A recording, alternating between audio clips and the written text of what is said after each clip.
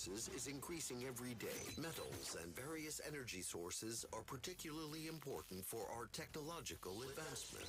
Eurasian Resources Group, ERG, provides the world with these materials. Our group is a leading high-carbon ferrochrome, copper, and cobalt producer, and one of the largest suppliers of iron ore, alumina, and aluminum in the CIS region. The group supports global initiatives to promote a green economy and develop alternative energy sources. ERG operates in 15 countries, with the majority of our production assets located in Kazakhstan. Today, ERG represents 1/3 of the mining and metals industry in Kazakhstan. Over the last 5 years, the company's contribution to Kazakhstan's GDP has amounted to 5 trillion Kazakh tenge. The group maintains more than 150,000 jobs in the Kazakhstan economy. ERG is the first and largest producer of alumina and high-grade primary aluminum in Kazakhstan. The company's electric power assets account for 17% of all electricity generated in the country. As a pioneer in the country's mining and metals industry, ERG also plays an important role in increasing Kazakhstan's export potential. The key overseas markets are Europe, China, Russia, and Japan. These achievements have only been made possible thanks to our employees. People are the company's core asset. ERG is, first and foremost, one big team. Friendly, united, and professional. The unity of our employees, their responsibility towards the company and local communities, as well as their innovative potential, ensure occupational safety, the effectiveness of investments, and ERG's long-term growth as a leader in the mining and metals industry in Kazakhstan and around the world. In this spirit, ERG is accomplishing its mission of responsibly unlocking the potential of the earth and its people, ensuring the prosperity of those who rely on us. Казахмыс – это ведущая международная группа по добыче и переработке природных ресурсов, крупнейший производитель меди и серебра в Казахстане и один из лидирующих в мире. Объекты компании расположены на 4 производственных площадках Казахстана.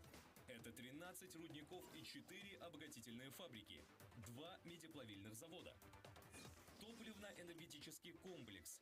Он объединяет угольные разрезы, электростанции и распределительные электросети. Казахмыс ведет свою деятельность с середины 90-х годов. Это первая компания Казахстана, которая разместила свои акции на лондонской фондовой бирже. Внедрение современных цифровых технологий. Соблюдение корпоративной социальной ответственности бизнеса. Разработка и запуск новых месторождений. На медную продукцию приходится около 7,5% национального экспорта Казахстана. Значительная доля за группой компаний «Казахмыс».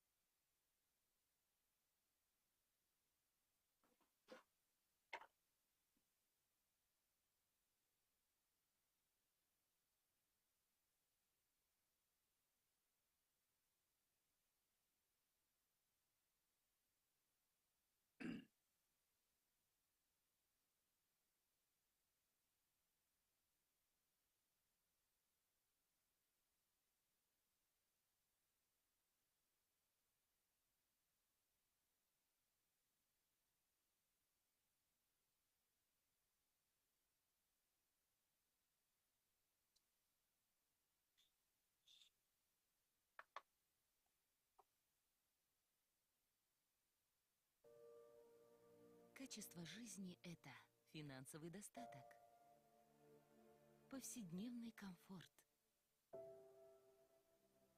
крепкое здоровье. Ассоциация «ECOJER» Мы работаем, чтобы обеспечить баланс чистой природы и устойчивой экономики. Наши приоритеты – развитие промышленности с заботой об окружающей среде, профессиональный диалог населения с экспертами и природопользователями, внедрение экологических инноваций и реализация зеленых проектов и содействие устойчивому развитию. ЭКОЖЕР. У нас одна земля.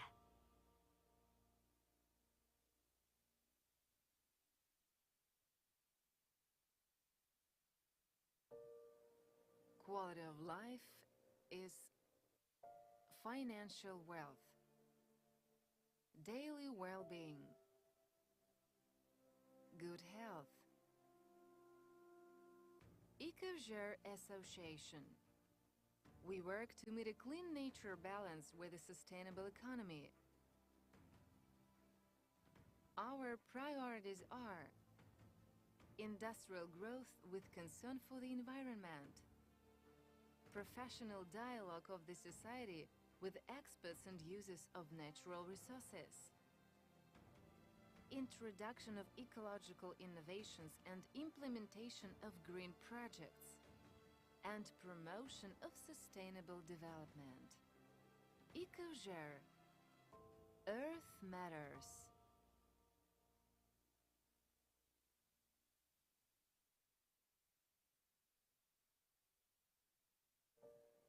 Сапалы өмірдің өлшемі. Ол қаражаттың молдығы. Жанға жайлы орта. Жан мен тәннің саулығы. ЭКОЖЕР қауымдастығы. Мінсіз табиғат пен тұрақты экономика арасын жалғайтын алтын жіпті түзуші. Бізді жетелейтін мақсат. Қоршаған ортаны аялай отырып, өнеркәсіптің өрісін кеңейту. Халық пен сарапшыны, табиғат пайдаланушыларды кәсіби пікір алаңында жолықтыру. Экологиялық инновациялар енгізіп, жасыл жобаларды жүзеге асыру. Тұрақты дамуға жол ашу. ЭКОЖЕР. Жер адамзат бесігі.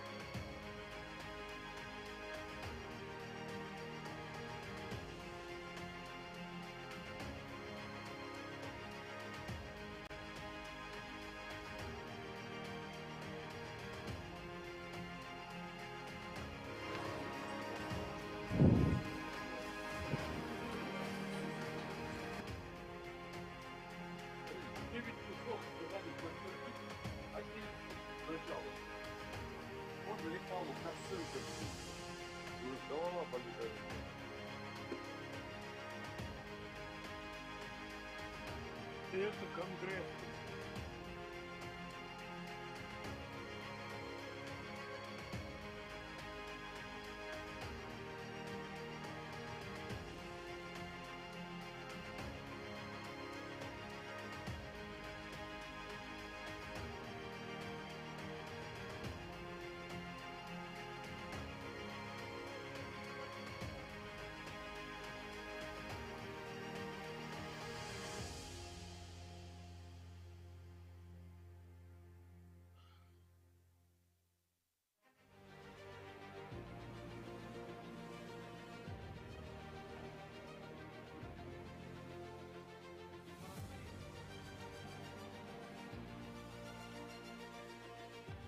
Полиметалл – один из тех инвесторов, которых в Казахстане принято называть якорными.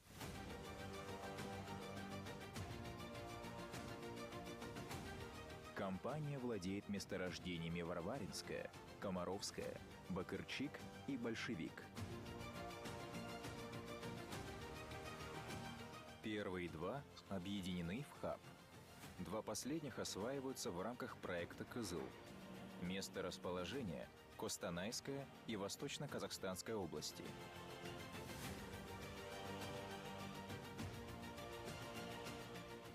Компания «Полиметалл» – это одна из крупнейших компаний в сфере производства золота и серебра.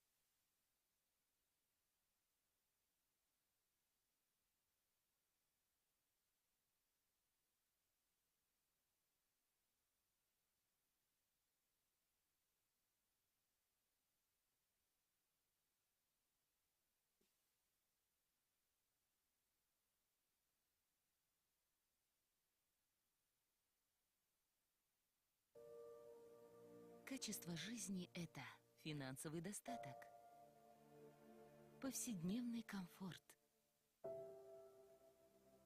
крепкое здоровье. Ассоциация «ECOJER». Мы работаем, чтобы обеспечить баланс чистой природы и устойчивой экономики. Наши приоритеты – развитие промышленности с заботой об окружающей среде,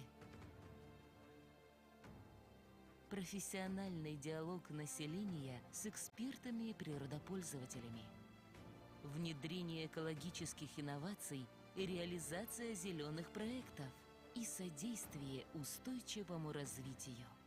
ECOJER. У нас одна земля.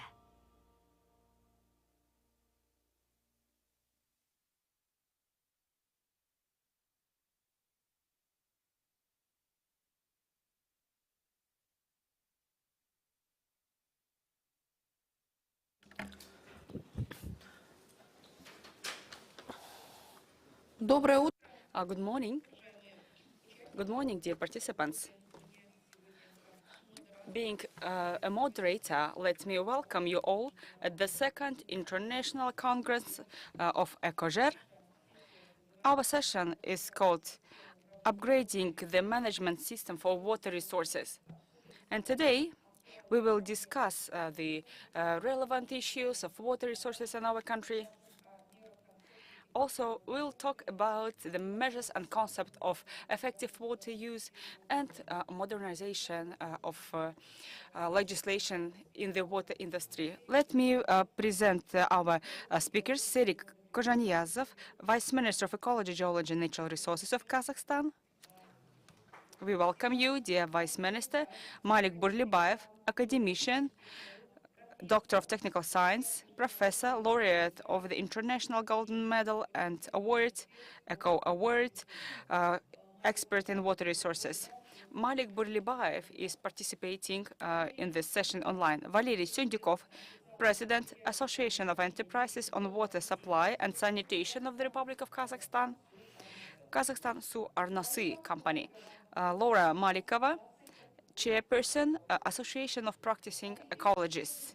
Adilbek Kazыбakov, Deputy Chair of the Coordinating Committee of the Ramsar Regional Initiative for Central Asia, and Marat Narbayev, Head of the Department of Water Resources, International Fund for the Saving of the Aral Sea. He is participating remotely. I'm Tarasenko Yelena. I'm leading the Public Association Ecological Movement Bezden Jayik. For many years, I have been dealing with the Ural Transboundary Basin and conservation of its ecosystem.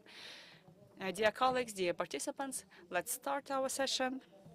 I'd like to remind you all about the agenda and time limits. Today, our agenda is very intensive, and we really would like to be on time. We are given 1 hour, 15 minutes for this session. And I think that speakers will be given from 5 to 7 minutes. And the keynote speaker,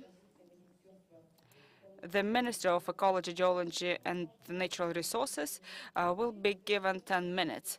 And at the end of our session, we'll see how it goes, but we hope to have the Q&A session. So let's start our work. So what is behind this session? Why is it interesting? We will talk about the conservation of water resources of our country. And Kassym-Jomart Tokayev, the president of Kazakhstan, says that it's a paramount task because the supply with water resources is a global challenge. And we hope that today all those topics will be intensively discussed, and of course we are looking for very specific results and outcomes and positions. And as a president said, it's very important to build a very strong internal water policy, because without that it's not possible to build the policy overall. Now let me give the floor to the Vice Minister, Mr. Serik Kozhanyazov. Thank you, Yelena. Dear participants of the session, dear ladies and gentlemen, let me thank you on behalf of the Minister of Ecology, Geology and Natural Resources. Thank you, dear organizers, and I'm honored to be a speaker at this session on water resources management. As you know, the entire world is facing challenges pertaining to the global climate change, and Kazakhstan is very dependent on transboundary runoffs and uneven distribution of water resources across the country. The global warming is threatening with the deficit of water resources. Multi-year runoff trend shows that the runoff is decreasing. In the 2000s, the multi-year runoff was 200 billion cubic meters, but now it's only 102. It's because of the anthropogenic factors. And with the temperature growing over the last 50 years, glaciers are melting, degrading, and therefore we are forecasting the further reduction of runoff to 99.4 billion cubic kilometers. And because of the water withdrawal for economy and people, the deficit of water resources in 2030 could be 23 cubic kilometers, which is comparable to what is being consumed by population and economy. And besides the climatic factors and demand for water, the following reasons are behind it. Dependency of the country on transboundary runoffs, especially the southern and western regions where more than half of the population lives and where the population depends very much on the water resources supply. 7 out of 8 basins are transboundary. And besides climate factors and anthropogenic factors, the water economy of the upstream countries has a say. And the water is supplied on the residual basis. And there is the problem of Aral and Balkhash. Because of low efficiency of water consumption, we spend more water per unit in comparison with other countries. And low equipment provision for the Committee of Water Resources leads to a situation when the capacities are limited and not all the industries in the water sector are taken care of. And also low capacities of the staff in the field of water industry contributes to this problem. And of course, we are not idling around. We have Jasil Kazakhstan national project for the northern regions of the country, as well as a strategy for the agricultural sector development. More than 7,000 kilometers of irrigation networks will be digitalized, including 12 canals and 16 hydrotechnical facilities. And by 2030, 4 cubic kilometers will be the saving. In order to provide additional waters by 2025, 9 new dams, the reservoirs will be built.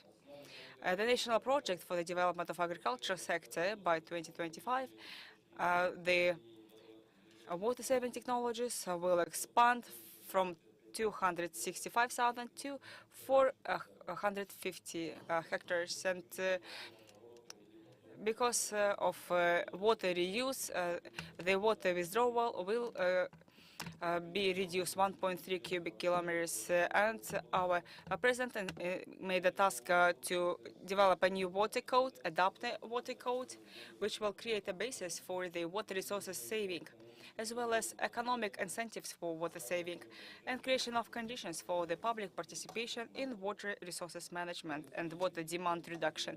And the government is taking the following measures to manage the water industry. First, redesign of the water relations with the neighbors in terms of the use of transboundary waters on the basis of international water law. Secondly, with the sustainable growth for water, but with the reduction of volumes, to strengthen the conservation of water resource potential, to improve the integrated water management practices, balanced supply for population with the water, as well as industry and economy.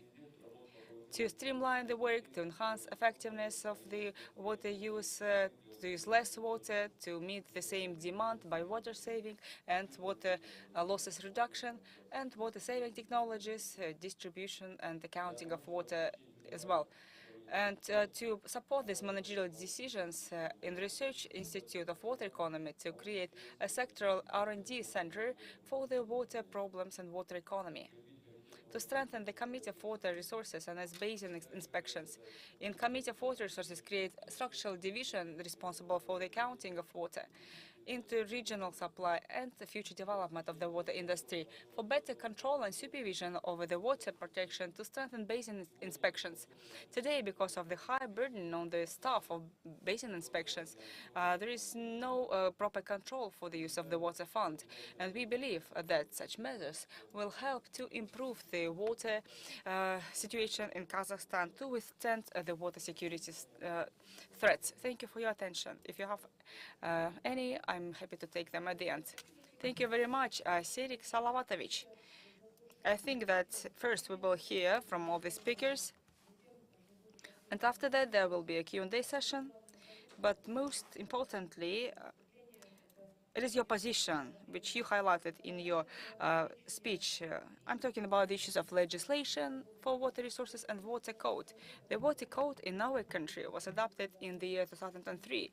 And the president of our country, Kasim-Jomart Tokayev, has mentioned that this code doesn't give any opportunities to save the water resources and use them effectively. You have mentioned the area that the ministry is focusing on, and the positions to be shared by our experts are key, and they will be taken on board in our further legislation drafting processes. And now let's move to the experts' talks. Let me welcome Malik Burlibayev. He is online with us. The floor is yours, dear Malik. I know that the problems of water resources are your competence. You raise a lot of issues in terms of water resources management, including staff policy. And you have many studies on further regulation of water systems, as well as construction of water reservoirs. It's good to hear your position. Thank you. Dear Yelena, dear colleagues, I'm happy to see you all. Step by step, we are turning our faces towards the problems of water resources. So I've heard from the Ministry of Ecology that the ministry is going to focus more on the ecological aspects of water resources. And I warmly welcome that, because this was a real issue.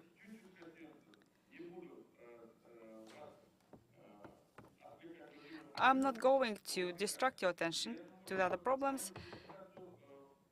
I hope my presentation is on. You can see the list of measures that we offer for the development of water resources. And also, there are suggestions to the water code. Some key moments that were missed out. First of all, let's have a look. Sirik Salavatович has mentioned that the water resources management is key. It's correct. But until now, we haven't been dealing with the management of water resources. What we did is the management of water consumption. Water consumption as a term wasn't included in the code. It was replaced by the water use, but water consumption and water use are different. Water consumption is when you withdraw water resources and make a damage, but water use is different. It has less damage to the water resources. And if we are going to move towards the ecological aspects, why aren't we including the ecology term in the water code, ecosystem and ecological runoff? Ecological runoff instead of the sanitary losses, because we are lost in the terminology.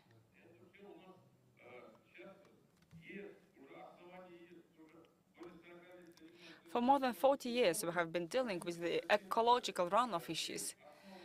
And we have a basis for all the rivers. We know how to handle it. Sirik Salavatich has mentioned 102 cubic kilometers is the multi-year runoff in Kazakhstan.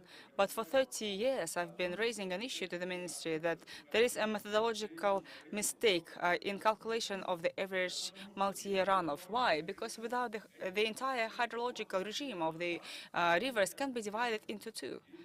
First, the natural hydrological regime and disrupted hydrological regime. And without understanding a difference between those two, we try to estimate the average value.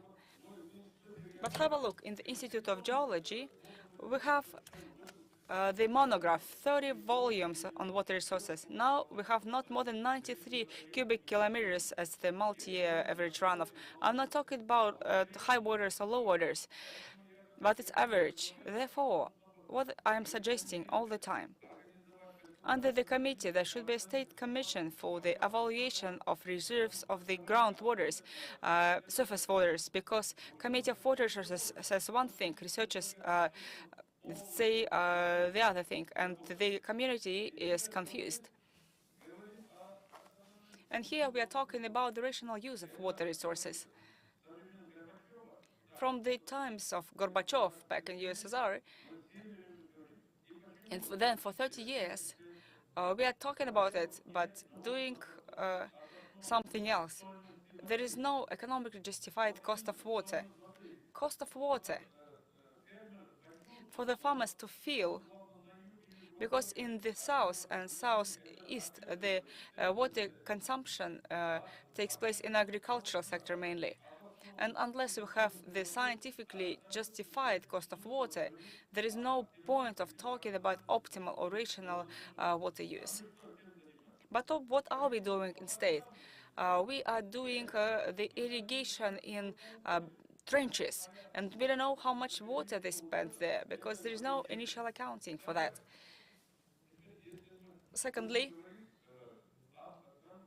if we talk about transboundary waters, more than 50% of our river runoff comes from outside. There are 7 transboundary basins. Nura-Sarasu can be also included there because it's fed by the Irtysh-Karaganda canals. And Irtysh-Karaganda, you know Irtysh, it's starting in China. Therefore, if we have 8 transboundary basins, so all the 8 basins are transboundary, we're dependent on them. We have problems with China, but also with Russia and Uzbekistan and Kyrgyzstan. Why don't we use the scheme of integrated use of water resources? Because the minimal runoff is important. To consider needs of all the countries, because water basin is a living organism. We shouldn't neglect the rights of all the people. So this problem is so much exposed now on the river Jaik. Why? Because Russia is developing the integrated water use only for Russia. They're not concerned about Kazakhstan at all. The same situation is with Sirdarya, Shu, Talas. But with China, the problem is even more difficult. I'm ready to take your questions. Look, now people are revisiting the rights for the operation of hydropower plants, HPPs, as well as they're revisiting the water protection zone and belts. It's all contradicting with the modern concepts. And there is another problem exposed. Uzbekistan, on the Tuscan Lake, and we call it Arnasai Hollow, is going to build the nuclear power plant. But what does it mean? On the example of Sirdarya, what does it mean to build the power plant? In the past, Arnasai Hollow was the only source of water consumption. And there is a trick from our Uzbek brothers who designed the Sirdarya reservoir. It's a design company there. And there are catastrophic losses of water, which they did not confirm. And so the water stays in Uzbekistan. So what does it mean? It all depends on Kazakhstan? No. No, that's not correct. You remember Sardobinska reservoir and the accident there. It proves the fact that Farhat Hydro node has a canal from the Sirdarya river in order to fill the water into this Arnasai Hollow. And the water won't reach Kazakhstan. And there, Sirdarya River is so mineralized. But how can you cool the reactors down with the mineralized water? It's a problem. It's a really big problem. and we have to stand here and say in a friendly way, let's be friends, let's work for the benefit of all humans. Because Kazakhstan is a downstream country for all the rivers. And, in the end of the day, we are the recipients of those resources. The issue is acute, indeed, because we are facing low waters now, and taking into account the climate change's impact, and perhaps that 80% is actually produced by melting waters. Altogether, together with glaciers and underground waters, we may end up in a very deteriorated situation unless we respond. And we need to convince our neighboring countries to keep decent management of transboundary rivers because, we want to avoid any threat of environmental catastrophe to any site, inclusive of Aral River, and the threat is still relevant. But if we continue treating our water resources this way, we will just increase such exposure, especially that related to migration. Well, in brief, this seems to be all on my side. Thank you very much, Mr. Malik. Your questions are minuted, and I think that Serik Salavatovich is actually making actions regarding your message. Your presentation indeed is very meaningful, and it contains all of the required clauses for further discussion. Now let us move to the next speaker.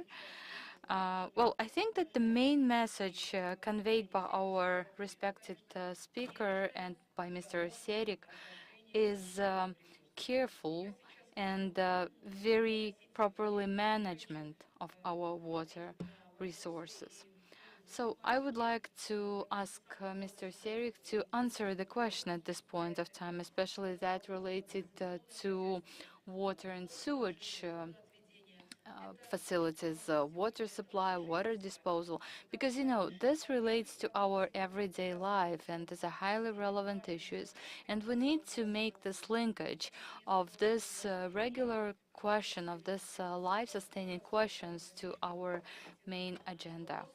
So please, Mr. Sundyukov, the question is to you to respond to our question. Thank you very much, Ms. Yelena, and thank you for giving me the floor. Well, part of my presentation has already been covered by the previous speaker and by Ms. Yelena. Yes, indeed, I represent water supply and water disposal facility. These are facilities that provide for life-sustaining services and support our economy. As for today's engagement, the major topic for today is development and adoption of the new revision of the Water Code. And Su Arnası Association contributed to the discussion. We have participated in the working group meetings with the ministries. We have contributed to the concept discussion. And we can say that we have elaborated some amendments that need to be introduced. And Mr. Serik and Mr. Malik both elaborated that shall there be that we used to say water usage, while now we need to talk about protection and retainment of the existing and available water resources, and we need to ensure proper management. When we talk about domestic water supply and sewage, which is something around this is the share owned by Vodokanals. Irrespective of the minor weight of water consumption, water canals shall be part of the loop for discussion because they are the ones to also contribute to rational use of water. So what can we utilize to address this issue? The first would be the regulatory and legal framework. The major deliverable is the Water Code as amended in 2009 and 2015. We do not have a dedicated law on water supply and disposal at this point of time, and honestly saying, I'm not seeing any trends or attempts to have such law. The new revision of the water code concept that does provide for exclusion of the norms for water supply and water provisions and have dedicated laws instead. However, the decision hasn't been made yet, and I think we need to address this question to the Ministry of Industry and Infrastructure Development. We have approached them for several times, but we are not seeing any willing response. We need to have such law because it will have the multiplier effect since today water canals are regulated only by the code. Public management is the next issue. MIID is the responsible ministry.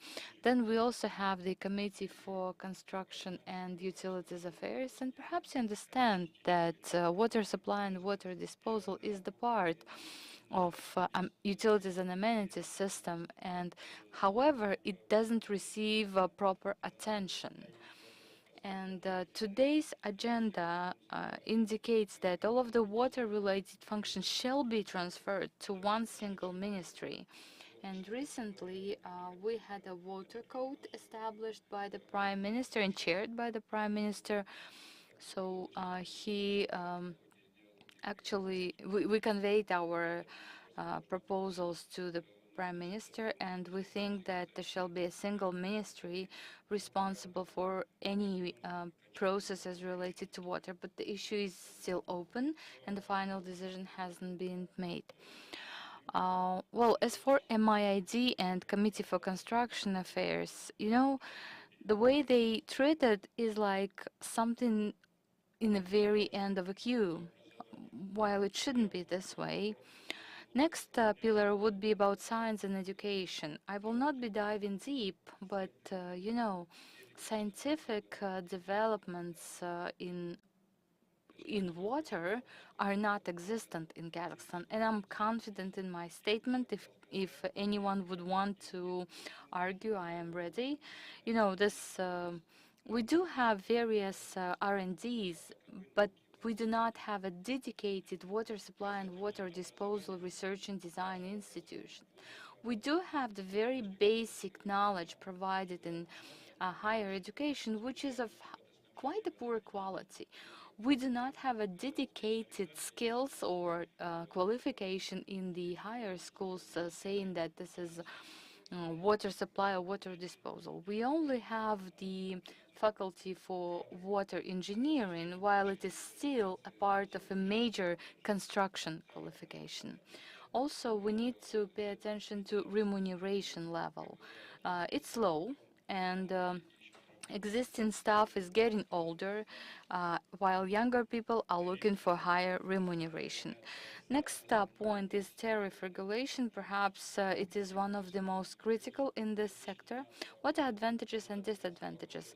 You know, till 2012, and perhaps those who are older might have experienced it, at least moderators and the speakers, up till 2012, the policy of we did have the policy of artificial sustainment and retainment of the tariffs. And starting from 2012, we started loosening the tariffs, and we have incorporated investment component in the tariffs that allowed Vodakanals to invest money not in the development, but at least in modernization of the facilities. In 2012 and 2015, within this period, we had adopted the resolution of the government um, mm, providing for a new tariff formulation methodologies, and this was valid till 2015, and this was the very time when Vodakanals could justify and could submit their proposals on tariffs increase, and some of the canals succeeded to increase their tariffs. In 2016, we had this function transferred to the Agency for Monopoly Regulation, and this is the point when our issue was put aside. Starting from 2018, we have attempted to introduce temporary, not we, but the government introduced temporary reduction of tariffs for population, and now we are once again in the retainment mode. In 2018, perhaps you know, we had a major scandal related to anti-monopoly agency competences. We had GP office with their inspections, and the leader of the nation actually provided very huge criticisms. But you know, we were also punished to some extent, but though we were not part of this affairs, and our tariffs eventually were also reduced. And in 2019, once again, we had another crisis, and we had to decrease the tariff by another 10%, and we never had this funds refunded. And now the president is saying that we shall prevent unjustified growth of tariffs. However, this message is perceived in a special way by the public agencies because it's not now the conversation is not about prevention of unjustified tariffs, but generally about prevention of tariffs growth. So, as of today, tariffs do not provide for financial sustainability of Vodakanals and even for self-recovery. The modern technologies and modern equipment for water consumption and water supply would be another key to solution. And you know, in ECOJER program and the national project, Strong Regions Drivers for Development, we have the dedicated role provided to Vodakanals because they have to contribute to the management and to production. And now you see, now we are challenged and we are focused on installation of automated meters. This is something that we need to address. We need to find financing sources, whether it is going to be budget, loans, or tariff. The price, the cost of such investment is something around 4 billion tenge, and tariffs cannot accommodate these costs. All of the investment programs in Kazakhstan are developed for 5 years, and this includes reconstruction and replacement of networks. However, the cost of these programs will not be able to stop or somehow smoothen or mitigate aging of the equipment. At the same time, in all of the major cities in 2014 and 2015, we had feasibility studies developed for water supply and disposal, but we did not have adequate finance. And let me bring the example, Shymkent, a city with a population of 1 million.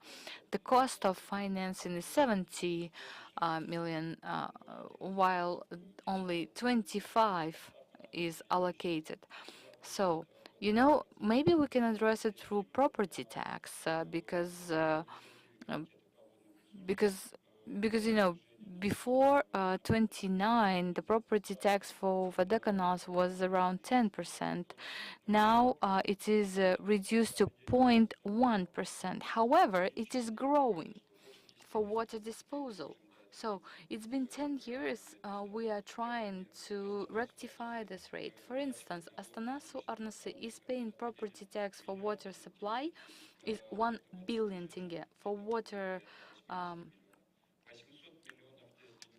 for water disposal around 500. So maybe we can equalize the tariffs and return the successive amount for assets development. Next issue, we need to expedite adoption of the reconstruction rules inclusive of IFI financing. You know, this issue is under discussion for several months, and I hope we are reaching finalization. The point about these rules is that we are going to introduce 70-15-15 mechanism, 70% from financing by IFIs, 15 from local budget, and 15 from the enterprises, from the water management enterprises. But in order to enable such scheme, we need to introduce amendments to the legislation, inclusive of property legislation and amendments in other relevant regulations.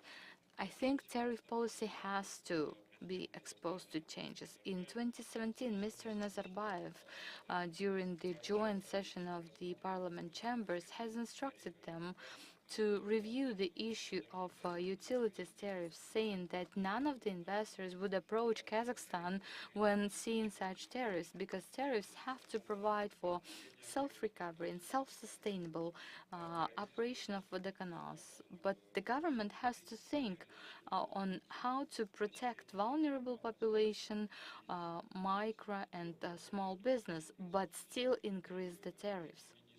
And the Vice Minister and the handouts and parades provided for this conference, we hope that all of these deliverables will be escalated up to the government. You know, in April this year, we had received a citation on Vodokanal regarding violation of the law for minerals extraction, and this was related to underground waters, and this punishment was applied from January 2018, and now the canals owe to the budget something around like several billions. The canals cannot afford it. We do not have this amount embedded in the tariffs. We do not have any savings, and we cannot have savings by default. So this issue has to be resolved immediately. We have already approached Senate and Majeli and other ministries.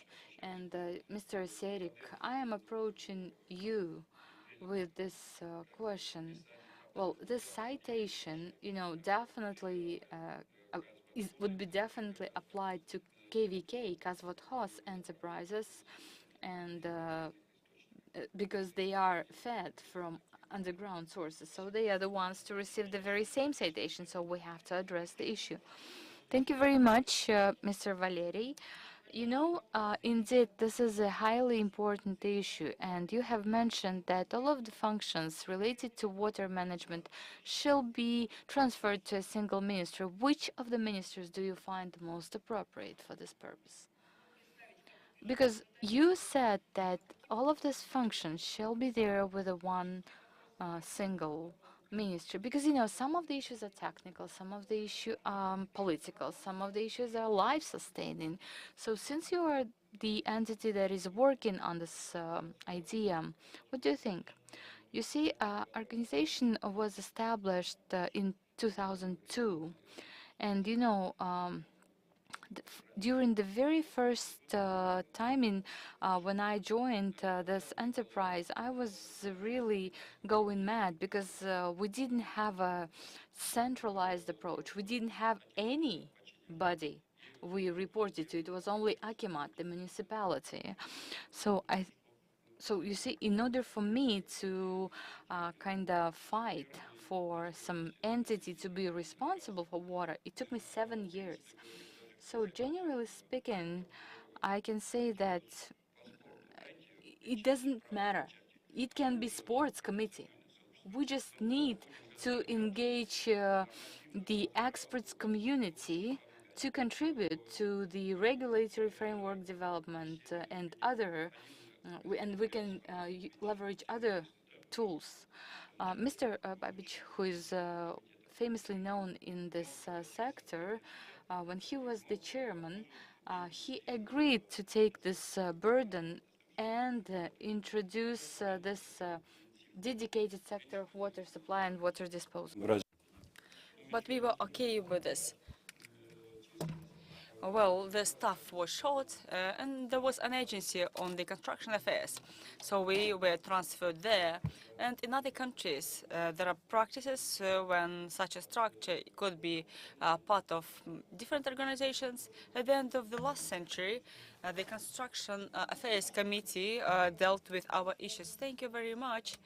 This is one of the issues that we have to find a place for in our outcomes, our resolutions of the Congress. Let me move to the next speaker, Laura Malikova. We know her as the public figure who is taking a very active stand on the ecological issues, saying that ecology is a priority.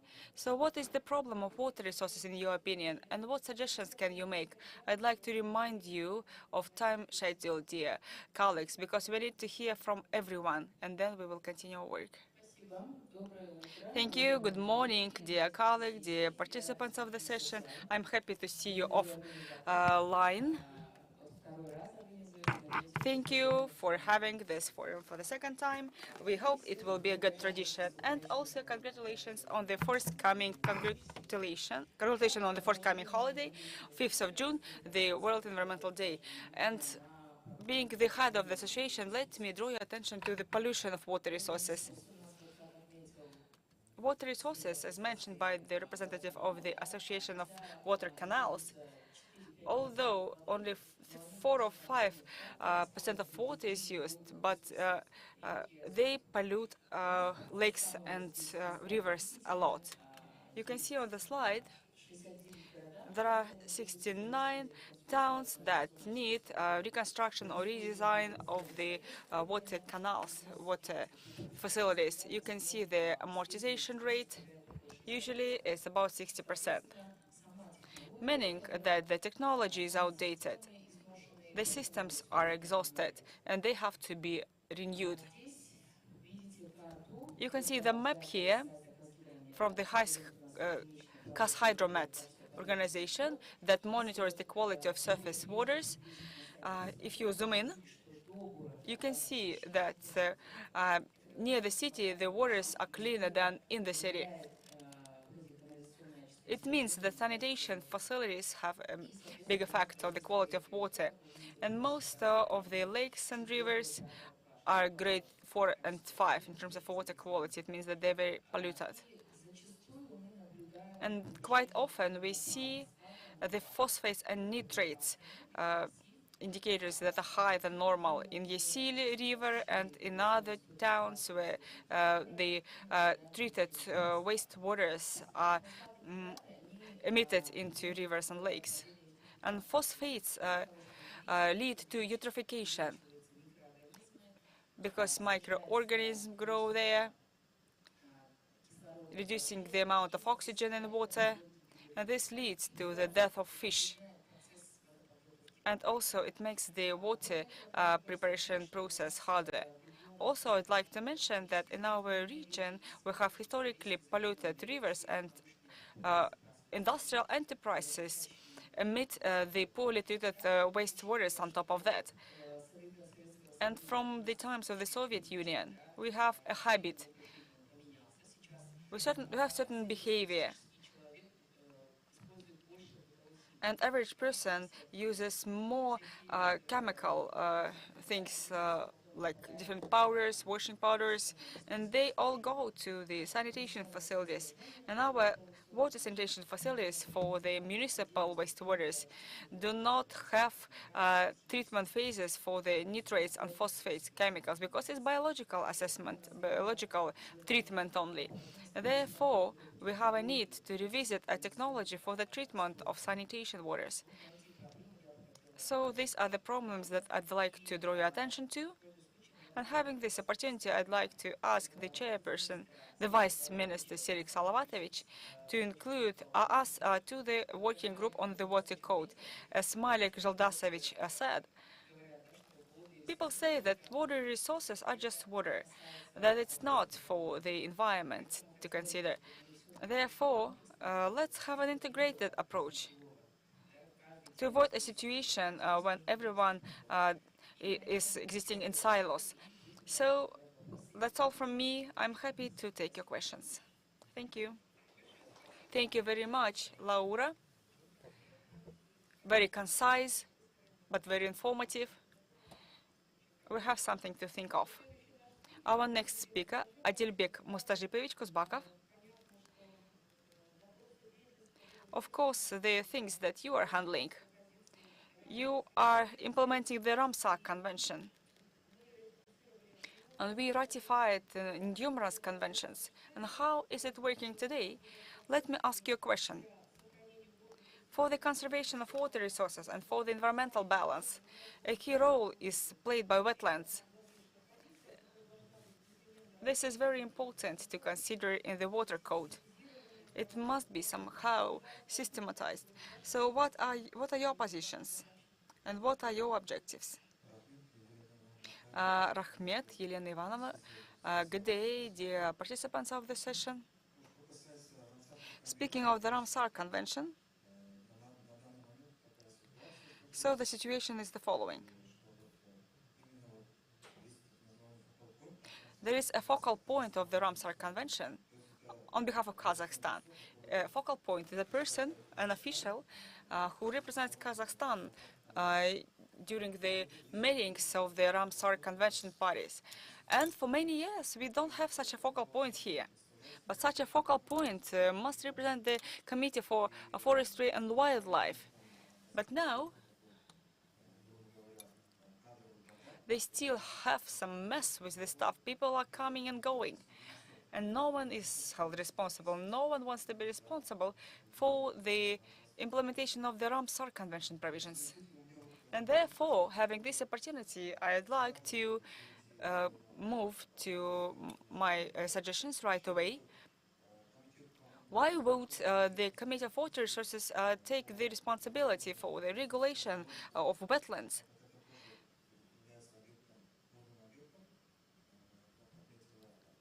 Because this is a water site as well. Water object, according to the water code, wetlands is one of the water objects. I think that the efficiency would be better and would implement the Ramsar Convention better. And speaking of the water resources themselves, being the representative of the Mangistau region where there is no single source of surface waters, I'd like to reiterate here that lately in Aktau, in the regional center, we have a construction boom. The Yelbasi said that Aktau has to become the second Antalya. So they're building it over, not only residential complexes, that they're building the neighborhoods, the districts. If you've been to Aktau lately, probably you noticed that there are many tourists and many people who come there for the permanent residence from the other regions, or Alman as well.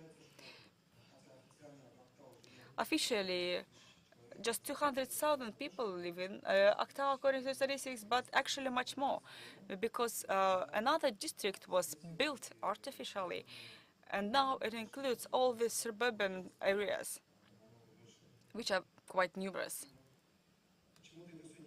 And it's not considered, because the population, it has to consume a certain amount of water, fresh water.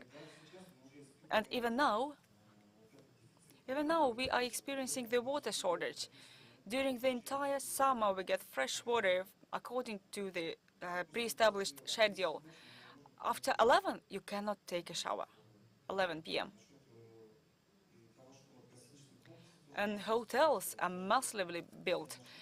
If I'm not mistaken, there was a figure, 32,000 people can live at once in the hotels.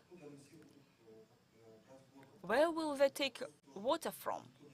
No one is regulating this issue, and I'd like to highlight that it must be part of the minutes of our meeting. And speaking of artesian wells, in the past we have 300 plus wells, and 1/3 in the 2000s were shut down for some reason. It was upon the initiative of the local Akimat. A state official decided that it will help to save water, and they shut down the artesian well, and it had a detrimental effect on the flora and fauna. And we're living in a desert. Saiga antelope just left our region. They concentrated in the October region. And the population of the goited gazelle went down. And the dust storms are happening more frequently. In the past, they were quite rare, but now, even in the Aktau city, we're experiencing the dust storms. Any time of year, even in winter, there could be a dust storm just coming to the city. You know, we clean the city, and then it's all covered by dust. And we are defenseless to this dust.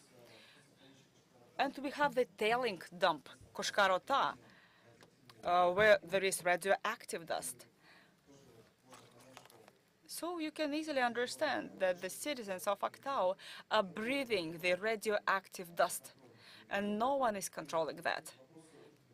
The issues are really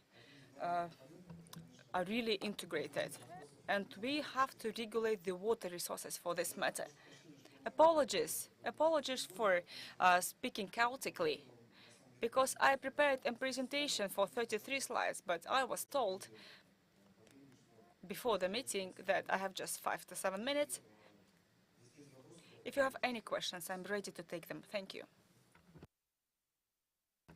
Rahmet, you have a very interesting presentation. You have highlighted the most important issues, and they will be considered when we prepare the final draft of our minutes. And all the issues from all the speakers, you know, they're numerous. There are so many issues.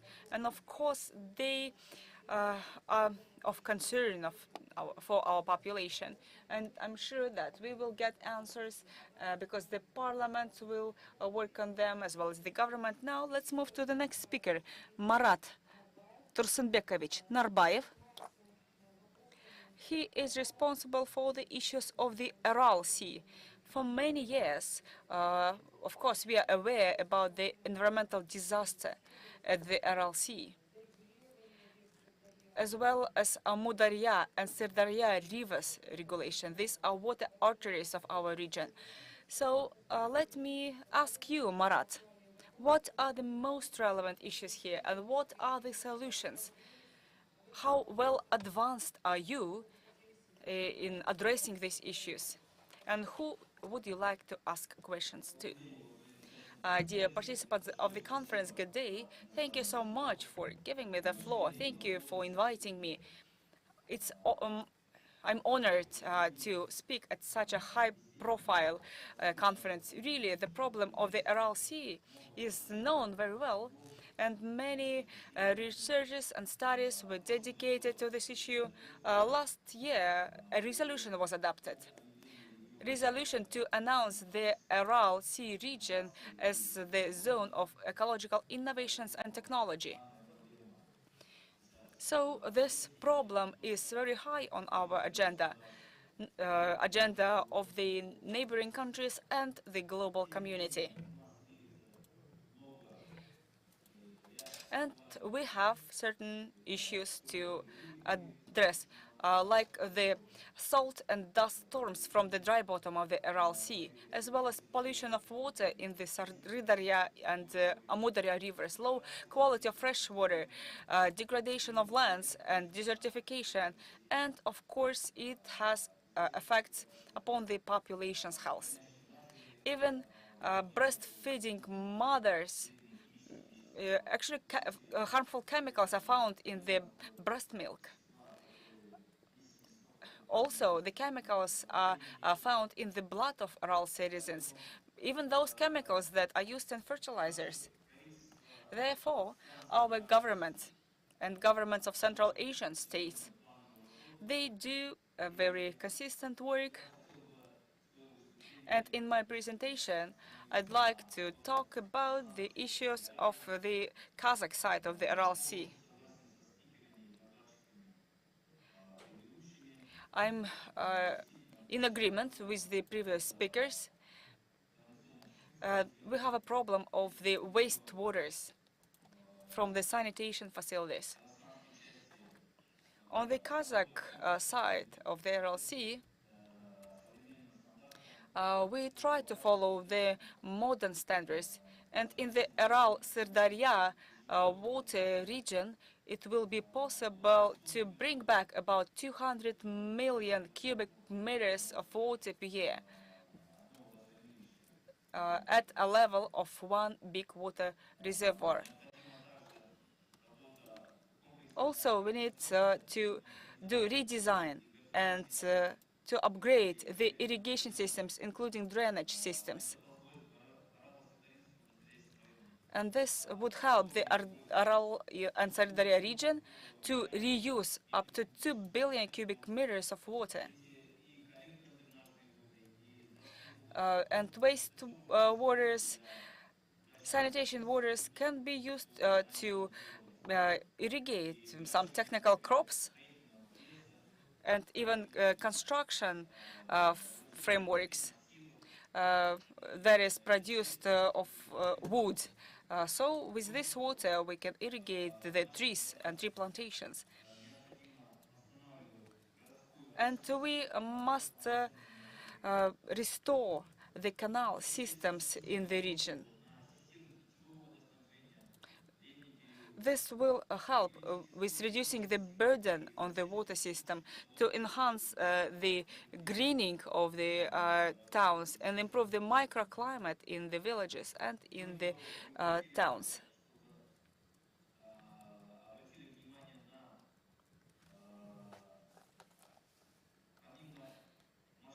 Besides the large-scale forest plantation on the dry bottom of the Aral Sea, we need to put more trees near lakes, rivers, ponds, springs, because tree plantations and forests along the water canals will help to increase the runoff, which may increase by 20%, as scientifically proven.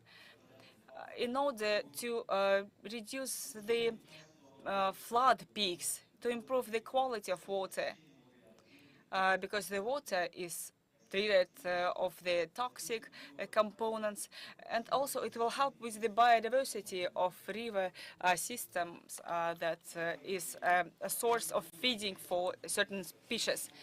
And we are seeing the degradation of lands around the agricultural plots because of overgrazing of cattle.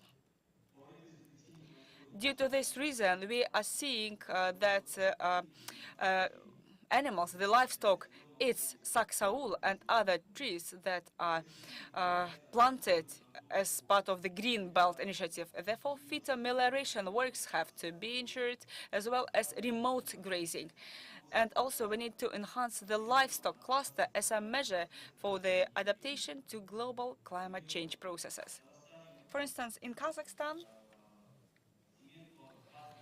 the grazing areas, the pasture lands, we have about 187 million hectares. 138 million hectares were provided with the irrigation, but by today we lost a lot of them. Thank you. My presentation is over. Thank you so much, Marat Tursunbekovich. Dear colleagues, we have heard from all the speakers.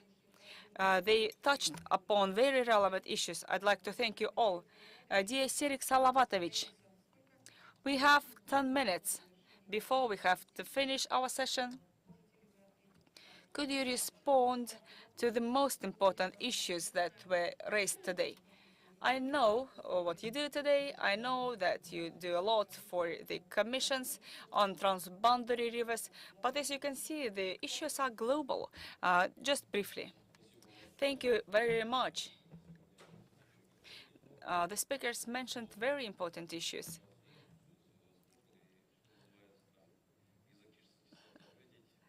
So I listened to them all. Let me try to wrap up. But before I do so, let me describe the situation with the water with a wide stroke. So we are drinking from the well where the water is decreasing with the broken bucket that loses water. We need to avoid situation of mixing water in the pits, and we need to come up with the joint efforts.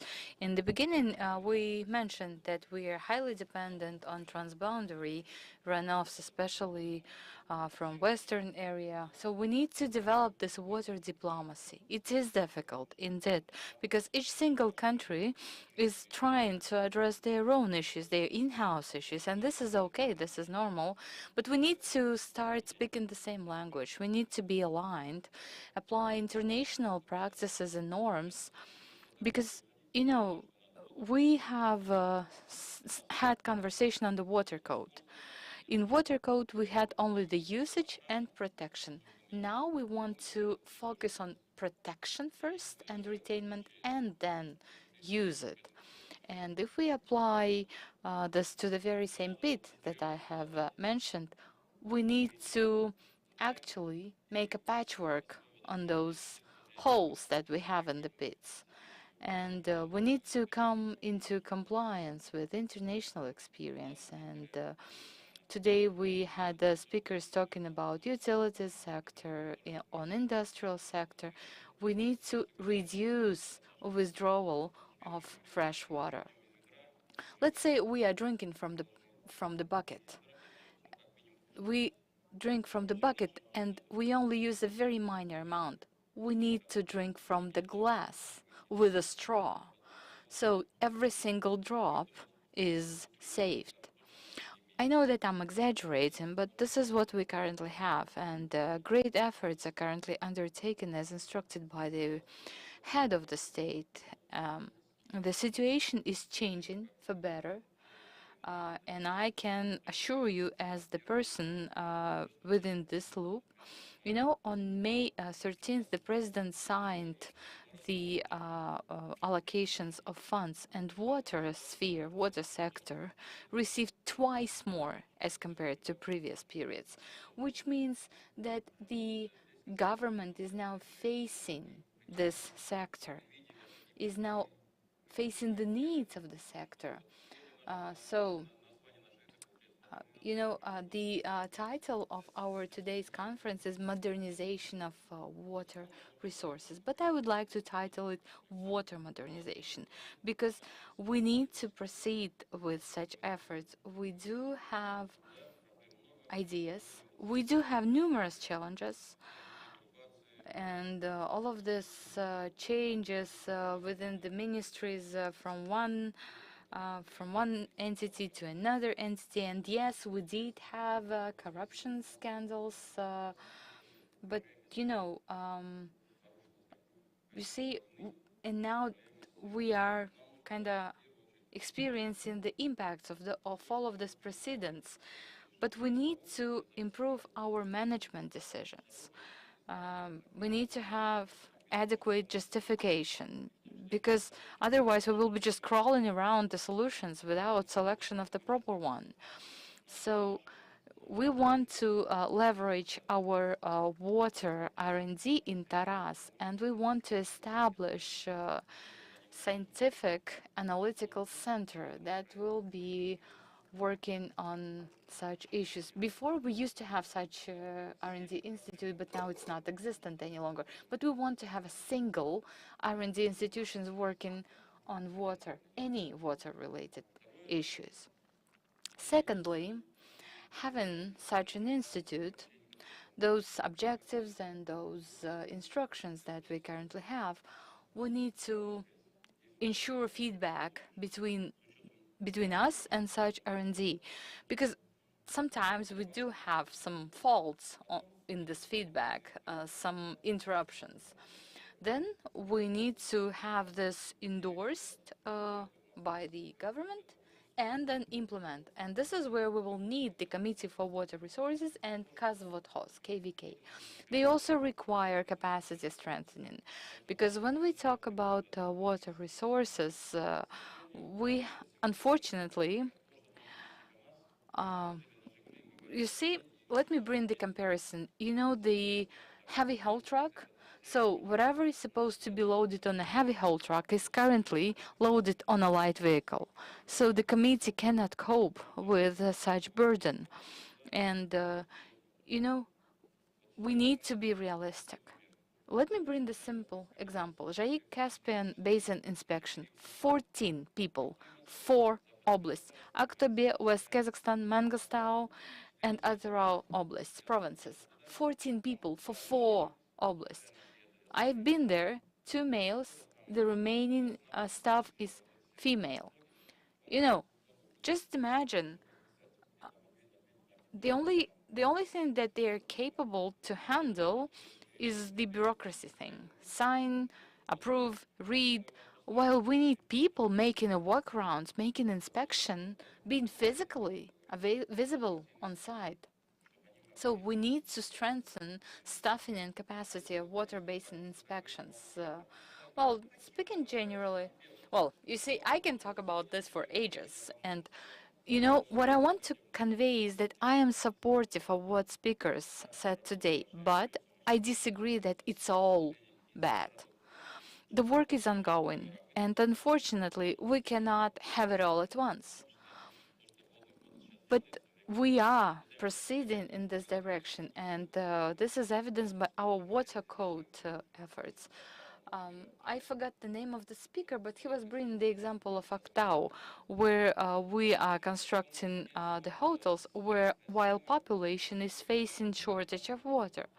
So we have the system for water resources usage. So the system shall be the baseline for any developments in the region.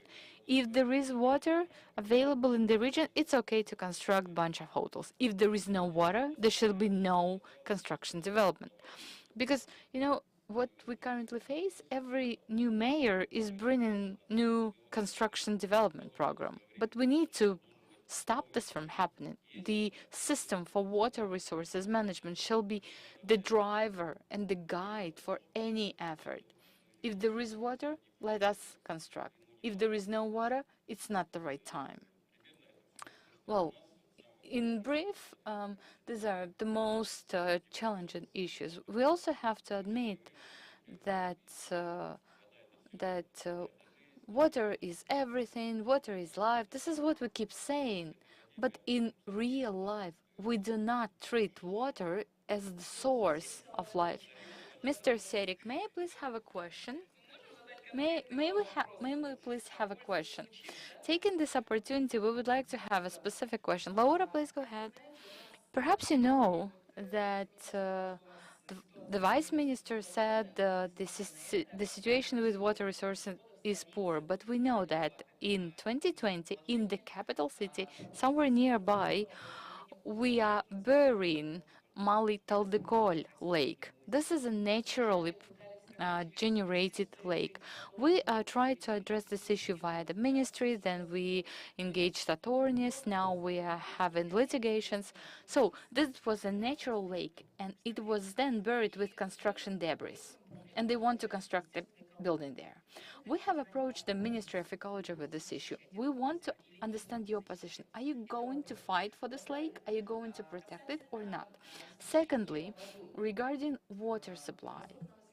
As far as I know, KVK have taken EBRD's loans to bring their Vodokanal facilities in compliance. In 2019, ADB has prepared feasibility study for KVK for 4 oblasts, for 4 provinces. So these areas, what current progress is being observed and what are the outcomes accomplished? And number 3, we have approached Ministry of Education with the request to ensure training and education for water-related specialists. And we also have a proposal. You mentioned Agency for Water Resources and the need in such agencies. And we agree with Mr. Serik that we are facing shortage of staffing in water basins inspections. They physically cannot cope. So every time we hear that we need an agency, we respond that first of all, we need to have people on site and then the agency. Thank you very much, dear colleagues. We are running out of time. We only have 5 minutes for response. Okay, let me be brief. For Taldekol Lake, we need to understand that the decision was made when Astana was about to be constructed. We had a master plan developed, and what you are just mentioning, the problem is that this water body does not have water protection lane or right of way. If it had any protection lanes, we could have intervened, but they never approached us because physically the lake does not have any protection zone around. So this is why we are facing the situation. We are supposed to be part of this discussion, but we are not, because Astana was only relying on the master plan for Astana city construction. Now this topic is highly discussed, and now Akimat is considering for reduction of some scopes, inclusive of construction scopes in the nearby area. I know that litigation is ongoing, and I've been part of the hearings. Well, unfortunately, we are not owner of the issue, and you see, we have contributed the way we could. But definitely, we are supportive of protecting the water bodies, but we need to introduce protection zones then. Dear colleagues, I think we can continue this discussion in a regular routine mode. Mr. Serik is going to stay with us, and we are going to have a plenary session on sustainable water resources management. We will continue this discussion. Unfortunately, we have to wrap up because facilitators tell us that our time limit is depleted. Just 1 second. Just name your question. Mic, please. I cannot hear the speaker. Mic, please, to the speaker.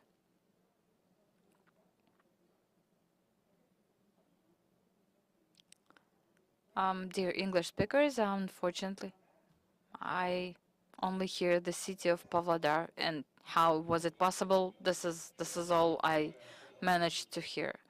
Well, Valery will try to answer this question. I used to work in Vodokanal for the city of Tselinograd, Akmala. Now, this is the same city, but having the different names. So, as my peers mentioned, in Pavlodar, Vodokanals were managed by anyone, but not the subject matter experts. And you know the situation with Pavlodar. Pavlodar Vodokanal, 25% of ownership are transferred to a business person who used to have bazaars, energy facilities. So he basically bought it at the auction. And it was allowed at that point of time. Further on, the remaining part, which is something around 80% of ownership, is maintained by Akimat. So this is the current ownership structure. It's not 100% privately owned. Well, thank you very much. I believe we can continue with the discussion of this issue. Mr. Yelena, may I answer the question of Ms. Laura? I don't want to distract your attention. Someone's mobile is... I'm sorry, but I cannot hear the speaker because of the music. in the background. So I'm sorry, people are trying to mute their phones. So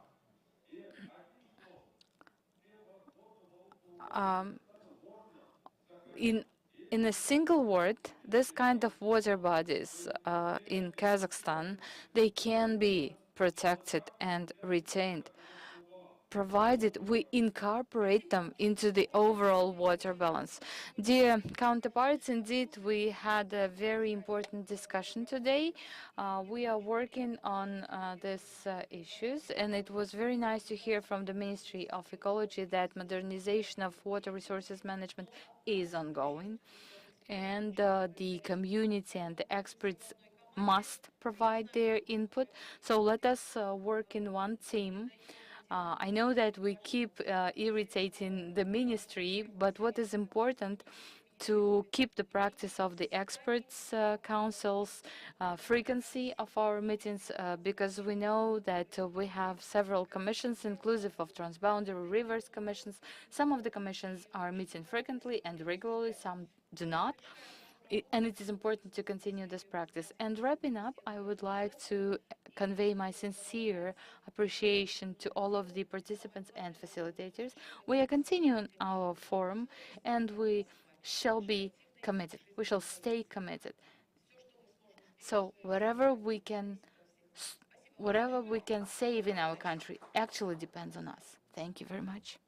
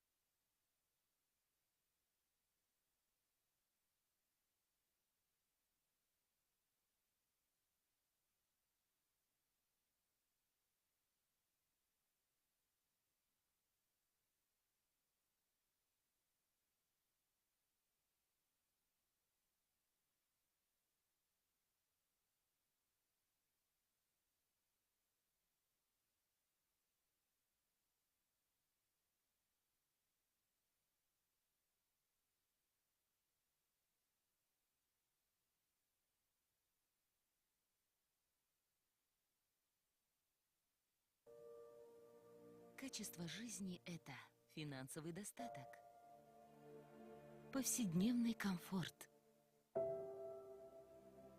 крепкое здоровье. Ассоциация «ECOJER». Мы работаем, чтобы обеспечить баланс чистой природы и устойчивой экономики. Наши приоритеты – развитие промышленности с заботой об окружающей среде, профессиональный диалог населения с экспертами и природопользователями, внедрение экологических инноваций и реализация зеленых проектов и содействие устойчивому развитию. «ECOJER». У нас одна земля.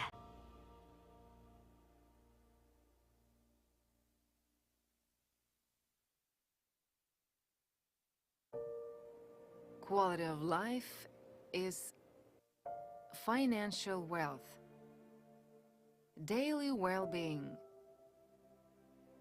good health. ECOJER Association. We work to meet a clean nature balance with a sustainable economy. Our priorities are industrial growth with concern for the environment, professional dialogue of the society with experts and users of natural resources, introduction of ecological innovations and implementation of green projects, and promotion of sustainable development. ECOJER, Earth Matters.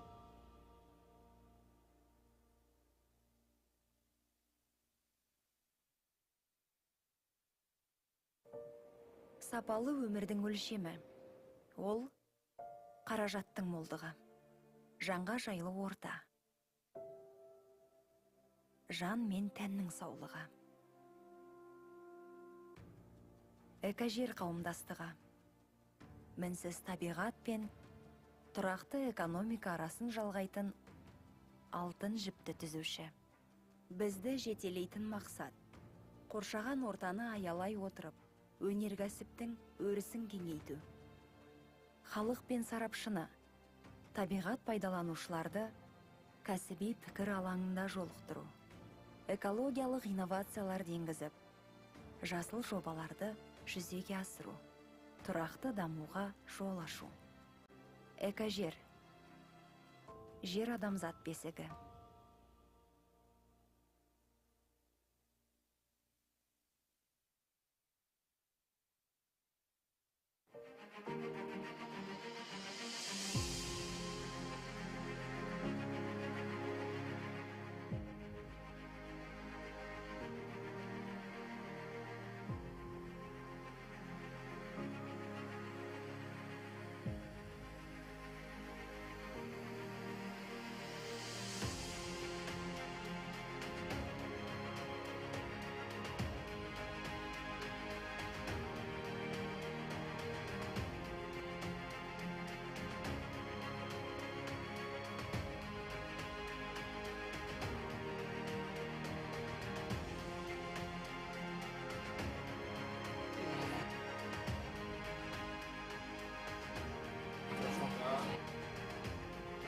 Раз.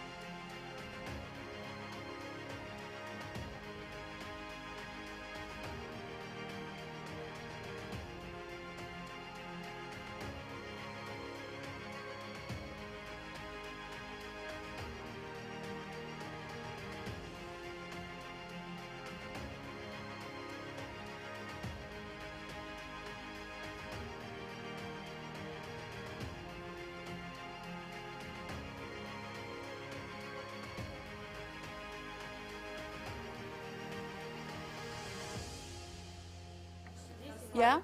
Не, я с Азербайджана.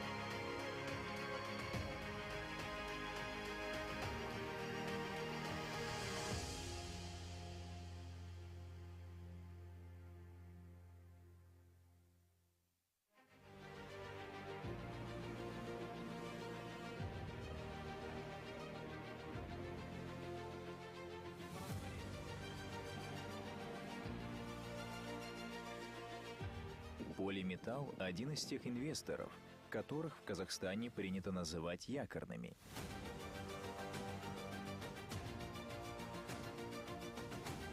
Компания владеет месторождениями Варламинская, Комаровская, Бакырчик, Ширик. Раз. Первые два объединены в хаб. Два последних осваиваются в рамках... Мирам, у нас отключен микрофон. Все, спасибо. Он не работает или работает? Работает отлично. So, dear colleagues, dear participants of the session, I see that people are rushing back to this venue. Let's start. If you'd like to know more about this session, I'm sure you will join. So our session is called ESG, Sustainable Management of Extracting Industries. And let me present our dear guests, participants of our discussion. Kenjibek Ibrashev, General Director of the Kaz Energy Association, Aygul Solovyova, Board Chairperson, Association of Environmental Organizations, Galina Donik, Sustainable Development Programs Leader, ERG, Daria Goncharova, Polymetal Евразия, Director of Sustainable Development, Daurian Monkibayev, GR Director, Kostanayские минералы, Kostanay Minerals, Madina Pashaeva, CEO, Maestro, Timur Adilov, partner of the company, HALL ENG, and Yulia Yakubaeva, Director of GPI Lab. Our session, I'm the chairperson of the committee, Presidium Chair. Apologies for promoting you. Sorry. I wanted to make sure that I say the right thing, but what happened, happened. So our session will be not very much standard. We are not going to have presentations with the PowerPoint slides because we wanted to make this session a discussion to talk about the issues pertaining to the ESG in extracting industries. My name is Viktor Kovalenko. I'm the Ernst & Young partner, and I was asked to be a facilitator of this session. Let's start. My first question is to Kenjibek Ibrashev. There is an opinion that oil and gas companies can just imitate their interest and promotion of sustainable development, that allegedly you have just formalistic approaches, just showcasing something for the sake of reporting, that there are no investments into sustainable development in the real life. Is this opinion true? A good day, dear participants. I hope you can hear me well. Overall, the oil and gas industry images like there is a rig pumping oil out of the ground, and there was a minister who said, you know, you just open a valve and then the oil is pumped itself. But unfortunately, the perception is changing. You know that on one of the biggest pipeline, 1 month ago, there was a technical problem, a shutdown, and the entire country discussed it. Housewives and members of the parliament, they discussed that pipeline a lot, because it's about exports of oil, which is very important for the economy of Kazakhstan. Globally, we are seeing that the capital investments into field development are decreasing. Global financial institutes, biggest banks, stop funding for such projects, and they rechannel their funds to the alternative energy. I can give you the examples. The foreign companies who work in Kazakhstan, such as Total has become Total Energies, and they started to invest into solar and wind energy. Italian company, Eni, they also make very consistent steps in this direction. The national company, Kazmunaygas, it tries to go hand in hand, and they try to sign the memoranda.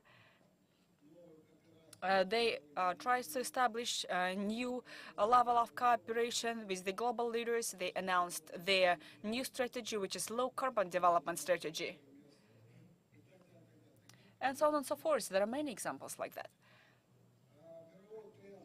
And the global trend for the use of ESG principles and values, ESG indicators, overhaul the standards of corporate governance, keeping the decarbonization agenda in mind, as well as sustainable development agenda. According to the UNDP data, the assets of companies who support and who promote the principles of ESG are more than 120 trillion USD, growing 5 times in comparison with the previous years. And today, the investments into ESG are becoming very consistent and very stable trend in the oil and gas industry.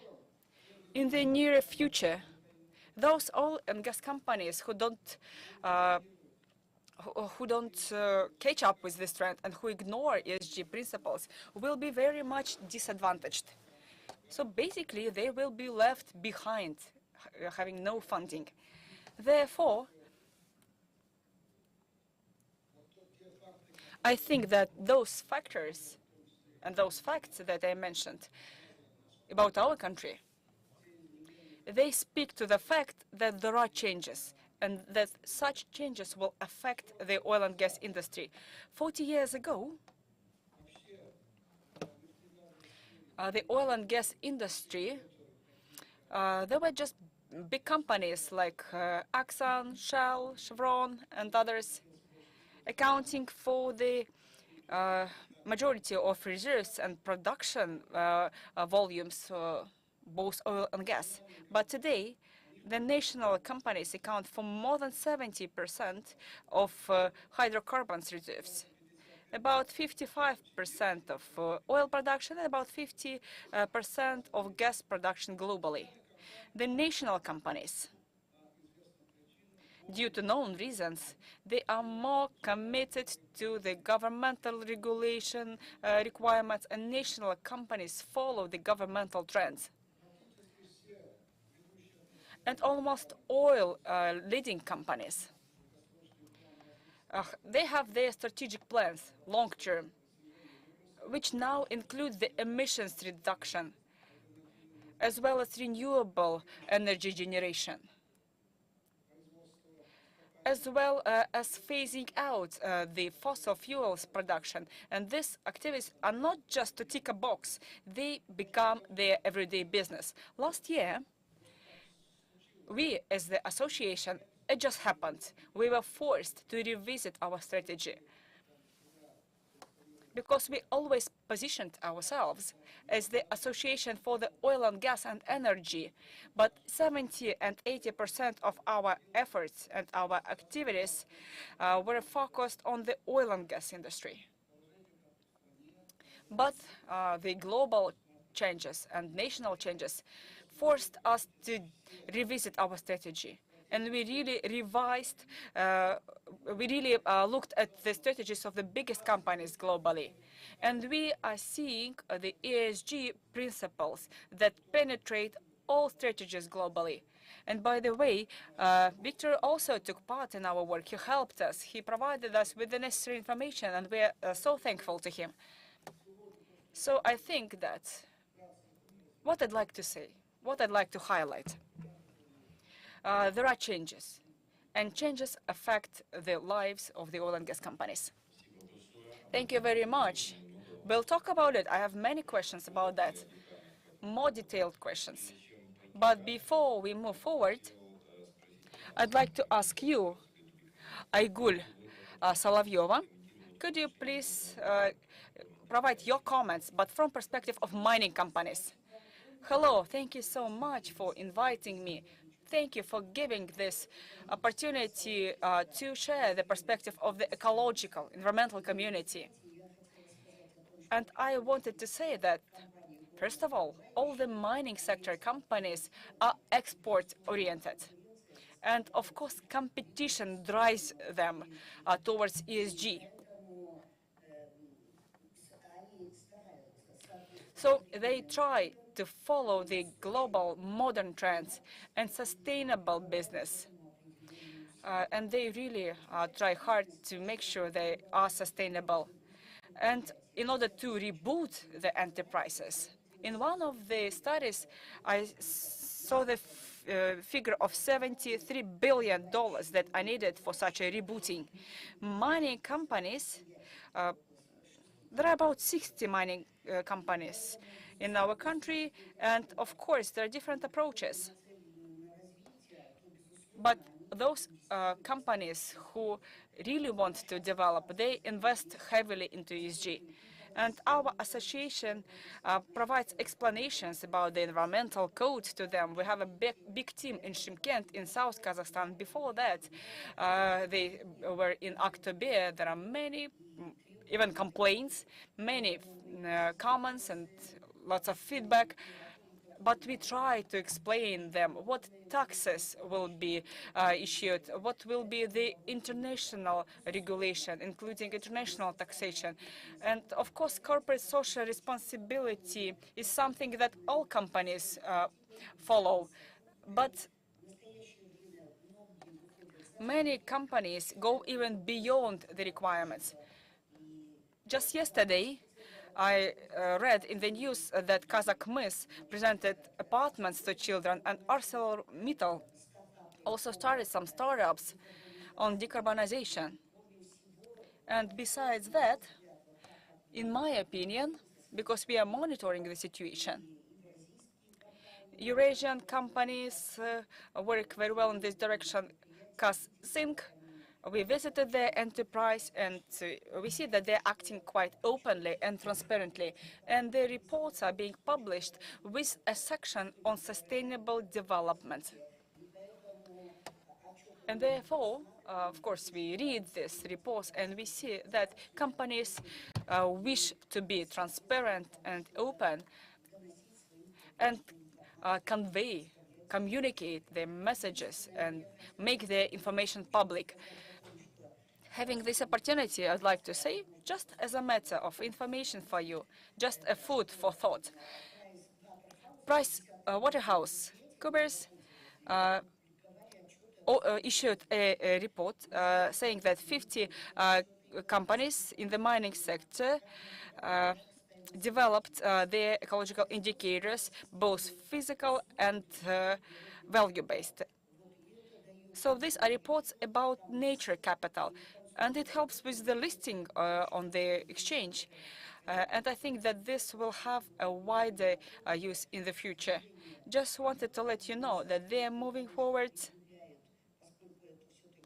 Companies try to be in line with the international requirements, and given that mining companies are exporters, therefore they need ESG instruments to find partners. Even Rockefeller Fund, you know, we have many partners of this fund.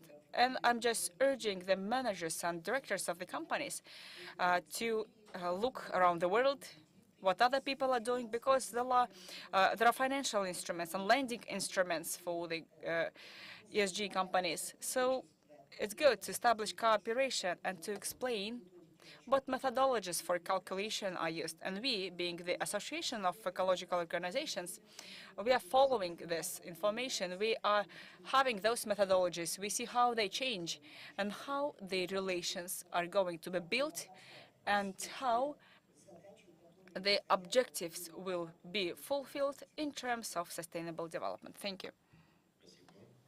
Thank you. Colleagues, before we move forward, I'd like to point one thing. Let me try to have this discussion like on the ground. I'm deeply convinced, and I always say this to my clients and the youth as well, my team. ESG is not a revolution. It doesn't mean that just click of the fingers and down ESG is here, everyone is living differently, everyone is happy. It's not about saving the hedgehogs and birds, but it's important because we're sharing the planet with the animals. But ESG is also about risks and money. Why? At least big businesses. ESG is a perspective through which the international financial markets see the world, how risky it is to give money to a company, to give lending, to buy equity, to issue bonds, and so on and so forth. So it's a perspective to see how risky is the business for us, for financial people, from non-financial point of view, because we usually focus on the financial risks like credibility of the customer, but also, there are risks in the field of environment, social activities, staff management, industrial safety, labor safety, corporate governance, local communities. So from these perspectives, can anything happen that will damage the creditworthiness of the company? And for me, as an investor or a provider of the capital, what can happen to prevent me from making money or making less money? Or to get a payback, who knows when. So if we look through this perspective, it's not a revolution. This is like a magnifying glass for the businesses. It's about risks, meaning that it's about money.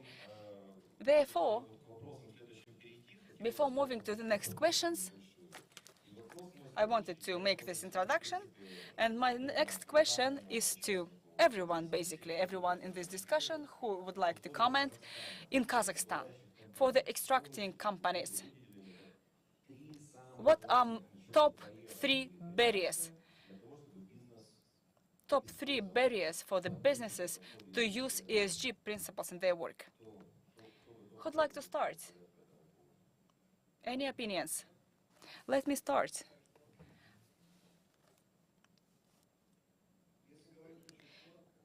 well, briefly. Of course, all this work requires the access to advanced technologies, if we talk about the environmental component. But if you talk about social component, in our country we have many examples, especially in the oil sector.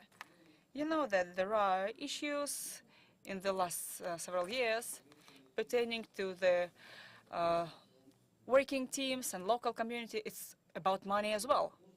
So access to advanced technologies. When we talk about emissions reductions, there are technologies for capture and storage of carbons, and also we talk about hydrogen production. If it's energy, we talk about energy accumulation, storages, 3 areas. And all those areas need investments. How to finance those projects, including environmental and social projects. Number 3, it's about legislation, Kazakh legislation, which does not oblige companies to implement and follow ESG principles. It's not in the law. Number 4 is mutual understanding and support for the businesses and for the government. And this is going to be quite a long path. It's not going to change overnight. It's a long way, even for the bigger companies. Under the National Sovereign Fund, Samruk Kazina, we all agree that there are principles of corporate governance implemented. Several companies are getting prepared to IPOs. But what's next? On the front line, we see the private subsoil users, especially mining companies, who have some minority shareholders as well. And there is some pressure from them. But if we look ahead, like 10 or 20 years perspective, speaking of medium-sized businesses, probably there are issues to address. Thank you. You mentioned 4 areas. It's good. It's top 3 priorities. Thank you. Let me make a comment. Victor, you made a very correct comment that ESG is about finance. It's about risks. But most importantly, it's about the natural capital. And integration of such principles is very important. The world is changing so fast. And of course, there are expectations put on the businesses. And Kazakhstan is implementing strategies, regulations, roadmaps. But still, our actions are falling behind. We are lagging. But it's not that bad. We have NDCs, we have models, and we, as the association, take part in this work. And you know, recently we talked about advanced technologies and innovative projects. So I'd like to mention top 3. So absence of financial instruments, the soft instruments, short-term loans, sorry, long-term loans, then good investment policy.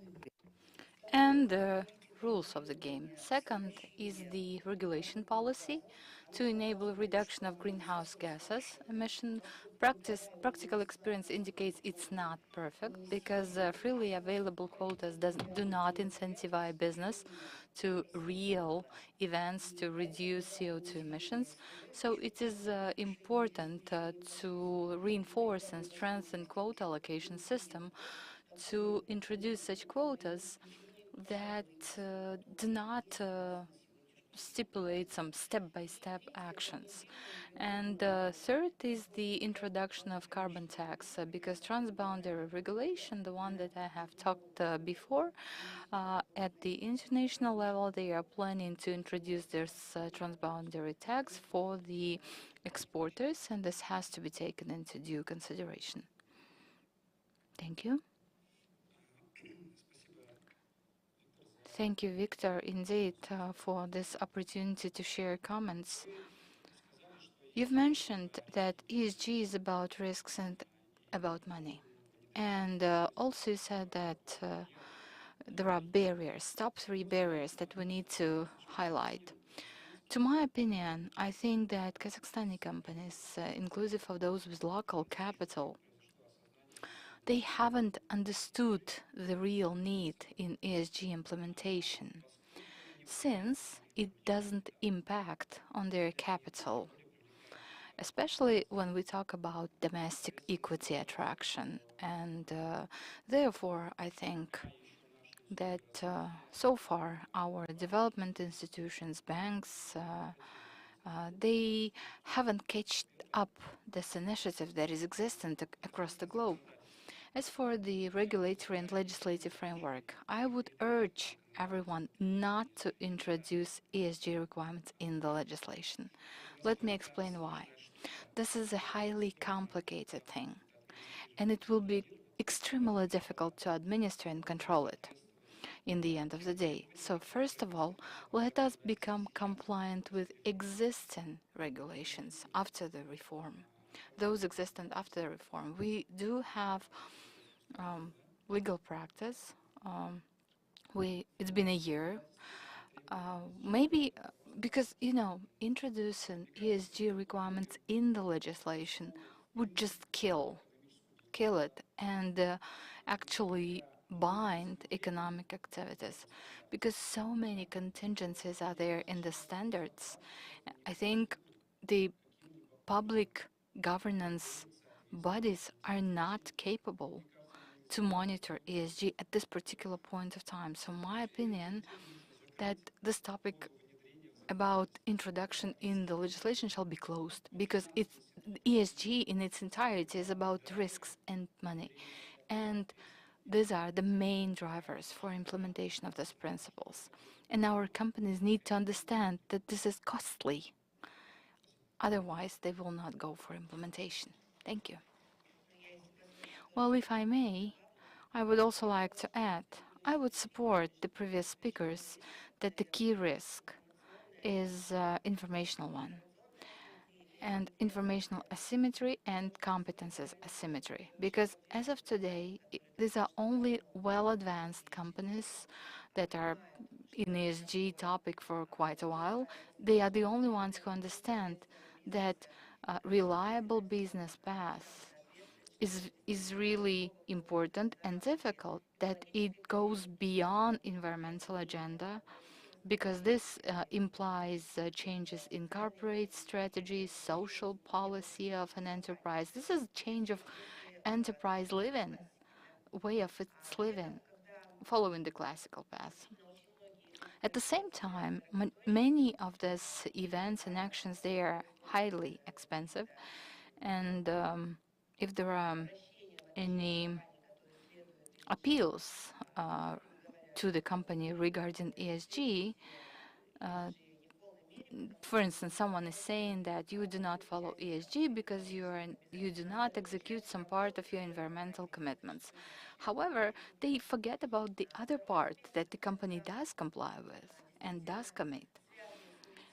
The second point is related to the investments and regulatory risks. How are we going to implement and integrate it into our agenda? Because many of our companies beyond the listing do not know what is non-financial reporting. They do not know how to compile it. They do not know how to submit it, how to convey it to its shareholders. They just do not understand the importance of the entire thing. So I am confident this shall be voluntary, and we shall not expedite introduction to legislation. And the third aspect, which is also important, is about investments.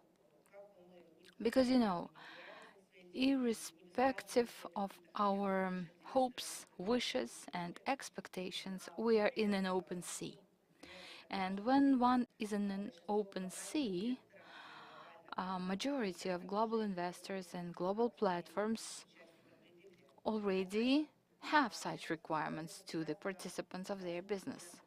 So I think the government shall incentivize the companies, for those companies who already implement ESG, to somehow motivate them and kind of stimulate establishment of further ESG development programs within the economy. Thank you very much. Well, it would be interesting to find out the opinion of the companies, because we are talking for the companies. But what do they think? What are the major barriers for you in the ESG agenda? Thank you very much for giving me the floor. I am from Azerbaijan, and you see, I have around 10 years of experience in oil and gas, and in particular ESG implementation and linkage to 17 SDGs. I am supportive of my colleagues because from the corporate perspective, I can share the complexity that was there related to the processes implementation, strategy identification, principles definition. So the mechanism of implementation itself, I think that this was the most complicated process because we had to understand what kind of performance indicators apply to the organization and to the staff and how we are going to link those to ESG. And further on, when we talk about ESG accounting and the reporting, what kind of information is required? What kind of production information is required? What information investors will be paying attention to? And as previous speakers mentioned, we need to have advanced digital technologies being available to enable collection of information. It's great when an enterprise fully understands the principles and defines them in the strategy. And in further planning, they have clear guides and waypoints for implementation. But for our countries, we do need advisory assistance from Western consultative organization, inclusive of UNDP in particular. So I think that the arrangement and reporting shall be set very thoroughly. Dorian, do you want to comment or? Yes, I want to say that we don't have barriers. All of the barriers are in our heads. Well, I represent Polymetal company, and effective as of 2010, we are listed in London. And starting from 2009, we are developing mining business in Kazakhstan. And for many years, our ESG team is trying to combine national requirements with those international. And we always have this kind of mixture. Quite apparently, one of our major values is full regulatory compliance. However, investors, when they evaluate their risks and when they come up with a decision to allocate money to us, they definitely check for other benefits that they can gain from us. So we reduce our risks saying that we implement ESG because ESG is a religion for us. This is business approach. This is not transformation. This is not revolution. This is communication of those principles that we utilize in our operations. And this is a never-ending journey of ideas. We take best practices practiced by international companies in US and in other countries. So I hope that you can get familiar with polymetal reports as the best practice and use it for better world. From the ESG perspective, we are not seeing any barriers except for the educational one, because the more people understand business conduct liabilities, the better their companies are. So I think shall we have more platforms for the success stories? The more companies visit Polymetal website for ESG ideas, the more followers we will eventually have. We will be having peers. We will be having a common understanding what shall be avoided, what shall be pursued, and this will help them to transform quicker. And this will enable more practices being available to the community. This was my message. I would like to support Daria because indeed we do read Polymetal's report, And I want to add that barriers are rather not existence. These are challenges and drivers. This is how I would like to name them. When we talk about investors, lenders, stock exchange requirements, we haven't mentioned clients. Clients are definitely focused on their reliable and responsible supply chains, and they add requirements. And perhaps I would like to make a wish to unify such requirements, because to harmonize them, because someone is starting this journey, someone is continuing, and everyone has their own requirements. And this is another challenge to us to respond to all of those. So I would like to name them challenges and drivers, not the barriers. Well, discussion is now back to reporting again. I want to discuss the upstream before reporting, and I have several questions. If we're talking about reporting and communication, it is almost the same thing because we communicate what we have done. So if we talk about lack of regulatory requirements, um, we need to measure what's been completed, right? So, what I would like to start conversation on ESG rating. What is your opinion? Why the companies get get them? What advantages are there, and why do they do this? Julia, the question is to you, and then I would like to give the floor to the companies to comment. Thank you. I have a few slides. I didn't listen to the facilitators, and I have prepared slides. I have only three. So, what is ESG rating? This is the answer to those questions, to that demand that the company may have. So, we have quite a large experience. This is the scale of metrics that are applied to all areas within ESG structure. We have incorporated digital transformation events, corporate governance events, social security within the company, and this also applies to companies' operation against clients and stakeholders.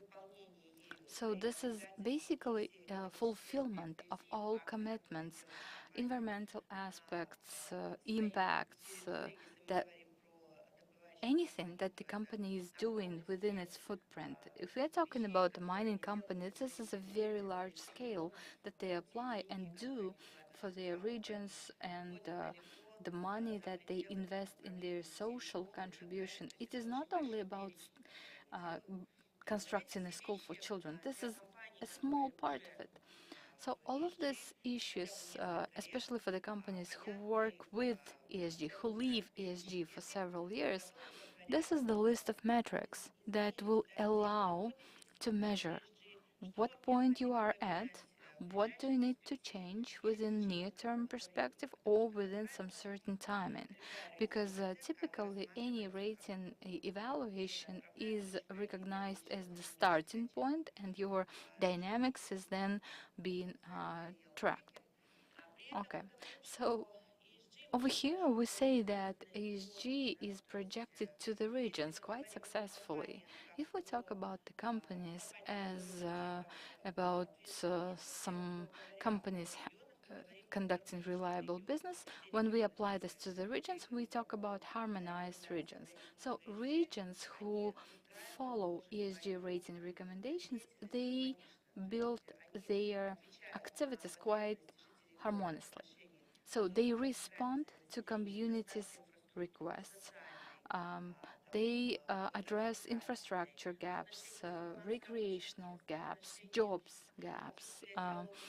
They address dialogue between the um, government and business. And all of this is done via regions rating, and all of this can be measured, changed, monitored, and following international methodologies, we have five major indicators for the regions and for the cities. This is economic development, urban infrastructure, demographic, social infrastructure, and environmental. So, and over here, Once again, let's say these are extracting companies and active members of ESG market.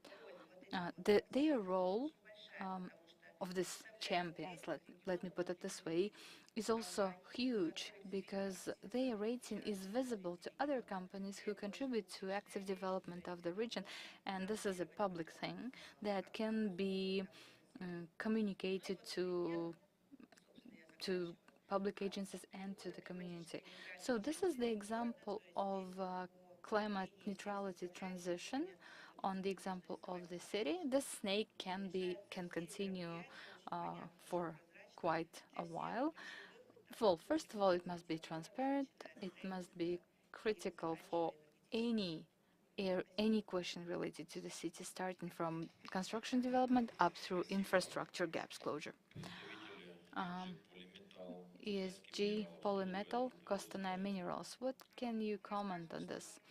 Well, we want to say that we welcome different opinions because once again we are listed on London Stock Exchange and CASE. We are not receiving ratings. Investors receive ratings based on our performance. So we do not pay for ratings. However, we know that many companies do so in order to improve their marketing attractiveness, and they use it as the lever to compete or maybe demonstrate their better position. So rating is our tool to build the dialogue with the investors, because investors are quite a busy people. So they may have hundreds of companies in their portfolio, and they are utilizing the filtering tools. So they invest, let's say, 50% of all of the investments to the company with the highest rating, A, or scoring over 75, and then they move towards lower companies. So good companies with higher rating are very difficult to find. So I, being the ESG member, have a job to do. I need to respond to the maximum amount of questions and achieve higher scoring, and I, representing Polymetal, I end up in the portfolios of a majority of the investors. So I pass all of the filters and I gain access to financing. This is also used by the banks. The banks, in order to mitigate the risks within their portfolio and gain the status of credible counterpart, they link interest rate to our rating. If the rating is decreased or increased, our interest rate is increased or decreased accordingly. So it is all about having such rating. If we are seeing decrease, let's say some incident occurred, and this may result in rating reduction, or maybe we had some gap. So this margin that the bank managed to gain is returned back to us, and they are asking to do some social or environmental project, typically in the source of such gap and reduction.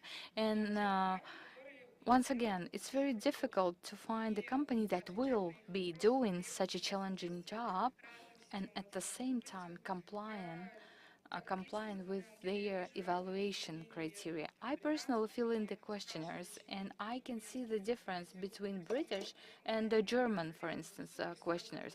Some of the companies are very stingy for A. It's like in school, you will never get A. No one gets A.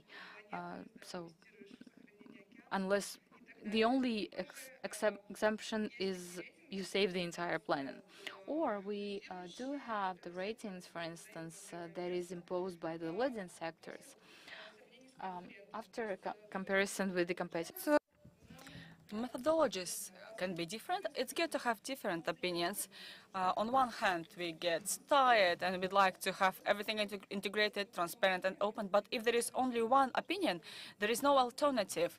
And it's not good to us either, because we'd like to see ourselves from different angles. So, in a nutshell, about rankings. Once again, about risks and money. I'm happy to see this confirmation from you. I can add here that the rankings are looked at by the international organizations. For instance, we got the label from Kazchrom, which is responsible Chrome, by participating in the Covadis ranking. And when you get a certain score, you are given a label, responsible Chrome producer. As an example, one of the loans was linked to the ranking just to support what was said by Dari about banks. We are not listed as a group of companies, but for us, it's quite useful to look through the rankings and scores because it feeds our roadmap of activities. In terms of ESG aspects, we analyze our scores and we see where we underscore and where there are the assessment criteria which we underachieve. And this helps us develop and improve. Thank you very much.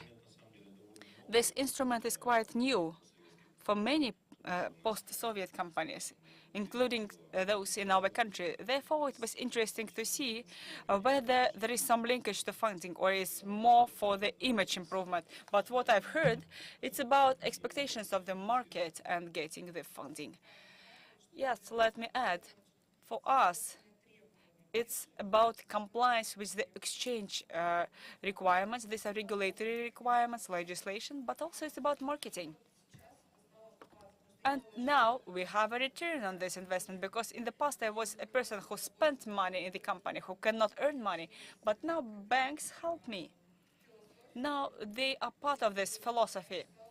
And really my efforts now bring money besides the efficiency projects, besides the optimization or subsidies projects. There are certain advantages in terms of funding, as well as access to a wider range of investors. This is difficult to digitalize, but it's possible, and use it as a profit for the company. Let me add, we are not very much dependent on international rankings. It's more about image of our company and strategy for development. Thank you. Thank you. Do you understand correctly? Polymetal was the first company in the post-Soviet space whose lending rate with the NG Bank dependent on the ESG ranking score. Yes, higher the score, lower the rate. Lower the score, higher the rate. Do we have time to develop on this, to elaborate on this? Yes, we have been so much engaged in green lending. We had several transactions, but not all banks believe ranking agencies. And sometimes rankings could be manipulated because it's difficult to check and verify the information. Sometimes when you put your policy on the website, but when you do nothing to implement the policy, you can actually tick several boxes. And it's a disadvantage of the rankings, because you just publish documents and get a good ranking. Therefore, rankings decided to use the verified reporting. But when the auditor comes to you, checking all your documents, visiting your field, it's a different story. Now you can be held responsible, and such documents are signed by the board of directors. It's a legal responsibility. And you, as a manager, when you submit the document to the directors, you tell them that they have to trust you, and they're responsible vis-à-vis the market. It's very serious, non-financial liabilities that are being audited. And some banks decided not to use the rankings, but they wanted to link the lending rates to KPIs, like KPIs in the field of safety, waste, climate. And if you reach those indicators, we have a 5-year loan and KPIs. So if you keep up with this, we'll give the preferential rate to you. If you don't reach your goals, then we'll increase the rate for you. And we have to confirm and verify that we achieve the indicators with the auditors. And once we got a loan for the green project only, and we created the green committee in the company consisting of representatives of the production, construction, and those people, they say whether the project is green or not. Then we build a project, and then we show the bank what we spend money for. And this reporting is verified by the external auditor. That's how we work with the bank now. The rankings, it's rather an instrument than a goal, and the rankings are really falling in the past. This is the main message, that it's not a goal, it's an instrument. Yes, that's the main message. By the way, there are so many questions. I'm trying to get rid of some of them in order to cover the most important ones. Now let's go back to the Earth. Let's talk about the practical problems and issues faced by the companies. Let's talk about ecology, because this is ecology in extracting industry session. Timur, the question to you. The environmentally friendly closure of mines. It's called liquidation of the consequences of subsoil use in Kazakhstan. One of the barriers is absence of the regulatory legal basis. Do you have legislation for the mines closure? Yes, there is legislation, but there are some issues. Could you please tell us more about it? Thank you, Victor. Yes, the legislation is there, because we have the subsoil code adopted in 2018. We have a concept for the planning of the liquidation of subsoil consequences. There is an instruction or guideline developed on the basis of best Canadian practice. In terms of the institutional and legislative arrangements, well, the legislation was there. It was already and there is a sub-law to the environmental code, sub-laws or bylaws like financial securities, as well as the assessment function. Now the Ministry of Ecology has this assessment function, because in the past this was done by someone else that didn't have proper qualifications. So what do we see today? On one hand, the companies who pay attention to the mines closure in a consistent way, there are just, a handful of such responsible companies. Only few of them do it according to ESG principles and not formalistically. That's first. Second, we do understand that it's a financial burden, because the companies are forced to provide a real financial security. There are typical forms according to which companies bear costs, and those costs are huge. But unfortunately, in terms of the institutional mechanism, I'm talking about the governance, how to really enforce it, how to organize the liquidation of subsoil use fastly, quickly, with the financial securities. Unfortunately, there is no institutional arrangement for that. Now it's quite, we can say that it's in limbo. But you remember the task given by the president to start the revision of contracts. Some of the subsoil use contracts are revoked and even cancelled. Some companies do not have the funds. They have not accumulated funds for the mines, proper mines and pits closure. It means that this has to be paid by the budget, by the population eventually. And in the government, there is no mechanism what to do next. By the way, there is a very good example, Koshkar Ota, in Mangistau region. We have been talking about this for how much, 20, 30 years. Sometimes this project is kicked to the local level, then back to the national level. There is no mechanism to quickly respond to this. In terms of government management, how to address the problem of the abundant mine. If it's abundant mine, then it has to be paid by the budget. But if these are consequences of the subsoil use, but there is a financial security, how to get access to the money quickly? How to use this money as soon as possible to mitigate the consequences? And unless the government does that, then the entire burden, the entire architecture will be just useless.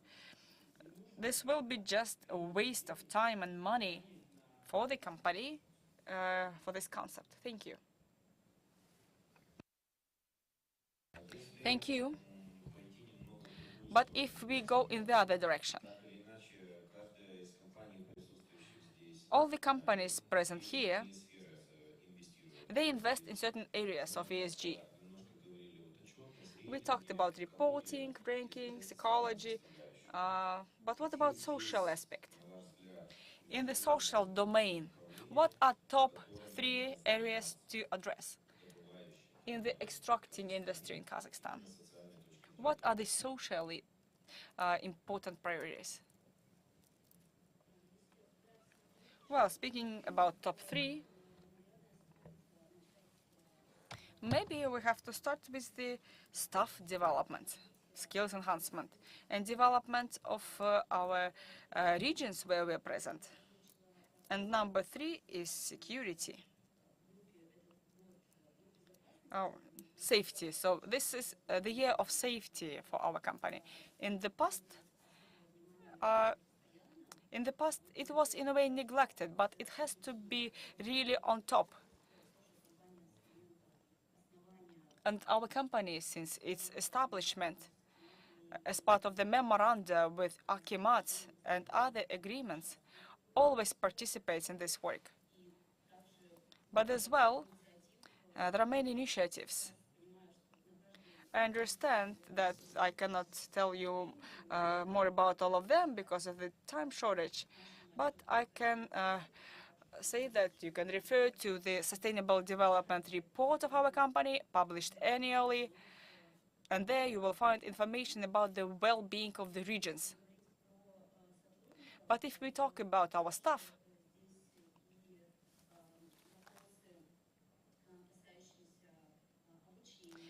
there are such things as training, development, remuneration, which are top priority, although we handle them all the time. But there is always room for improvement. But these are top 3.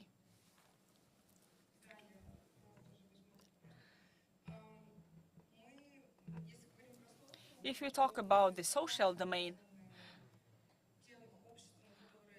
of course, we have to serve the population, local community that gives us a license and permit to work. Therefore, we try to satisfy most of their needs. We keep a dialogue with the local authorities, akimats, local administrations, the population as well. On the annual basis, we have meetings where we report for our spending. We believe it's important because people, when they take part in such meetings, they see what resources the company has, how we spend those resources, and how we can help. And they care about it, and they are touched by this, and they want to work with us. Therefore, we welcome the training development of potential staff, and we supply internet to schools. More than 20 districts were supplied with the internet connection. And also we invest in training, similar projects. Similar projects observed in other companies. I cannot avoid talking about the association we created called Women in Extracting Industries. And soon the applications will be submitted to the competition, which is called Talented Women in Extracting Industries. And women leadership in this industry was guided by the investors, because in some countries, there are problems with the women access to economic resources. But in Kazakhstan, we see that women are hesitant to take leadership positions. For us as a company, they are good candidates, competent people, good resource. You can apply to this competition. A lady can be nominated by you. It's called Talented Women in the Industry. So that's how we develop capacities of our staff, help the local population, and try to make this industry quite advanced. And we'd like to develop engineering specialists in our country at the level of training institutions, as well as at the level of staff. Thank you very much, Dorian, Victor. I also prepared a presentation, ESG strategy. Organizers make us science that we don't have enough time.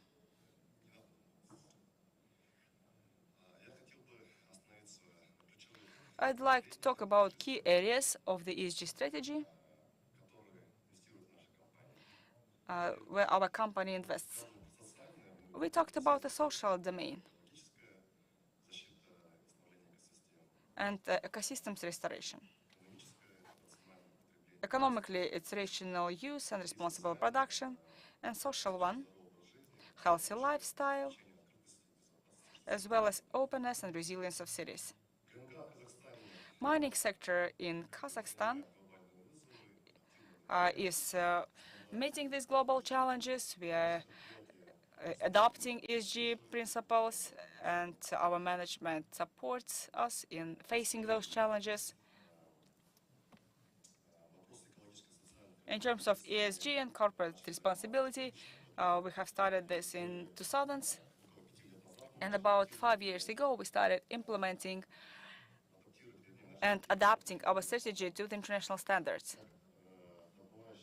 Being the extractive company, of course, ecology is our priority. Our mission is to reduce the impact on the environment, rational use of natural resources. And we implemented tools. In 2020, company adopted a strategy for the ecological development for the city for 5 years, green ecosystems. And on the annual basis, we prepare the future plan for ecological activities to protect air, subsoil, land resources, waste management, as well as staff management in terms of ecological training. And lately, we have been implementing the disruptive projects like automated control system, combine, as well as automation of carriers, as well as waste management for municipal waste. And the dump project is also there. So we deliver less waste to the tailing dams, and we reduce the emission of dust into the environment. And we are working on a very interesting project. It's to dry up the mine, to create a system for the water canals. We are planning to build wells around the mine in order to pump the water out, because if the water goes to the mine, because of the blasting operations, the ammonia nitrates pollutes the well, and this water is not good for drinking or for agriculture. And therefore, this project implementation will help us to pump the water out up to 1 million cubic meters of water, and some of this water can be used for the needs of our own, and some water could be given to the agricultural sector. Under the environmental strategy, the waste management is becoming a key element, and we started our work to see what wastes we have in terms of processing and reuse in technological processes. And in terms of the social domain, we believe that business is about people. And Kostanay Minerals is the enterprise that contributes highly to the land tenure of Zhytomyr city, and the projects pursue establishing comfortable environment for community. We have healthy lifestyle program, healthcare, educational program. On a yearly basis, we execute memorandum with the local executive body, targeting social and economic development of the area. In 2020, in COVID environment, we deviated from our standards, concerts and recreational events, and we have launched the project of 55 good deeds. And owing to this program, we have completed land tenure of the Central Square Park beach area. We have constructed another building for 48 apartments. We are facing very critical lack of timing.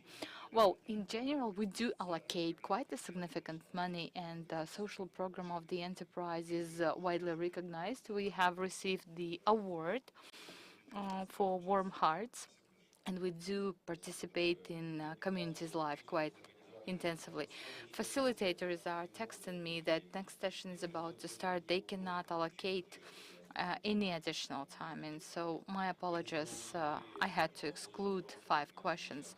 If the participants have other questions, you can ask this question during the break time, but now we need to leave from this room because we've attempted to have a discussion to have an ESG discussion, and I hope that we will end up having a better conversation following this event.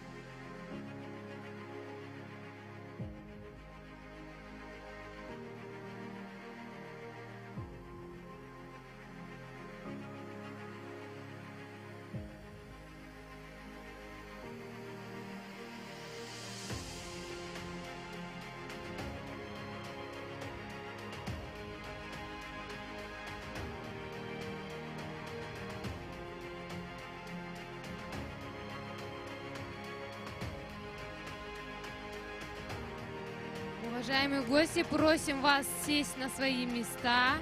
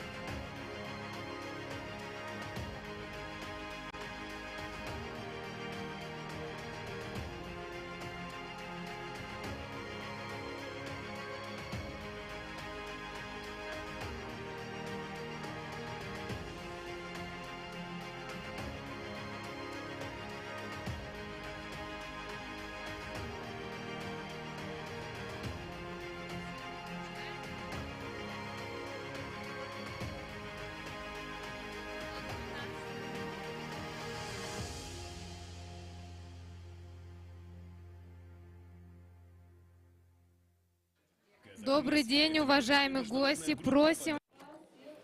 Dear participants, please take your seats. We are starting our next session.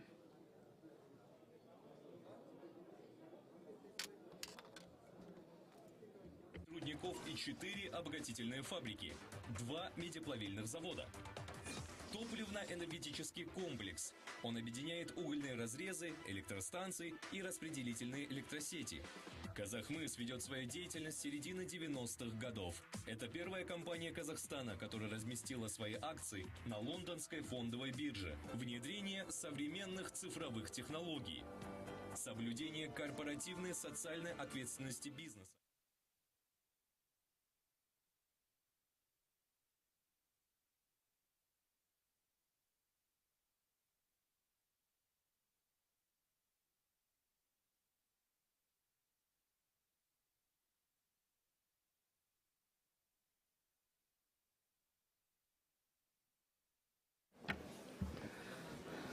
Good afternoon, dear participants. Let me start our session. Уважаемые дамы и господа, позвольте начать. Let me start our session dedicated to the review of new economic policy in Kazakhstan with proper consideration of decarbonization agenda.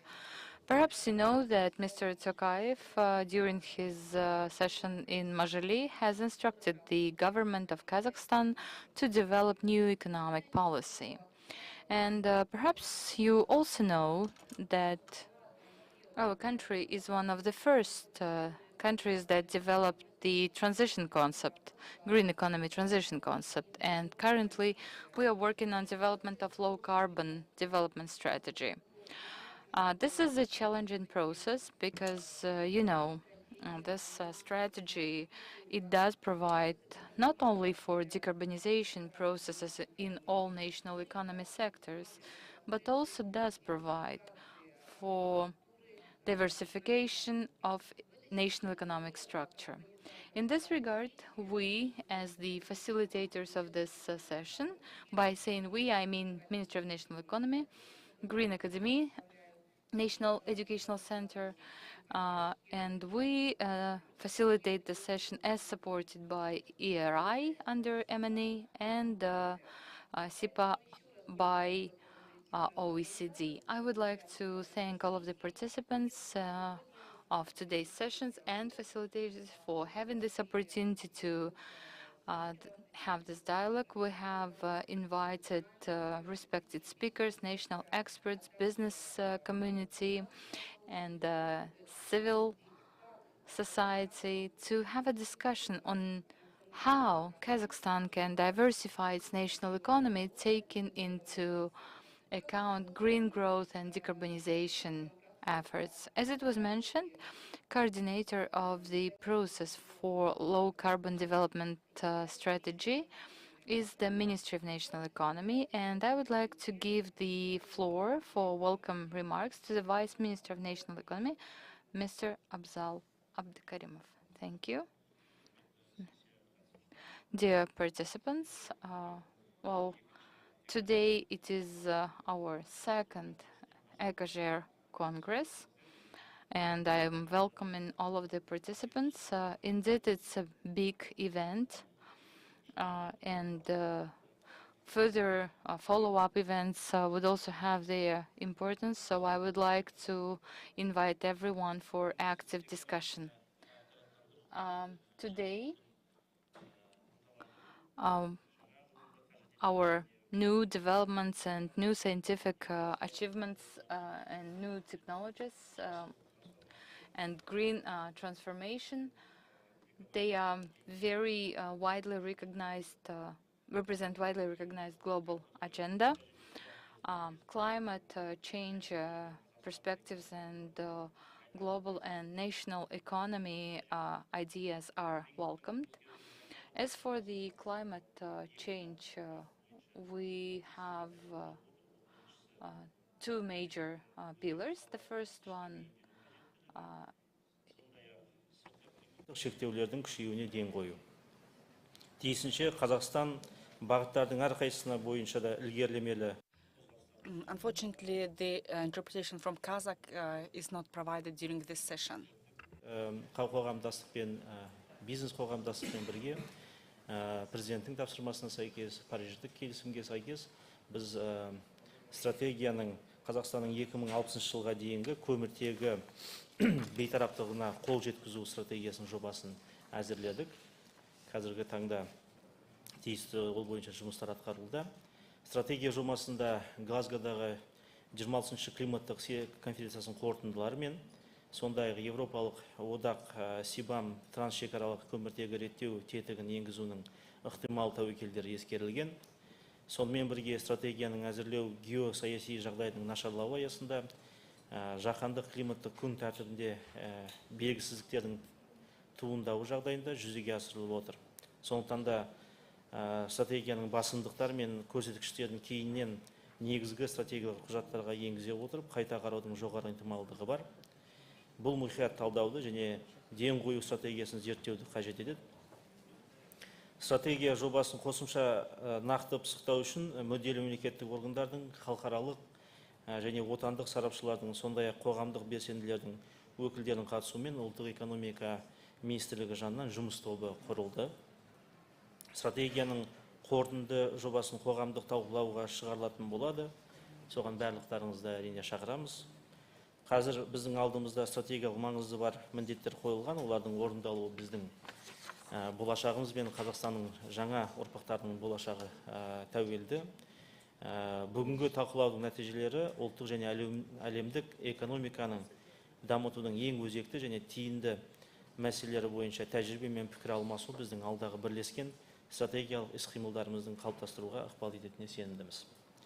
Тіректес және де конструктивті атмосферада тамысты және жұмысты бастауға біз рұқсат етіңіздер. Назарларыңызға рахмет, сәттілік тілеймін.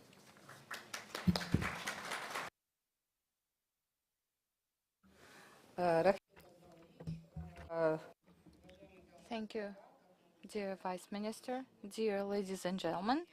As we have said, our session is targeting the discussion of the approaches Kazakhstan will need to integrate green growth and decarbonization principles in their economic policy.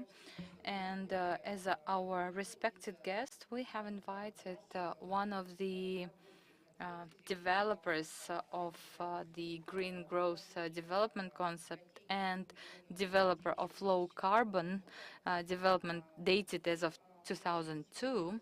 So today we have invited the Nobel Award nominee, the member of the Interstate Commission under UN, director of Ban Ki-moon Fund for Better Future, ex-ambassador of climate change, Mr. Chun. Mr. Chun, the floor is to you for greeting.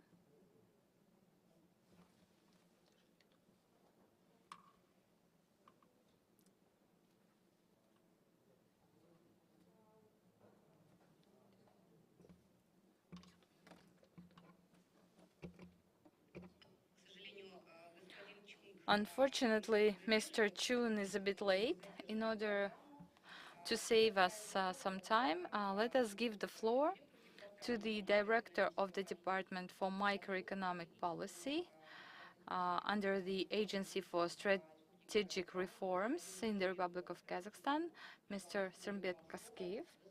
Srembet, the floor is to you. Perhaps you know that the agency have compiled the first draft of the concept for new economic policy that is going to be widely discussed, and it's currently being finalized and refined by the Minister of National Economy. And we hope that we are going to have a wider discussion within the community. So let us say that this is our first presentation and vision by the Agency for Strategic Planning and Reforms and how they are going to have this global reforming of the economy. Can you launch presentation? Good afternoon, dear participants of the Congress. First of all, let me thank you for this opportunity to share our vision on this platform. As instructed by the head of the state, the agency and the government of Kazakhstan are working on the development of conceptual approach on structural and institutional reforming of the country under the umbrella of new economic policy. This concept have been presented to the head of the state during the Supreme Council for Reforms. In addition, we have facilitated several streams for a wider community with engagement of subject matter experts, independent consultants. Can we move to the next slide, please? During last 30 years, the economy of our country has gone through two structural transitions. The first one was attributive of transition from planned to market-driven economy. You all remember 90s, right? So, and what is quite peculiar for this period, when we had collapse of logistical production and marketing chains, liberalization of prices, privatization of public-owned property, introduction of national currency, and establishment of new domestic entrepreneur class. Starting from 2000s, we have shifted to the second structural wave. That was attributive of transition to the crude commodity growth model, and at this particular point of time, we have attracted foreign investments to mining and extracting sectors. We have integrated international experience into our practice, and we have also established the fundamentals of socially oriented state. These two structural transitions allowed our country to come to the UMIC countries, upper medium income countries. And in addition, we were gaining our base of competitive advantages. You can see them on the screen, and this includes geographic location and transportation corridors passing through Kazakhstan, which helped Kazakhstan to gain its strength and strengthen its transport potential. Demographic potential, because our population is represented mainly by youth with sustainable growth of population. Thirdly, sustainable sovereign credit rating and positive trending of foreign investments is another indicator of favorable investment climate. Fourth, Kazakhstan is the owner of developed crude base. Natural resources are widely represented in Kazakhstan. Number 5, availability of alternative energy sources and zero carbon sources like uranium or renewables. Also, we have distinguished agricultural potential because we have lots of agricultural lands, and this is another opportunity for development, especially in view of this food security issue currently observed worldwide. We have listed our competitive advantages. At the same time, we have the list of challenges that we would like to elaborate on. The first one is monopolization of markets, domination of crude sectors, low labor productivity at labor markets represent the major barriers, and this impedes deeper diversification. The complexity of output and export is still low, and significant part of the economy is represented by low productive jobs. We are observing disbalance at the labor market, which also threat well-being of citizens. In addition, we are observing growth of fiscal disbalances, which results in reduction of productive costs in the overall structure.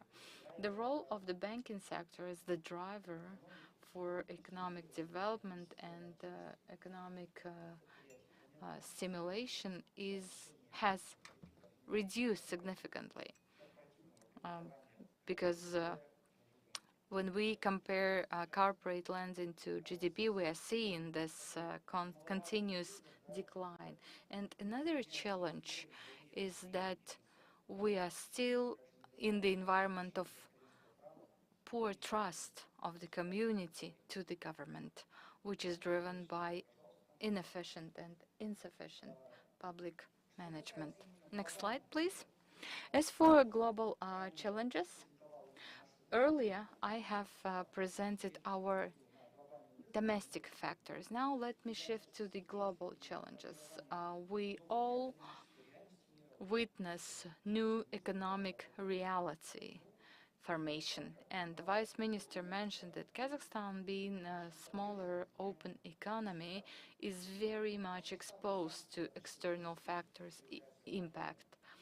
Russia's situation, and well, Russia is the major export, had even deteriorated the situation. We are now re-establishing the food markets and other markets, and this makes the food security risks even higher. The trend that we have been observing last years is now changing to political polarization trending. In view of this global supply chain interruptions, we still have a very big opportunity for new economic corridors. Now we have new countries in the corridors: Iran, Central Asia, South Caucasus.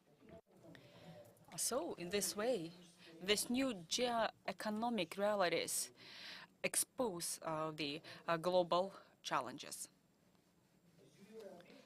Summing up, I'd like to mention that the Kazakhstani economy, after these two structural transformations, managed to achieve some success.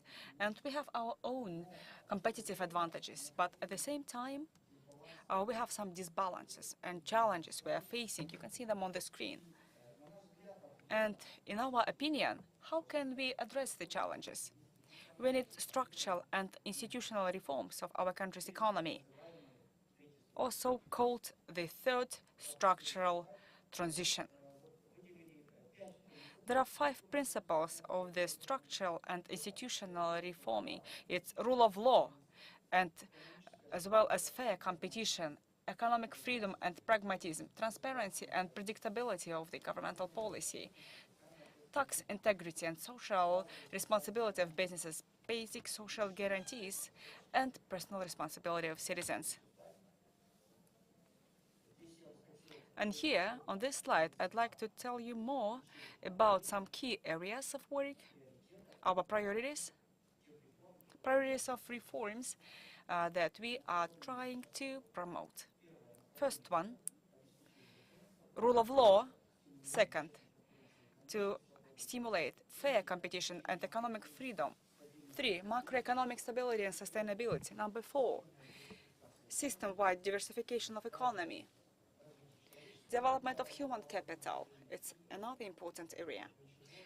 And the key one is reforming of the state management, state government.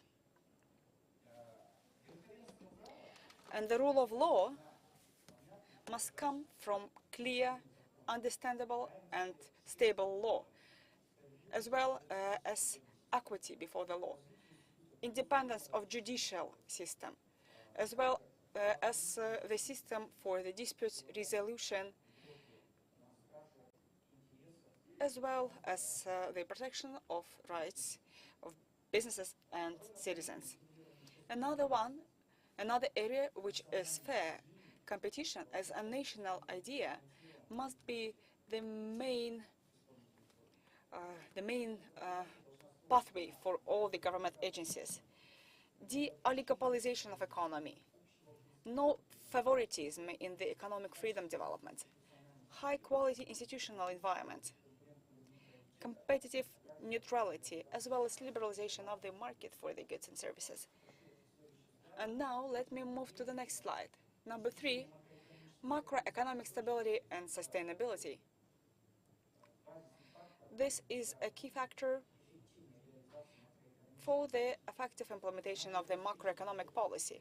This will be implemented via the integrated, agreed, and predictable macroeconomic policy, as well as well-balanced fiscal policy, engagement of the private sector, including commercial banks, for the high-quality development of economy. System-wide diversification of economy. This is one pillar, a separate pillar. Why? Because labor productivity, good employment, as well as reduction of the extractive resources deficit must be a foundation, a ground for the system-wide diversification of economy. And in order to reach this goal, we can do the following. We can ensure convergence of industrial and spatial development for the good implementation of industrial policy. Another component of this policy is accessibility of industrial infrastructure and key capacities. Besides that, we need to revisit the measures of state support to make sure that such measures are effective, as well as generating some payback and access for the small and medium businesses. Effective use of the economic corridors, north, south, east, west, West China, West Europe, and other corridors crossing our countries. Such corridors should be a good driver for the intra-regional, interregional, and international trade. The key to success for the country in long-term perspective lies in the better quality of human capital, because development of human capital must come through the equal access to education and healthcare, as well as high-quality innovative ecosystem nationally, better efficiency of the labor market, and modernization of the social safety nets. In order to reform the corporate governance,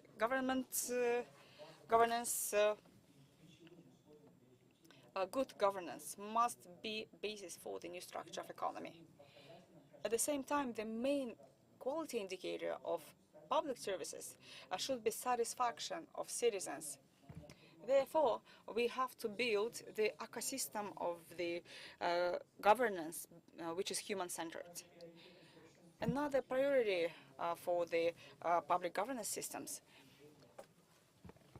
it is making sure that the corruption is addressed.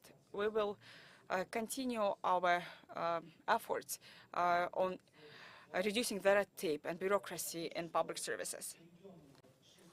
And these 6 areas, which I mentioned, are the main approaches of the structural and institutional reforms in the economy. Further on, we will provide more details to the conceptual approaches that are being implemented by the government as a package of institutional and structural reforms. We have working groups to discuss that with the participation of the President's administration, as well as experts, stakeholders, government agencies, international financial organizations. And the reforms agenda, it will be discussed at the level of the head of state, at the higher reforms council. And let me reiterate my commitment and my confidence that the reforms can generate better incomes for the population and will reduce the legal, social, and economic inequality. Thank you for your attention. Thank you, Srembet. I think that our participants have a vision of our new economic policy. Once again, let me reiterate that the process is just starting. I think that it will be joined by government agencies, experts, scientists, businesses, because this is our future. Dear colleagues, I think that there are many questions in terms of concept and other things. Let's do the following. Let's give the floor to our Nobel laureate, Mr. Chung, and after that, after the second presentation, I think that there will be a Q&A session, okay? Dr. Chung, please, the floor is yours. Good afternoon. Distinguished expert and participant, it is my great pleasure to join you this afternoon. I will be trying to be very brief in 5 minutes. As we are about to emerge out of the COVID-19 pandemic and to prepare to restart our economy devastated by the shutdowns and quarantines, we have to keep in mind the following 3 points in order not to repeat the same mistake that triggered the climate crisis and the corona pandemic. First, we should not just focus on maximizing short-term economic outputs, but should try to maximize the long-term ecological and social benefit of national development strategy. We can no longer treat our planet and the people as a cost and burden in maximizing short-term production. We have to set in motion a new virtuous cycle where investing in our nature and people could enhance long-term economic dynamism and sustainability. Second, public policy has to play a proactive role in transforming free market towards sustainable market. As we experience climate crisis and the corona pandemic, it became clear that conventional free market that does not pay carbon price of a fossil fuel can no longer deliver sustainable development goals. Public policy has to play a leading role in internalizing carbon price of our fossil fuel consumption into the market price, thus transform towards sustainable market that can deliver SDGs. Public policy has to design a national development strategy that focuses on investing in people and the planet as a driver of long-term economic vitality for higher economic growth and job creation with enhanced sustainability. Third, national development planning has to explore the possibility of revising national tax system based on income tax towards carbon tax system if we are to pursue economic development based on decarbonization. In order to internalize carbon price into our market price, we needed to shift tax base from income towards ecological tax reform of reducing income tax while increasing carbon tax. It will be an interesting idea that should be actively explored by the government of Kazakhstan. Ecological tax reform is an idea that has been actively researched and debated at the OECD since the early 1990s. I'd like to propose the experts of Kazakhstan and OECD should actively explore specific ideas on how to apply the concept of eco-tax reform in National Recovery Plan of Kazakhstan. As I initiated the green growth paradigm from the UN ESCAP since 2005, I have been promoting ecological tax reform as the main policy tool that should be explored by developing countries in Asia Pacific in order to harness investment in decarbonization as a driver of a green economic growth and job creation. I hope ECOJER Congress could provide an opportunity to explore concrete policy tools for building back better for sustainable and the carbon neutral recovery from COVID-19 pandemic. Thank you very much for your attention. Dr. Chung, thank you very much for your greetings, words, and cooperation with Kazakhstan. Уважаемые дамы и господа, Dear ladies and gentlemen, also let me give the floor to our partners, ESCAP. You know that ESCAP has taken an active part in the development and discussion of the concept on transition to green growth, to green economy 10 years ago, and it's very important to hear the opinion of our partners. Let me give the floor to the Director of the Department of Environment and Development, ESCAP, Mr. Nam Sana Min.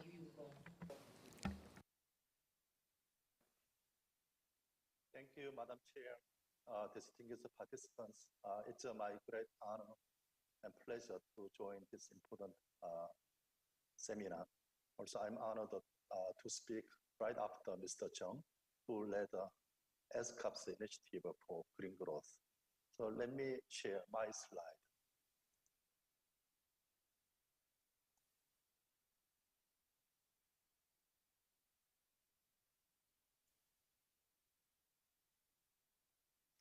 I hope you can see my slide.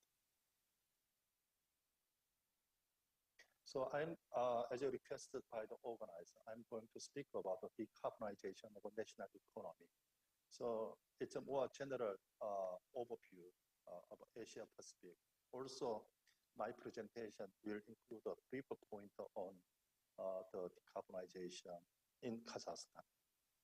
So let me revisit the schedule towards carbon neutrality, carbon neutral 2050. As you are well aware, the outcome of Glasgow COP26. So we have the time to revisit and strengthen our 2030 target in NDCs. I understand there is a delay in developing the updated NDC of Kazakhstan. I believe this is also a good opportunity to further strengthen and with the view of carbon neutrality initiative of the government. And then we are going to have a global stocktaker next year. And then before 2025, a new NDC, there is also a requirement to submit a biannual transparency report together with a national inventory. But nevertheless, the current aggregated target in NDCs are not good enough to limit global temperature increase to 1.5 degrees Celsius. But if we stay on the current target, it would reach much higher than that. And again, so there are various important decisions from last COP. One of the important point is revisit and strengthen our existing 2030 target. And Also, another important message you are already well aware is to phase down unabated coal or phase out fossil fuel subsidies, which I will highlight in my presentation. And meanwhile, we are also excited to see this progress. So there are already 41 countries in Asia Pacific as a member state already announced their pledge for carbon neutrality. And some countries already adopted a law. There are 5 countries, and many countries have already developed a policy document. But still, majority of those countries announced the initiative are still at the level of a declaration.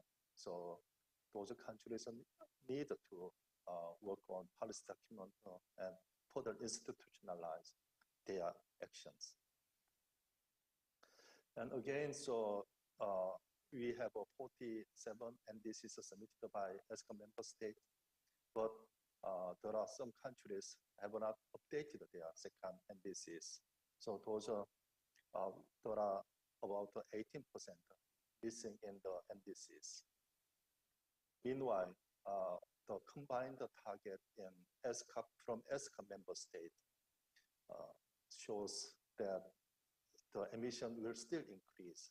And then, of course, there is a decreasing trend from 2025, but the level of emission reduction and then the time scale of emission reduction is still not enough. So there is an urgent need to scale up and speed up their process for reducing GHG emissions.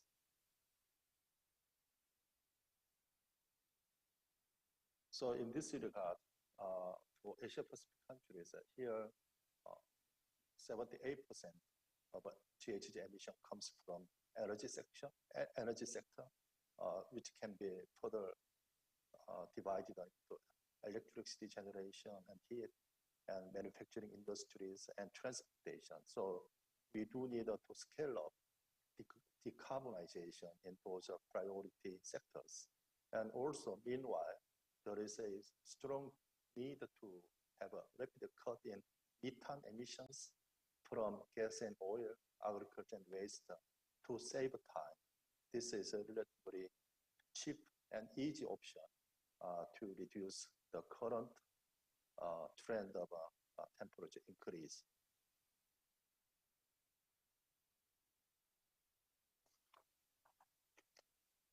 And also,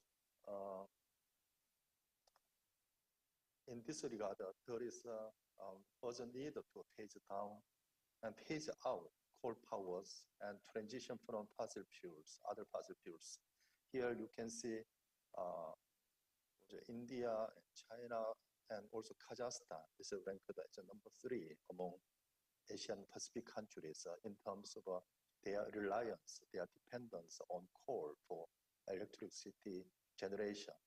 At the global level, 89% of global consumption is being happening in Asia Pacific. So Asia Pacific is the largest contributor to GHG emission coming from coal-fired power plants, as well as other fossil fuels.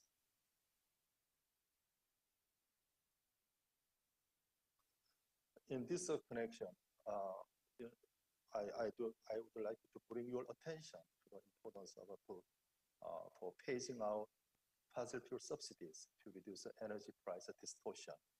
Also, to increase the emission of clean energy and emission target. Here, in Asia Pacific countries, there is a significant subsidy for coal is more or less is gone, but there is heavy subsidy for electricity and oil. And also when it comes to Kazakhstan, Kazakhstan's fossil fuel subsidies, it is estimated that about 28% of GDP in 2020, while global average is just over 6%. So there is a significant need for reforming fossil fuel subsidies in Kazakhstan. Also, My previous speaker highlighted the rich potential of renewables in energy sector. So another important element at the regional level is building and expanding regional green power interconnection. In Europe, there are 36 countries connected by transport grid, and they are really supporting penetration of renewable energy into their national energy mix. So in Asia, this is a map proposed by ADB project, NEPSI. And so in Asia, whether Northeast Asia, Southeast Asia, and also Central Asia, which has already transboundary connections. So these are to fully incorporate renewables into their system, also further expand the green power interconnection. Also, pushing forward the low emission technological innovation and market. Our previous speakers highlighted the fact that Kazakhstan is now going through third structural transformation, and then he highlighted the importance of human capital.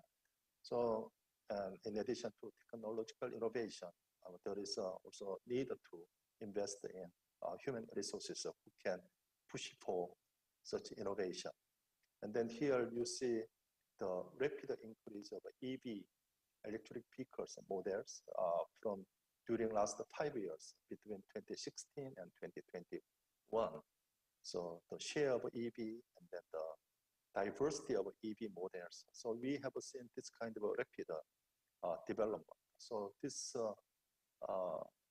type of innovation should be applied in all other sectors as well. And then reducing carbon footprint in trade. Asia is the manufacturing hub of a global economy. And so Asian countries are exporting net export of embedded CO2 in their export goods. Here I highlight the Russia, India, Thailand, China, South Korea, and Japan, who are really export of those embodied CO2 in their export product. So how to reduce the carbon footprint in trade will be a key issue for Asia's decarbonization. In that regard, we need to liberalize trade in climate-smart goods, adopt climate-smart non-tariff measures. And also, European EU is preparing this border adjustment tax, so we need to address this issue. And then in that regard, Kazakhstan also needs to reduce its carbon footprint in export goods. It is because of heavy reliance on commodities, while Kazakhstan itself is transiting from commodity-based export to non-commodity-based export. And so what is needed? So we need to raise ambition factors like carbon neutrality pledges, peaking carbon pledges, national target, and also sectoral plans as well. And in this regard, the carbon pricing will be key to make such changes. Also, there are enabling factors, mainstreaming climate policy, and also coordination within the government and with the society, and also preparing just the transition. As Kazakhstan has experienced two structural transformation during last 33 decades. So now being prepared for third one. So Kazakhstan should have already good experience in how to prepare just the transition. So now towards the next COP, so we need to quantify more ambitious national target and then assess the gaps and develop new milestone for 2025 updated NDCs to meet those benchmark. Let me conclude my presentation here. Thank you very much for the invitation and for listening to the presentation. Thank you. We know that XCOP has exciting experience and very useful for Kazakhstan. Thanks a lot once again for your contributions, because your suggestions is very important for us and for future development low carbon. Уважаемые дамы и господа, у нас, значит, в онлайн. Dear participants, we have 52 participants online. I think we will have an opportunity to enable experience and opinion exchange. But now we would like to give the floor to Mr. Herman Burmeister. Let us first welcome Mr. Herman Burmeister, who is newly assigned the head CEO of Shell Kazakhstan. Yeah, thank you. Good afternoon. It's not good morning anymore. So good afternoon to everybody, and very pleased to be here. Maybe as a word of introduction, I just took over recently my role as country chair for Shell in Kazakhstan, and in a very short period of time, very impressed about the energy and passion in driving the green agenda in country. So what I'm trying to do today is basically three things. One is to a brief introduction to our Power in Progress strategy, which is Shell's response to the energy transition as a company. Secondly, what are we doing as a company in country? So I heard someone from yesterday in a restaurant event that actions create hope. So I would like to share with you some of the initiatives that we are doing in country. And I think thirdly, I will try to address some of the policies that we think are critical for enabling decarbonization. So yeah, I will not ask you to read the first slide, but that is a common slide that we always share before any presentation, which basically says don't buy any, don't make any transaction with Shell shares based on what I'm going to say in the next few minutes. So let me start with a brief introduction to our Power in Progress strategy.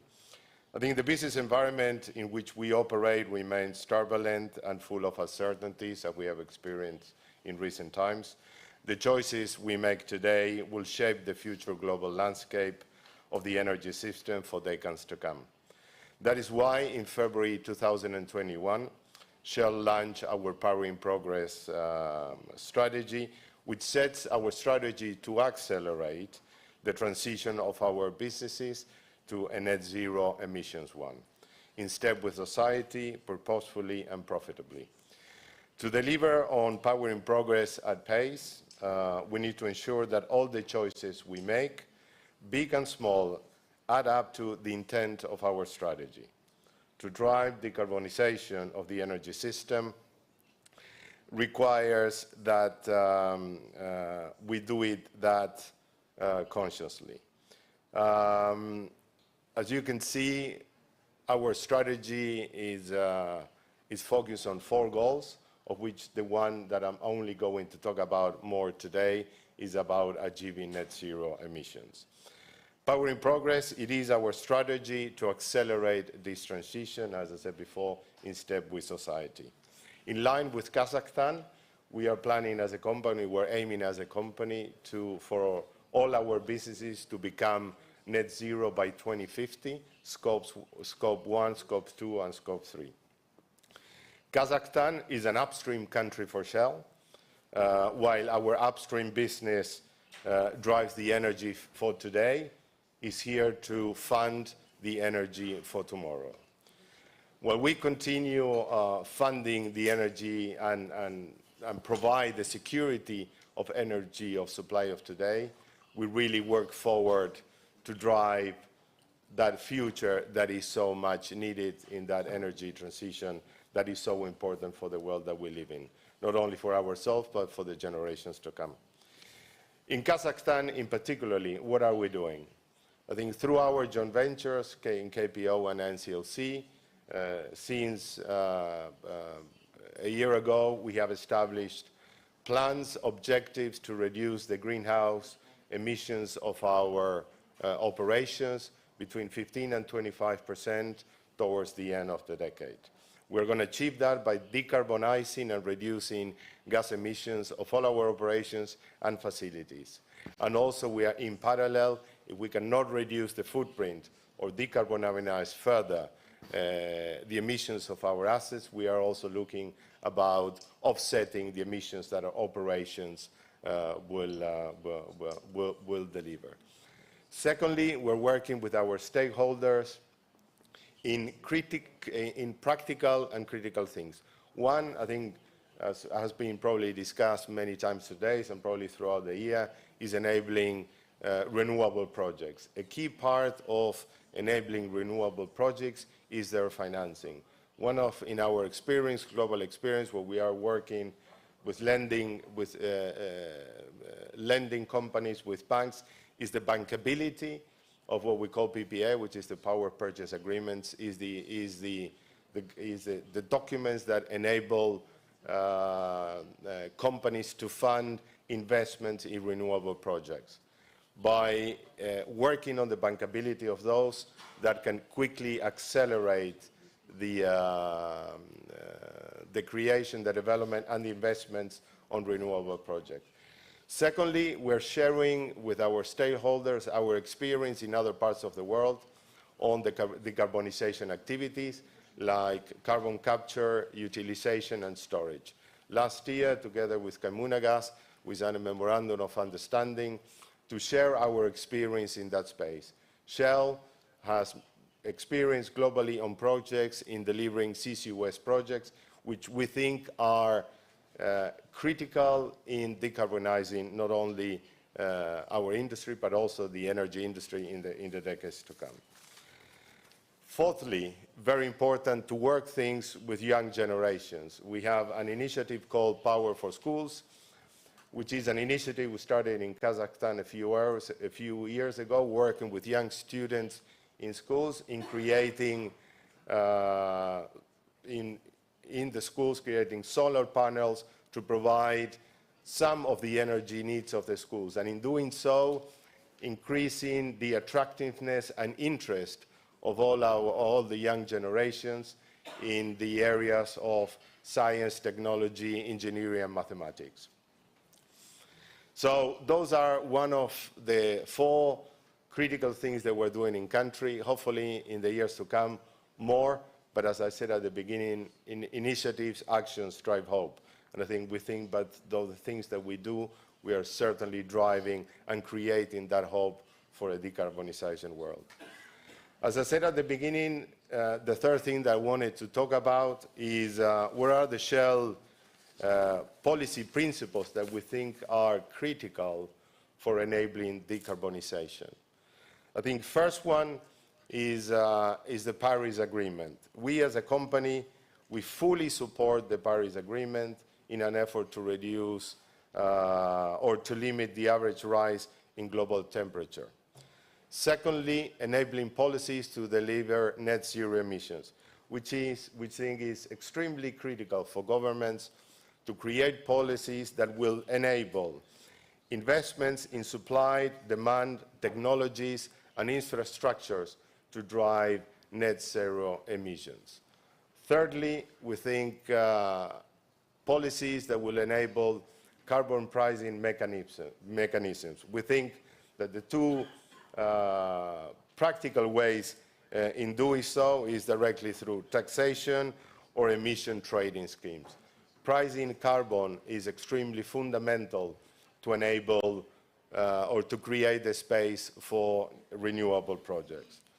Fourthly, additional policies for low carbon technologies and energies. I think we have seen transitions in the energy system. This is not something new for decades to come, for centuries in the past. Enabling, fostering, making new technologies happen, providing incentives for those things is critical for that success. Fifth, but also important to our industry and extremely important for Kazakhstan, is the role of gases along renewables. We think that natural gas is a source of energy that can play a huge role in the transition, in the energy transition. Developing a gas market, enabling a gas market in Kazakhstan is extremely important in achieving those objectives. And I think last but not least, I think carbon sinks in achieving net zero emissions. Also, it is very important. Kind of working nature-based solutions, developing forests, working on soils and wetlands that can absorb carbon from the atmosphere, developing those environments are also extremely important as well. So as I said at the beginning, kind of three things of my kind of quick introduction or presentation. First, what Shell is doing as a company, how our strategy is adapting in the energy transition. Secondly, what are the things that practically we're doing in country? And thirdly, what are the things that we from a company are advocating and perceive that are extremely relevant and important in enabling a framework and policies that decarbonize our world environment and Kazakhstan. Thank you very much. Thank you, Herman, for your presentation, your experience. Once again, let me congratulate you with your appointment, and we are happy that Shell Kazakhstan is starting this process decarbonization in a company, and we have your experience also useful for us. Thank you very much. Уважаемые дамы и господа, мы Dear ladies and gentlemen, we are following our schedule, and now we are going to have presentation of our major speakers, and this is a SIPA project by OECD. Perhaps you know that in 2050 strategy, as well as in our national plan and for economic development of Kazakhstan till 2025, we have a goal to to be included into the developed countries listing. So for us, in view of low carbon transition, it is very important. So this is why we would like to give the floor to Mr. Jean-Francois Linguet, who is the team lead for this project, and Mr. David Anandal. Colleagues, I'm giving you the floor. Добрый день, доброе утро. Thank you for your introduction, Vice Minister Abdikarimov, dear colleagues. We're very pleased to be here today and to be invited to speak as part of SIPA, Sustainable Infrastructure Program in Asia, which is funded by German International Climate Initiative. We're very pleased to be here today because given the current crisis, there's a high risk we are all aware of losing momentum on fighting the climate crisis. And we want to again commend Kazakhstan for this commitment to transition to carbon neutrality, to hold this conference and to engage in this very lengthy process of drafting a new strategy to transition. And again, Kazakhstan is taking a leading role in the region, and we're very pleased to be part of this effort by contributing particularly to the draft document. And we really look forward to the completion of this draft as Vice Minister set out. Of course, the issue of getting prices right with carbon prices will be essential, as His Excellency Rai Kongju mentioned. We know that carbon prices are low across the world, and particularly in Kazakhstan. And in that context, the proposed OECD initiative to assess and report on explicit and implicit carbon prices effort around the world will be particularly timely. And we think that it will promote a more level playing field internationally and lift the ambition of mitigation efforts to the level required. And we would like to encourage Kazakhstan to engage in due course in this global initiative. But today I've been asked to focus a bit more on the implementation of this strategy earlier in state programs, which is paramount to drive action. And in that context, strategic environmental assessment are, from our perspective, entirely fitting. They are probably the most important analytical and participatory approach and instrument that we observe in OECD countries to integrate environmental consideration in policies, in plans, in programs, and evaluate the interlinkages between economic and social consideration at a sectorial level, at a subnational level, at a regional level. And we think that these are important dimensions as part of the implementation of the strategy. And for a long time, OECD, we've been promoting SCA in the development cooperation context. We have authored 2 important reports with respect to applying SCA with good practice guidance for development cooperation, but as well strategic environmental assessment in practice with a review of recent experiences, which we're pleased that they are very fitting in the, and relevant in the context of Kazakhstan. Of course, as we know, as for all other countries in the world, implementing SCA at scale across the country on all important development programs is far harder than stating it. But the good news is that Kazakhstan is not starting from scratch. I mean, there is some strategic planning institution, and we've seen today from the agency on strategic initiative that the procedures, the documents are among the most advanced in Central Asia. There are several elements that are creating an enabling environment to scale the use of SCA. There's the new environmental code that provides reference with to SCA. We've seen that there are already pilot projects. There was a pilot project for the concept for development of the fuel and energy industry until 2030. I think the latest DBK 10-year, one of the 20 million loan with JP Morgan for the Aktogai mining and processing enterprise is pointing to the right direction. This is a very interesting market signal. But of course, there are some challenges with those opportunities. And in the interest of time, I'll just list a few in terms of mobilizing public funding with a better link with public procurement procedures, or finding the right entry points to decide whether the strategic environmental assessment will be led by the government or in relation with donor agency own processes or related to a particular circumstances. It could be an independent review commission, or it could be a major private sector-led project or plan. Of course, there's an issue of enhancing capacity with guidelines on conducting SCA that maybe of ECOJER could spearhead, and who would finance the use of external experts that would be certified, accredited to conduct SCA, and not to mention, of course, how to ensure adequate stakeholder consultation. So these are broad guidance, and with that, I'll stop here. And I would like to invite my colleague, David Annandale, to provide further insight. David is advising OECD SIPA on the promotion, the implementation of SCA in Central and Southeast Asia. He has hands-on experience of conducting SCA. He's an international environmental policy specialist, and he was part of the OECD team that authored the 2 seminal reports that I've mentioned. And he contributed recently to the 6th OECD Southeast Asia Regional Program Policy Network meeting on sustainable infrastructure. So with that, David, I pass the floor to you. Thank you very much for listening. Thank you, Jean-Francois. Let me just share my screen to show just a few slides to talk a little bit more about strategic environmental assessment. As Jean-Francois mentioned,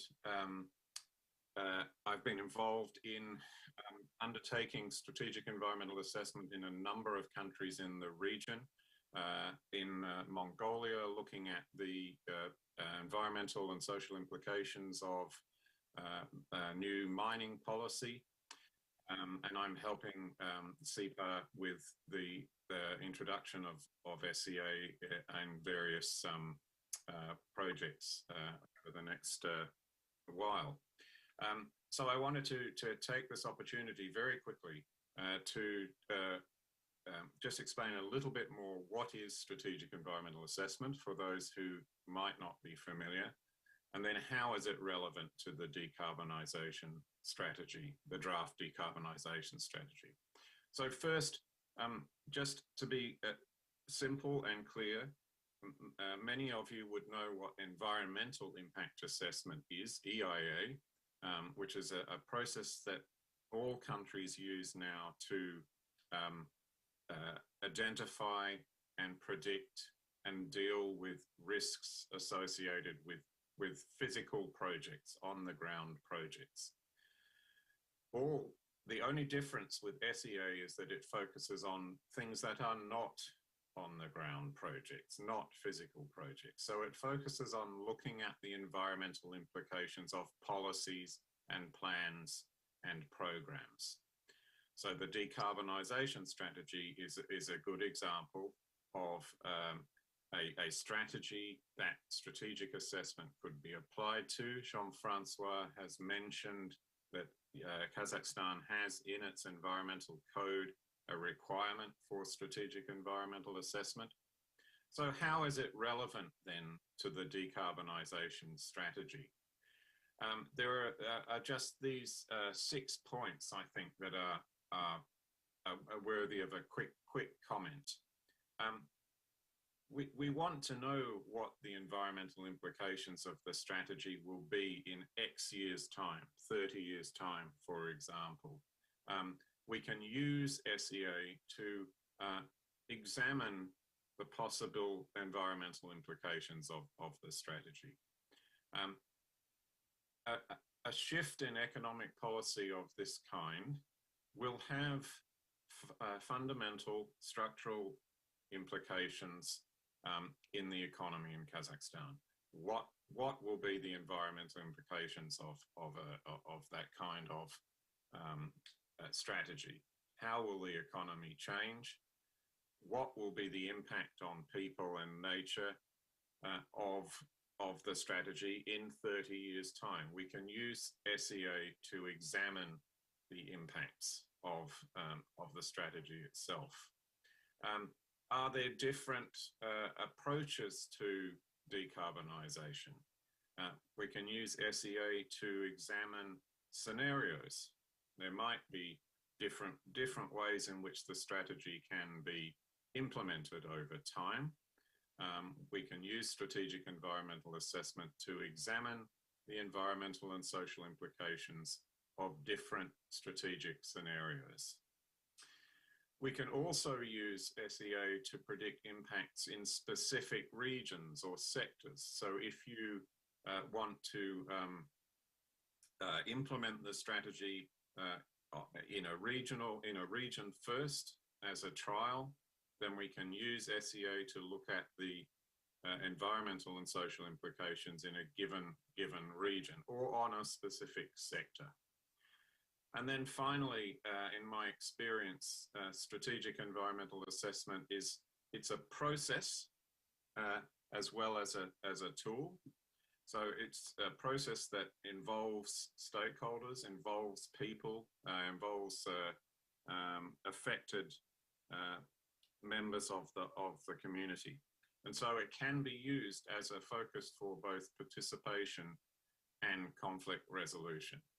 So I think for these 6 reasons, considering the application of strategic environmental assessment, which you have as a requirement in Kazakhstan in the Environment Code, is a really good way forward. So I would commend you to think about the possibility of applying SEA. And that's all I wanted to say this morning. Happy to take questions when the time comes.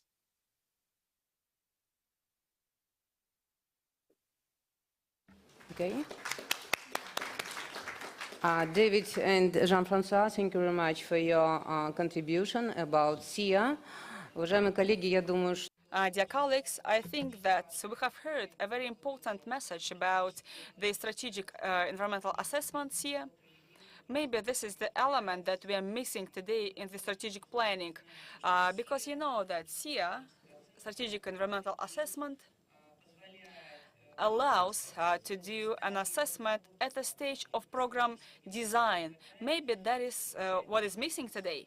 And it's great to have representatives from the Agency of Strategic Planning and Development and Ministry of Economy, because it's time to improve strategic planning, keeping the social and environmental factors in mind. Dear colleagues, in the chat box, We have some comments and some questions about the innovations, but also about the contribution of scientists in the development of low-carbon development strategy and decarbonization strategy. You know that yesterday the president of Kazakhstan, when speaking at the National Academy, announced the state status of the academy. So the scientists of Kazakhstan really hope that the status of scientists will be enhanced and that the science will take its well-deserved place. And we know that the Ministry of Education, Ministry of Higher Education and Science will be established, and such perspectives are really welcome because our scientific potential and our expertise, local expertise, will help to develop a strategy for the carbon neutrality strategy that Kazakhstan needs. It's my pleasure to give the floor to a well-known scientist, member of the Academy of Science, Professor Seidgali Galiyev, and he will present a vision and key directions of decarbonization in the mining sector. Please, the floor is yours. The floor is yours. Don't forget about the mic. Good day, dear colleagues. My task is to tell you on the example of foreign experts, so how foreign experts help us to form the policy in this direction. I'll tell you about the mechanisms and instruments, tools that can help us to develop the low-carbon development strategy for the mining sector. And my presentation is called Priorities of the Low-Carbon Development of the Mining Sector of Kazakhstan. But we all understand that the mining sector in Kazakhstan is one of the most polluting industries. And the focus as part of the new economic policy should be made on this direction because the mining sector is the basic industry for our economy. By the way, I draw a line between two concepts, low-carbon development and decarbonization. For me, low-carbon development is something systematic. It is development through modernization, when you develop technologies, and when you mitigate or even neutralize the polluting properties of our energy carriers, our technology. But decarbonization, for me, is like fighting against the consequences. It's like we have dirty technology, but somehow we can mitigate the use of such dirty technologies. So here, on the next slide, I'd like to give you some figures. Figures proving the relevance of these issues. Oh, well, actually, you know these figures. You can see them on the slide. Speaking of the low-carbon development, I think that we handle it through technological upgrades. We are developing the technologies that are low-carbon.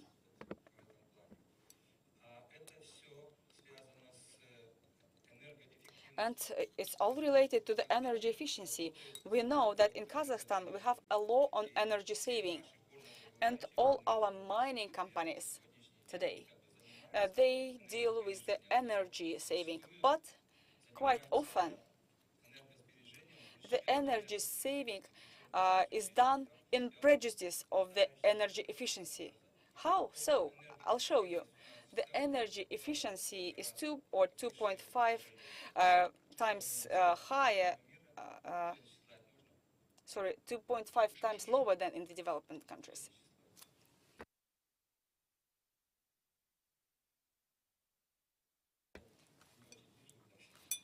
Sorry, I don't see my own slides from here. So the developed countries globally, in terms of industry, let's take two industries, ferrous and non-ferrous metals. which are most interesting for us. In the developed countries, in the 70s and 90s, 2.7 was the reduction. In 2000, 1.8. You can see the trend. It's reduction in the energy intensity. 0.7, it means that they have a policy that is supported by technology, technological upgrades and modernization. As you know, Kazakhstan, in our economy, we are not targeting the development of our own technology. We are going to consume the imported technology, and we are dependent on them. We understand that.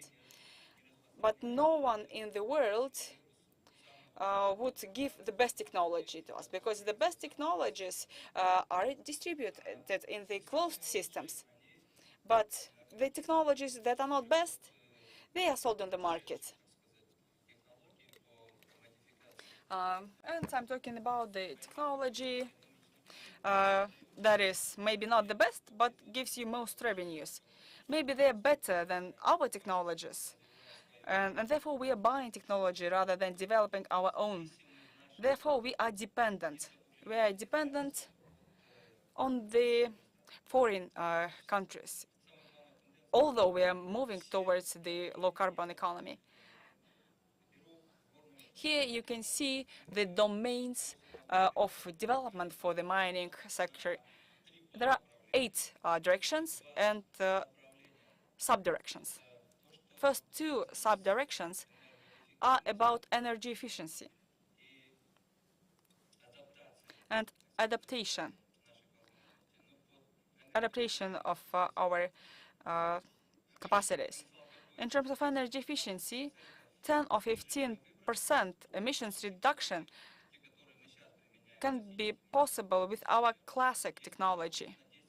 So we have possibilities to reduce the emissions 10 to 15% down by reducing the energy consumption via energy efficiency rather than energy saving. And to get the economic effect, the president of the country said that we will deal with the decarbonization if it does not damage our economy and does not damage the enterprises. But here we have an opportunity to reduce emissions 10 to 15%. So the global target is to get emissions 15% down. But on average, at our mining enterprises, you can get the economic effect of up to 1 billion tenge at our average mining enterprise. So it's good for the enterprise because they will have some economic benefits from it. Number 2 is about adaptation. Our mining sector, our metallurgical industry. Well, over the last 15 years, the world is talking about low-carbon development and decarbonization. At COP26, the countries announced that. And in Kazakhstan, we are continuing carbonization. Why so? In the year 2011, Kazakhstan developed a master plan for the development of the mining sector until 2030, and it had the following pillars. We're one of the minerals-rich country globally. But the point is that the structure of our mineral base is not adapted to the transportation logistical infrastructure of the country, and it's not aligned with the energy supply networks. And within this master plan, till 2030, we had an intention to have such systems adapted. And what do we gain from this? Well, let's say we have our fields, right, located across the region. What if we have road infrastructure, railroad, accessways? This can help us to improve the environment, but we haven't completed this, and our entrepreneurs issue licenses for field development. Entrepreneurs develop the fields, but there are no power lines. railway transportation is not available. And before we gained our independence, the entire mining complex used to be electrified. We had e-excavators, railway transportation. Majority of railway transportation was carried by one single network. Now we do not have such opportunities because power transmission lines are not available. Railroad infrastructure is not available, and in order to deliver the materials to the closest borough pit or enterprise, our entrepreneurs have to use diesel excavators, diesel driven vehicles.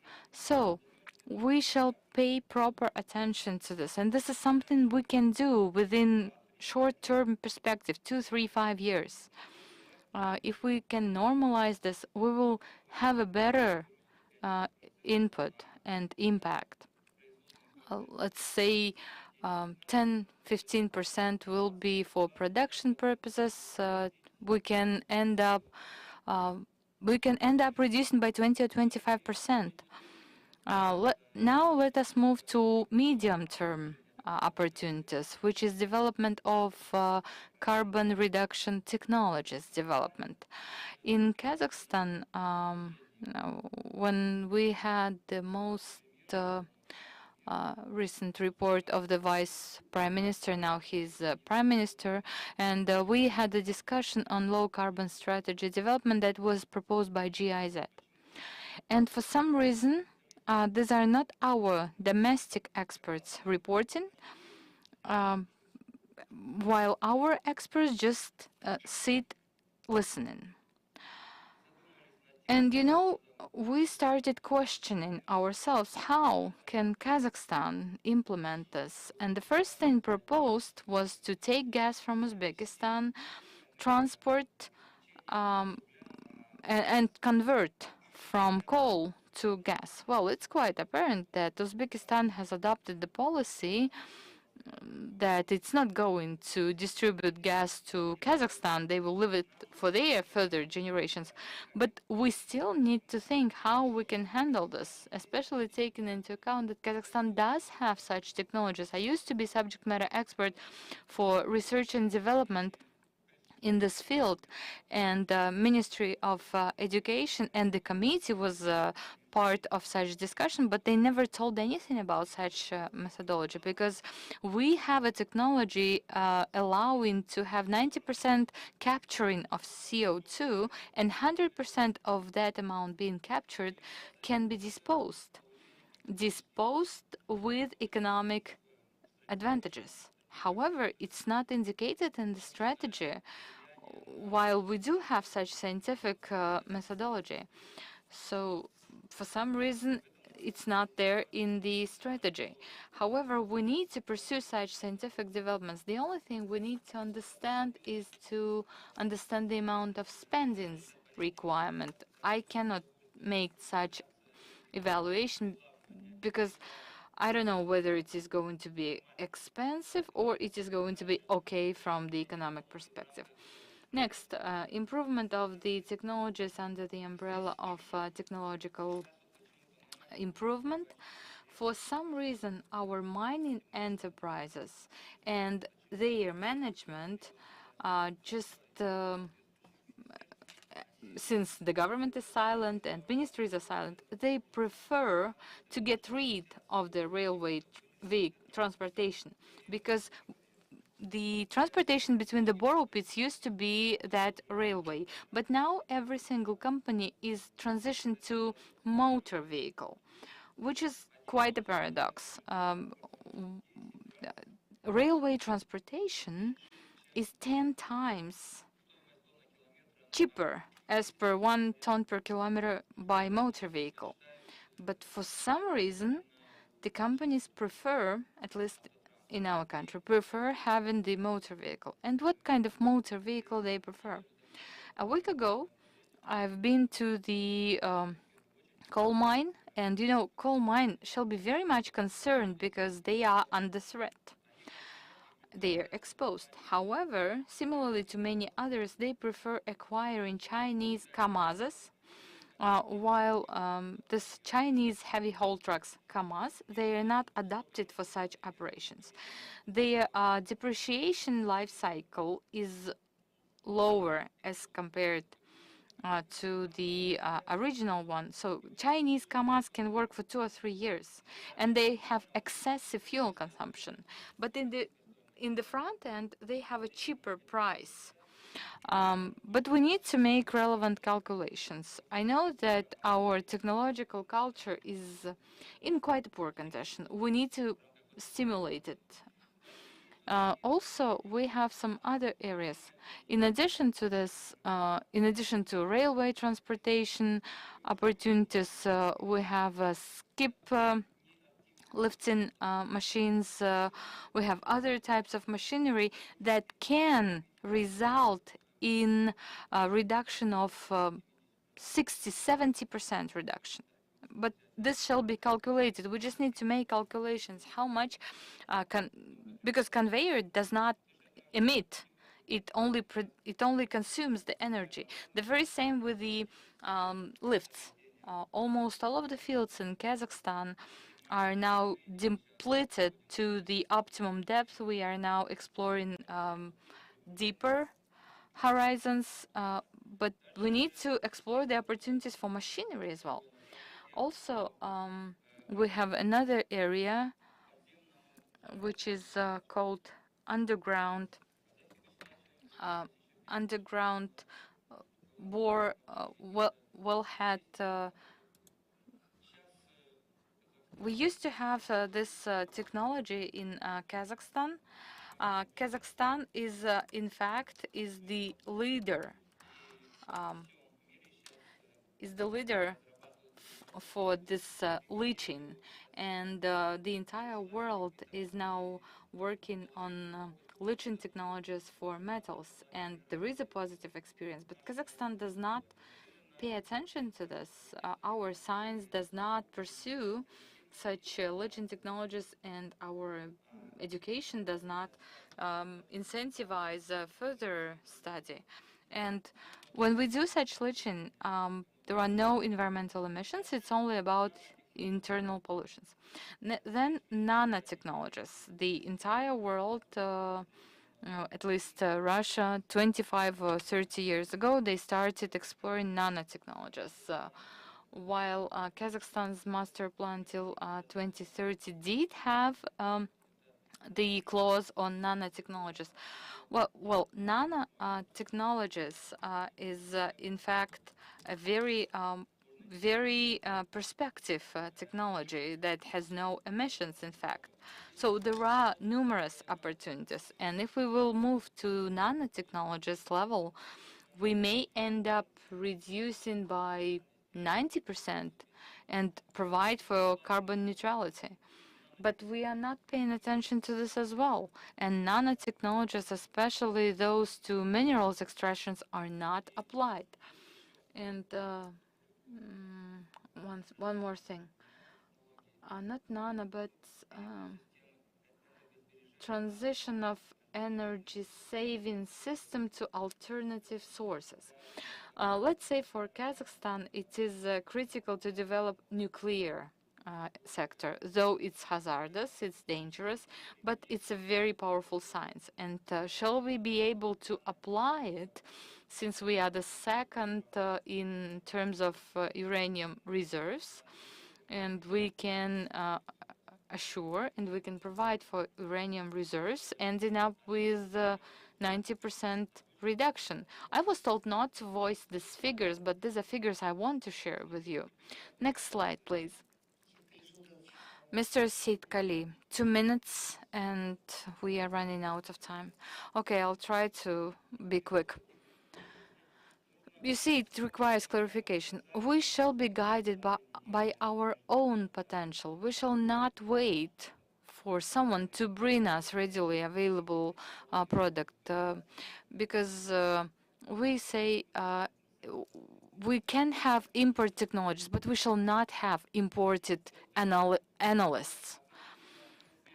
As for the transition from excavators to motor excavators. Look at this table. The first one is a railway excavator. Second is the motor excavator. There is an economic effect, provided the vehicle is new. The third option, let's say the excavator can be optimized, improved, and there are such technologies. So it is productivity is growing 8 times. So with emissions reduced by 270 tons per year. However, we do not see this difference.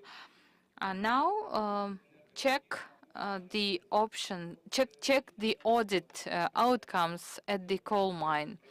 You can see that around 80% is the diesel fuel, while the general consumption. Look at the costs. As of today, it is.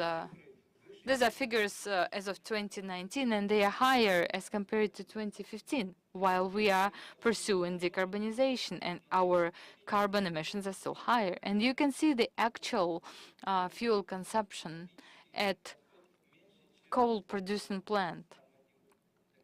So you can see that this is lower than the norm.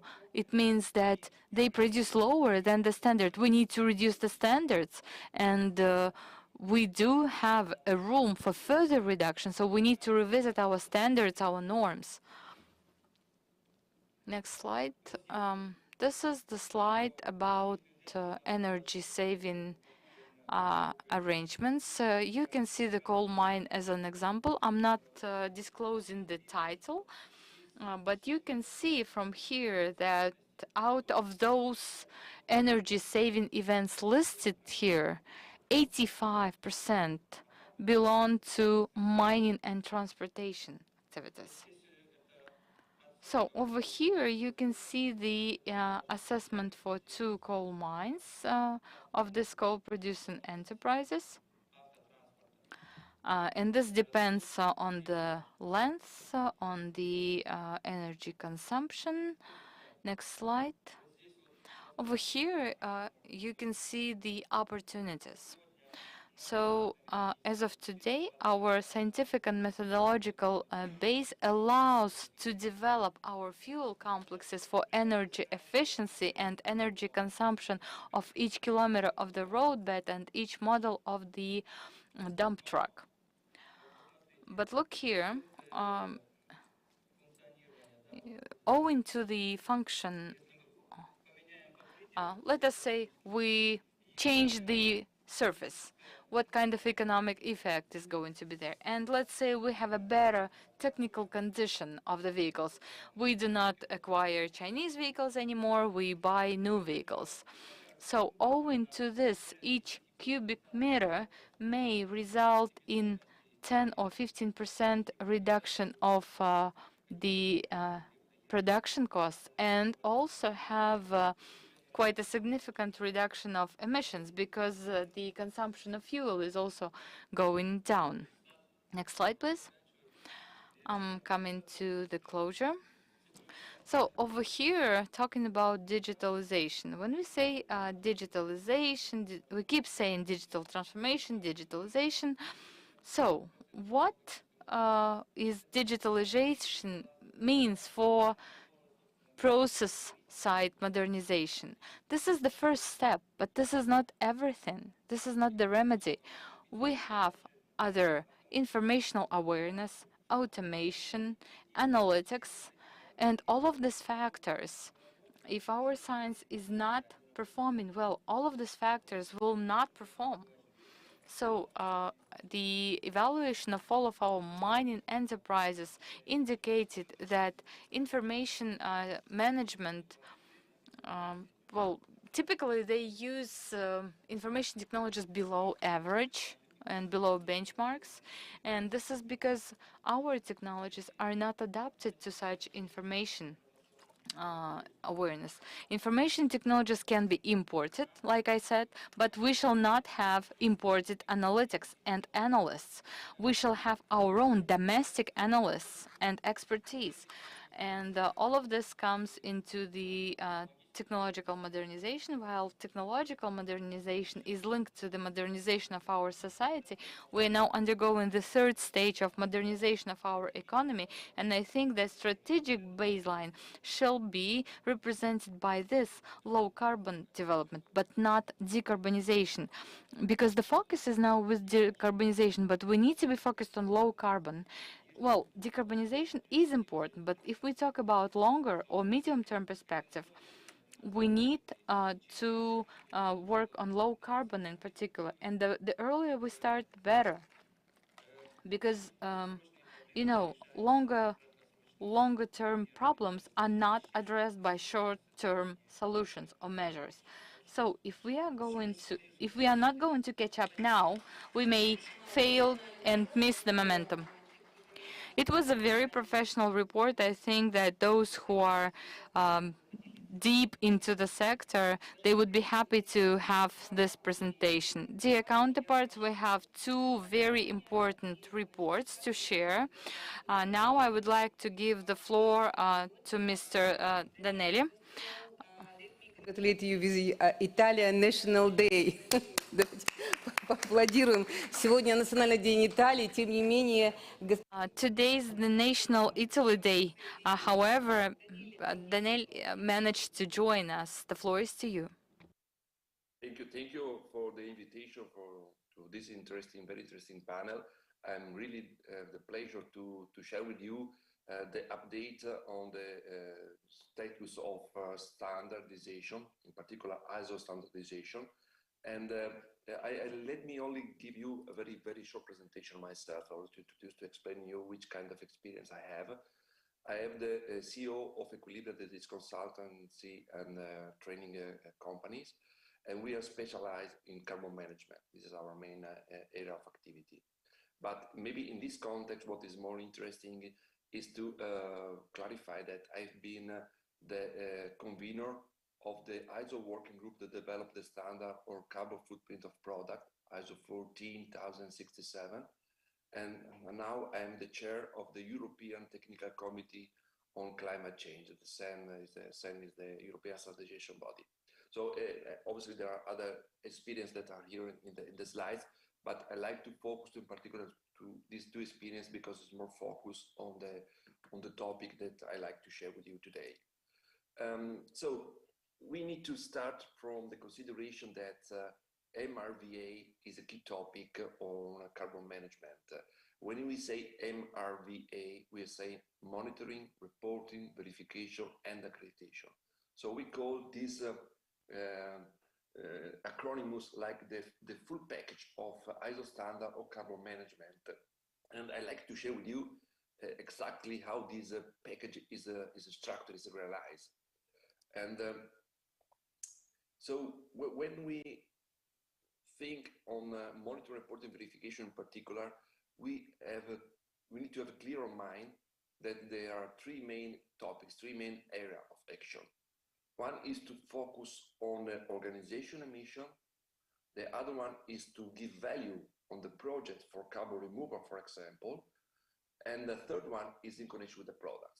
So these three main areas could be clearly identified in this diagram, this figure. So this figure, please, is very important because we go through this figure to have the full clarity on all these standards are interconnected, are in relation with. And this is fundamental because now I will share with you the view for the voluntary standardization, the voluntary scheme, but at the end of my presentation, I will underline the connection of these standards with the regulatory, with the mandatory area. So, and this, now we go through this scheme explaining the different components and the different value of this standard mentioned here. The first one is in connection with the organization, is a 14064 part 1. You see on the right side the title, so give the principle and requirement to projects. Projects that need to be developed, managed, and report in order to develop the GHG, greenhouse gas inventory, at the organizational level. So you see here, there are 6 categories, because maybe some of you may be confident, may have used in the past the terminology of scope 1, scope 2, and scope 3, the old terminology. There was a part of the previous version of the standard, but the new version is more detailed. Now we have more detail, and this detail is articulating the different emission in relation to the organization with 6 categories. And please pay attention that when we are saying about the emission of organization, we're not only mentioning the direct emission, it's direct and indirect emission. So it means that the responsibility of the company will be extended in direction of the supply chain or the value chain.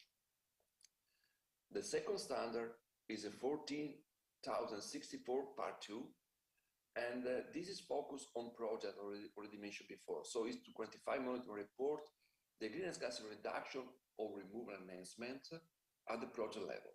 So how an organization, a company, a person should quantify the emission in connection with the project in order to give value.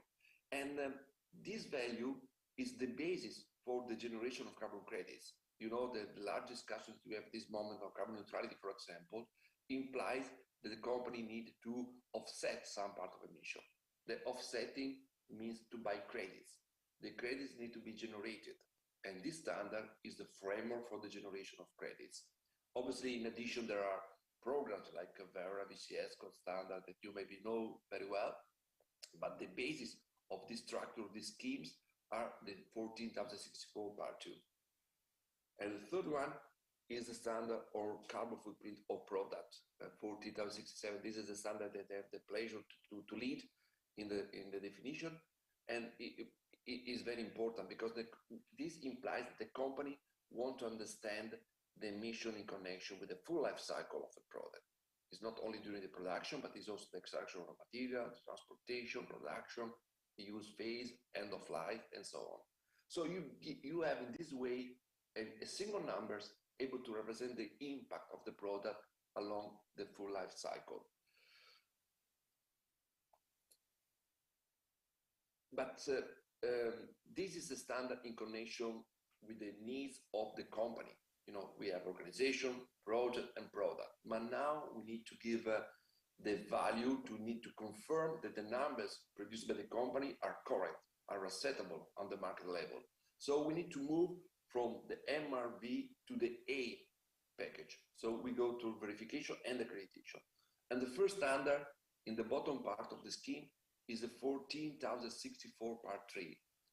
And this is the standard that specifies principle and requirement for verification and validation for greenhouse gas statement. So please pay attention for 1 second. I go back for 1 second to this slide, the previous slide. So maybe you have noted here that in the bottom part, there is a greenhouse gas inventory and report. So greenhouse gas inventory and report is the output of 64 part 1. If we move to the next slide, the output is the greenhouse gas project documentation reports. If we move to the next one, the output is the carbon footprint study report. But all these 3 outputs are named generically as greenhouse gas GHG statement. So GHG statement is a general term that is used to explain the output of the monitoring and reporting activity. So, and now we go back to this slide to underline that the 14,064 part 3 is a standard clarifying requirement for verification and validation of activity in connection with the greenhouse gas statement. So all the output that we saw before above. But this is only the process. The 64 part 3, sorry, I use always the short number, the 14,064 part 3 is the description on how to perform the process for verification and validation. But this is not enough, because there is also the need to have the confirmation that the verification and validation body is working correctly. they are competent, they are managing activity in the correct way. And for this reason, it's very important, it's fundamental to have accreditation. And accreditation is described with the standard ISO 14065. And this is fundamental because the single accreditation at the national level is also in connection with the recognition of accreditation at the international level. So when the single accreditation body of each country work together in order to share experiences and to have a peer evaluation to check if every accreditation body is working the correct way, they are working in the direction of the multilateral agreement. MLA, multilateral agreement, is an agreement between accreditation body to confirm they are working the same way under the IAF, International Accreditation Forum. And this is fundamental because under MLA, you have the possibility to have recognition of the verification statement at the international level. I'll give you an example.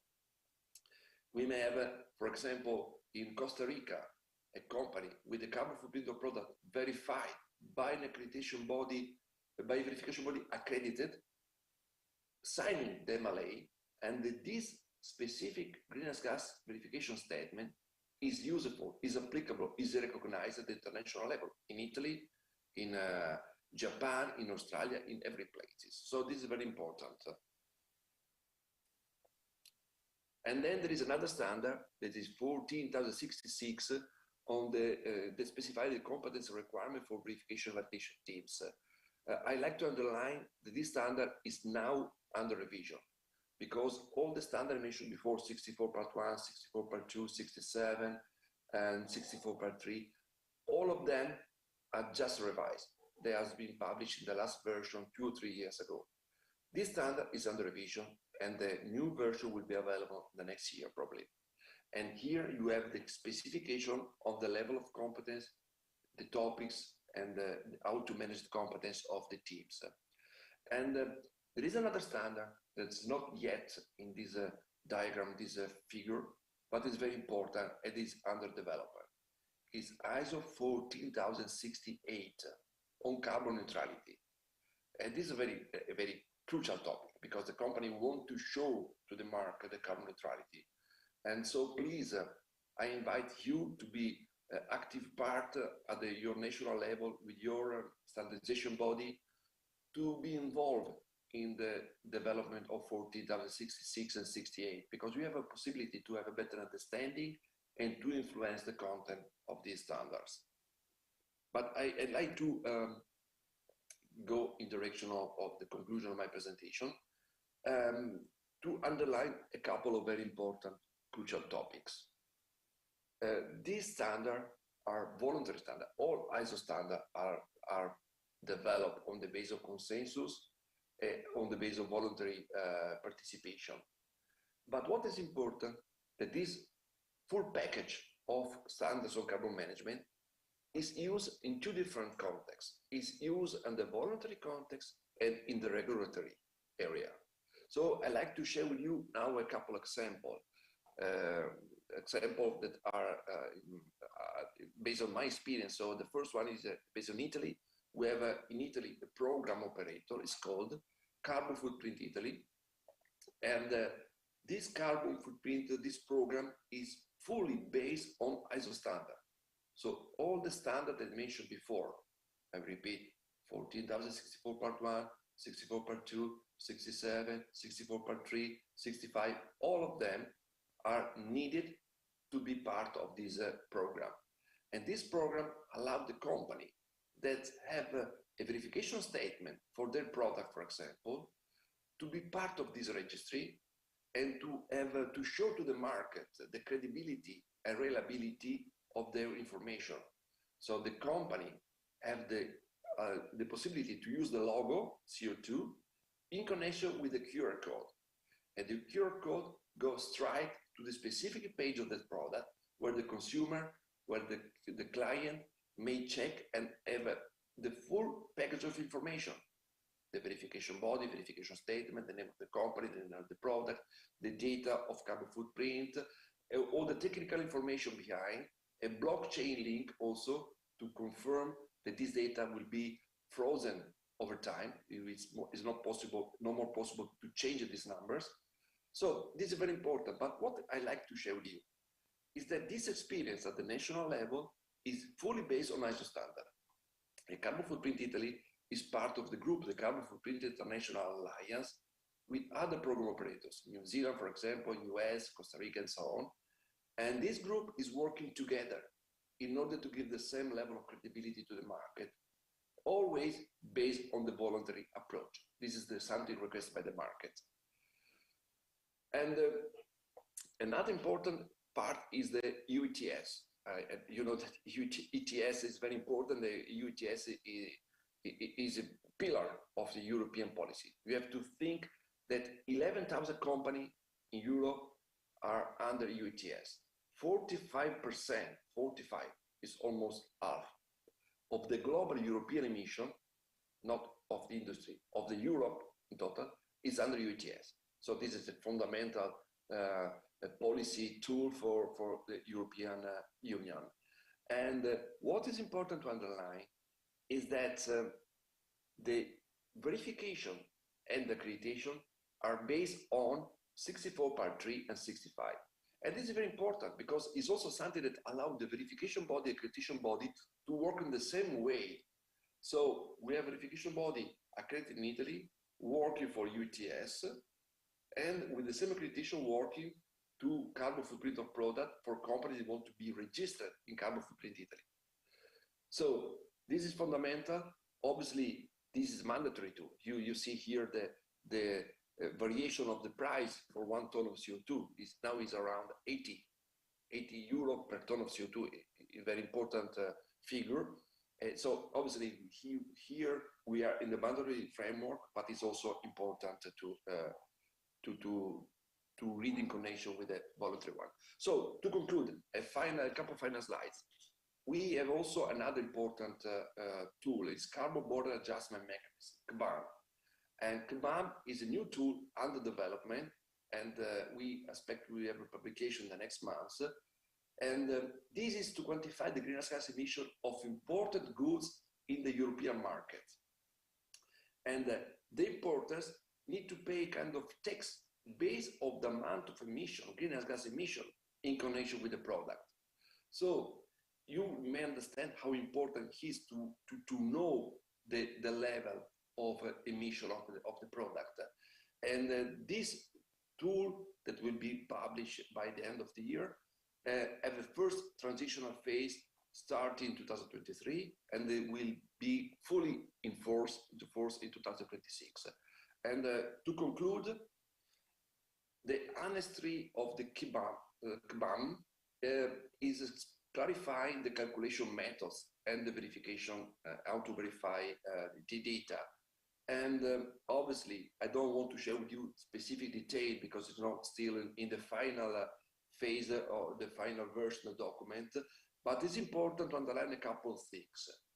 If there is no data, the European Commission will propose specific numbers for the different products coming from different countries. So will be some kind of predefined values.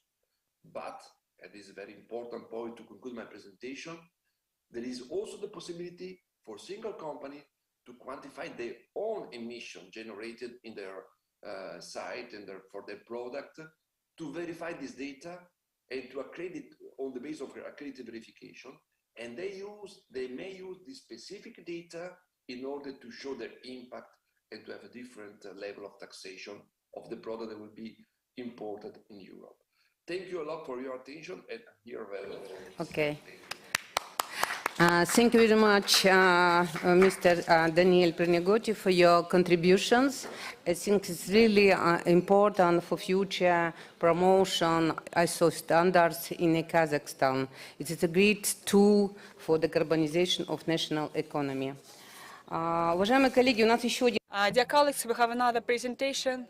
Mr. Enrico Botte, could you please make it as brief as possible, because we really would like to have a discussion session.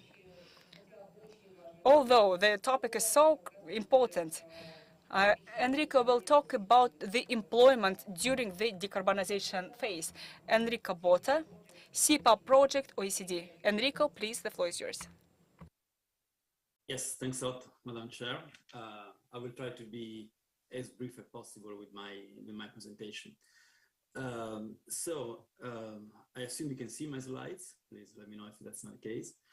The structure of my presentation is relatively simple. So first, I will try to briefly present the challenges and opportunities that the transition creates, then discuss some of the key lessons learned from previous experience of industrial structuring, and then try to provide some food for thoughts about where to start in Kazakhstan. So let me start from the, move to full screen, maybe it's better. Let me start from the first part of my presentation, so the challenges and opportunities that the transition creates. The green transition is a story of job growth, but we shift in employment across sectors. For instance, here on the slide, you see the projection of the International Energy Agency, which projects that the low carbon transition will result in the creation of around 30 million jobs globally by 2030, so in a very short period of time. At the same time, around 7 million jobs are projected to be lost, and the results in a creation of around 23, 24 millions. This shift, as we are all very familiar with, will also involve demand for mineral resources. Coal demand is expected to become around a fourth of its actual level by 2040. However, demand for several minerals which are critical to many low carbon technologies will increase, opening up new opportunities for resource-rich countries. So for instance, in the case of Kazakhstan, you can see that coal demand will decrease substantially. However, copper demand, which there are several deposits and resources in the country, is expected to increase dramatically in the coming years. From a labor perspective, the key challenge is to ensure that workers that lose their employment can transition to the new green jobs created by the low carbon transition. And here you have two main challenges. The first one is a skill challenge. As you can see on the chart, the new jobs are mostly high and medium skill jobs. And this further reduces the opportunities for lower skill individuals. In addition to the skill challenge, there's also one connected to compensation. Workers in coal mining, which is one of the most negatively affected sectors, tend to be better paid than workers with similar skills in the economy, as you can see in the right-hand chart in an example from Poland. So while these higher wages likely reflect the danger of their job, it is difficult to ensure that the development of jobs that pay similar compensation for the same level of skills. So again, there's a need to invest in skill upgrading. The second challenge, as you are very familiar with, is the regional dimension of transition. The job losses are likely to be geographically concentrated, and that's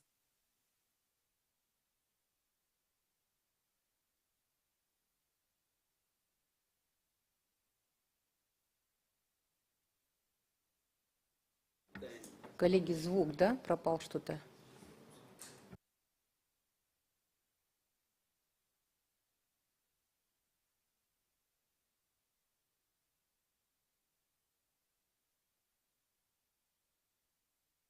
It's very important that we consider also the indirect job losses. So the impacts, there's something, I don't know if you can see my presentation, okay. So as mining is phased out, basically the whole companies that works for the mining sector risk to be affected with a strong implication for a number of indirect jobs. So basically, here on the slide, you can see a simulation by the GRC, which is the technical body of the European Commission, which estimates that in Europe there are around 200,000 jobs connected to the production of coal, peat, and oil shale. By the same time, there are around 140,000 jobs indirectly related to those. And so these are significant numbers. And when you think about a just transition, it's important to consider direct jobs by the same time, indirect jobs. And of course, let me also highlight the importance of informal workers, which are exposed to greater risk because they're not part of the social security system, and also often do not enter official statistics, which may lead to underestimate the impact of the transition on certain communities. So let me move to a second part of my presentation, which is on the lesson learned from previous experience of industrial structuring. As mentioned before, this is not the first experience of industrial structuring we undergo through. So what we can do is we can look at past experience and see what worked, what didn't work, what were the challenges, what were the solutions. At the OECD, we have been looking at this past experience, and we identified, let's say, 4 key pillars of policy packages for a just transition. The first one, you can see it on the slide, is long-term planning with the local communities. Past experience of structural adjustment took up to 10, 20 years. So that's a long process. So it's very important to have a vision for a long period of time that is also built with engagement of the local stakeholder. Once a long-term vision is in place, the right skills need to be there. In this case, you need to have strong training programs connected to the need of the job market. Then you need to have labor market policies to help workers to transition to the new job opportunities. And the third one is to have to facilitate the process of structural adjustment in the communities to allow labor and capital to adjust. Crucially important is to evaluate and continuously monitoring the outcome of the policies in place, because program results need to be monitored. If programs are not working effectively, they should be adjusted to deliver better outcomes. I'm told to accelerate to go through my presentation, so we'll try to be as fast as possible. Skills, as mentioned, are very important. So where to start in Kazakhstan? Well, for instance, we can look at the OECD skill strategy, which underline a number of pressure points for a just transition in Kazakhstan. The strategy highlights, say, 3 key elements I would like to reflect in this webinar, in this event. The first one is the importance of a review or engaging in a systematic and independent evaluation of active labor market programs to identify best practice and channel resource to most effective intervention. The second one is we need to increase participation in adult learning, which is quite low in Kazakhstan. Participation in adult learning is crucial to allow workers to upgrade their skills and benefits from the new opportunities created by transition. The third element is improving the skill information system. Basically, it is about letting policymakers know what are the skills in demand and allowing to tailor education and training and retraining programs to the need of the markets. And to this end, it's very important to have strong mechanism to engage all stakeholders. Fourth element is social dialogue, as highlighted by the Silesia Declaration, but also the ILO Just Transition Guidelines. It's very important to have strong social dialogue. Let me conclude very quickly this presentation by highlighting that a number of regions in OECD, but also partner countries and non-OECD countries are facing the same challenge, and they are currently working on designing and launching their just transition strategies. So in this context, a process of knowledge exchange among countries and regions that are working on their just transition could facilitate the identification of common challenges and diffusion of best practice. Basically, we have a limited amount of time, but we can learn all together how to get this process right. And the OECD will plan to work on this in the coming years, from the skill challenges to active labor market policies, basically through all the different pillars I mentioned before. The just transition strategy needs to be tailored to the local context to be effective, and there is no one size fits all, but learning from others can significantly reduce the risk of getting something wrong. So I will stop here, and if you have any question, I will be glad to answer them. Thanks a lot. Thank you very much, Enrico. I'm very sorry for very limited time. Уважаемые дамы и господа, мы к сожалению, должны завершить нашу сессию. У нас не остается времени для дискуссии. Dear ladies and gentlemen, unfortunately, we have to finalize our discussion. We don't have time for Q&A.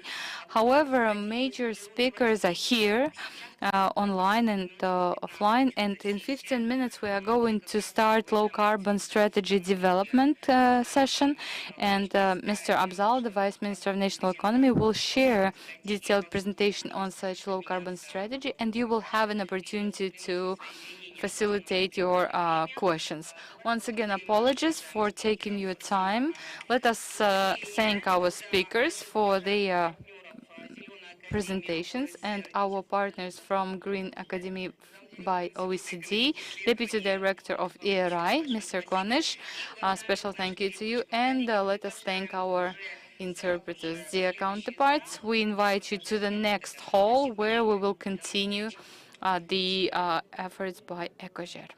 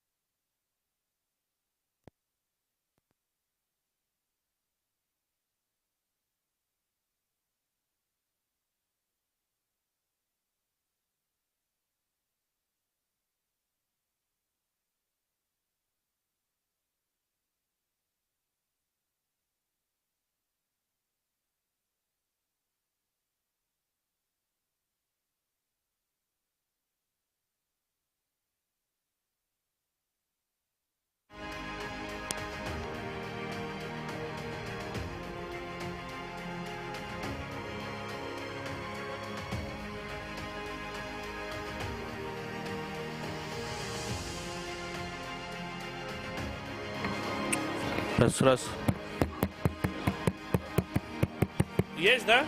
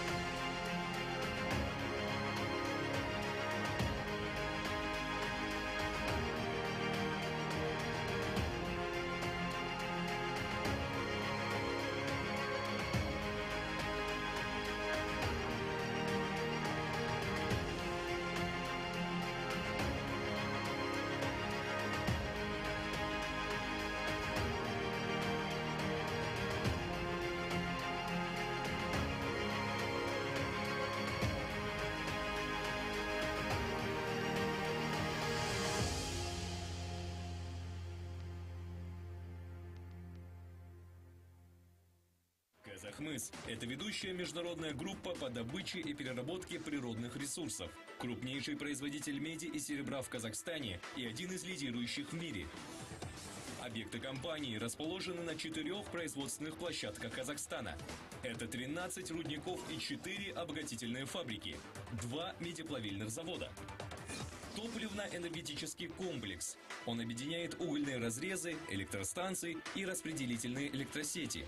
Казахмыс ведет свою деятельность с середины 90-х годов. Это первая компания Казахстана, которая разместила свои акции на лондонской фондовой бирже. Внедрение современных цифровых технологий. Соблюдение корпоративной социальной ответственности бизнеса. Разработка и запуск новых месторождений. На медную продукцию приходится около 7,5% национального экспорта Казахстана. Значительная доля за группой компаний «Казахмыс».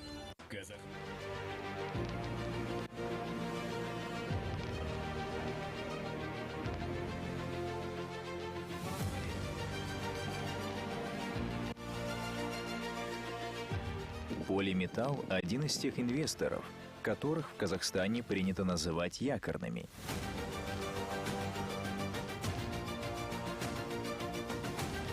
Компания владеет месторождениями Варваринская, Комаровская, Бакырчик и Большевик. Первые два объединены в хаб. Два последних осваиваются в рамках проекта «Кызыл». Место расположения – Костанайская и Восточно-Казахстанская области.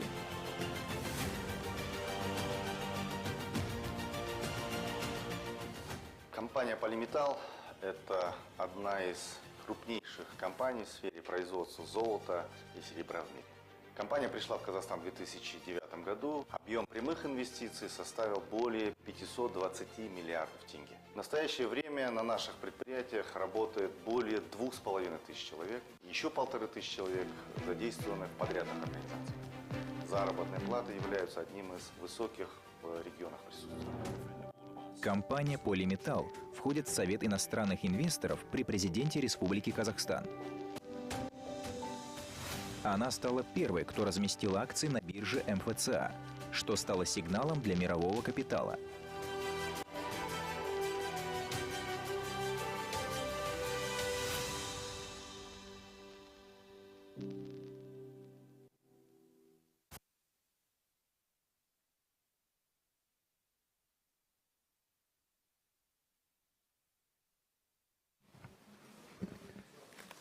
Раз-раз.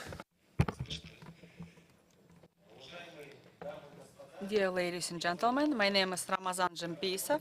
I'm happy to welcome you on the second International Congress ECOJER, which is conducted on the eve of the World Environmental Protection Day. The main topic of our Congress today is sustainable management of water resources.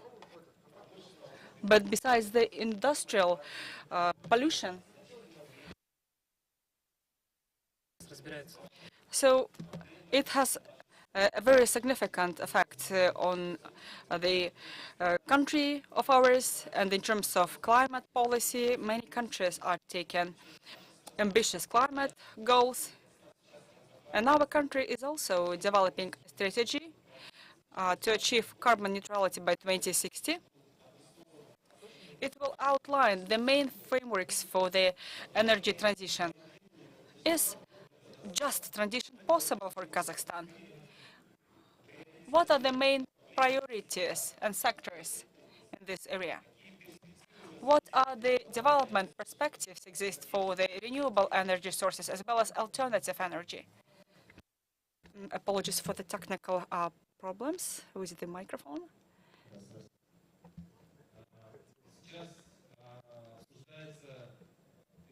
We are discussing the perspectives for the nuclear energy.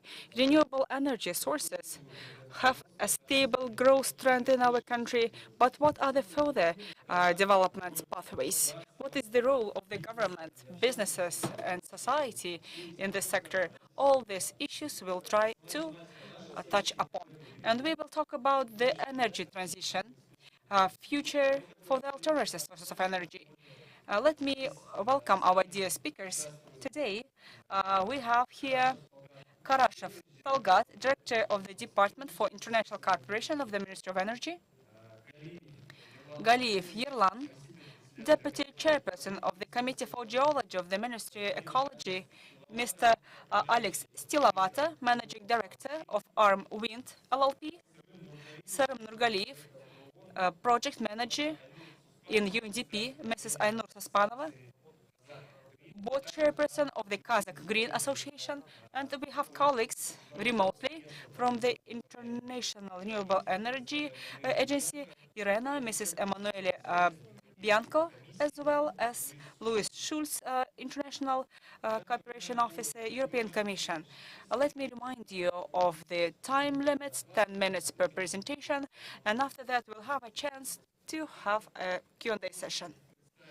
Let me give the floor to the first speaker, who will try to answer the questions regarding the renewable energy development, pace, priority domains for the renewable energy, what Kazakhstan is doing in this regard, and what are the forecasts to reach the goal of 50% of renewables by 2050. Talgat, please, over to you. Thank you very much, Ramazan.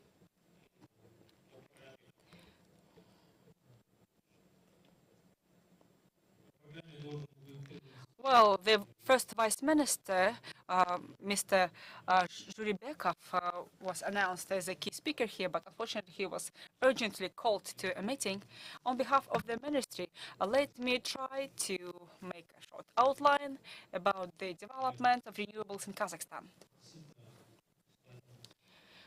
Can we have our PPT on the screen?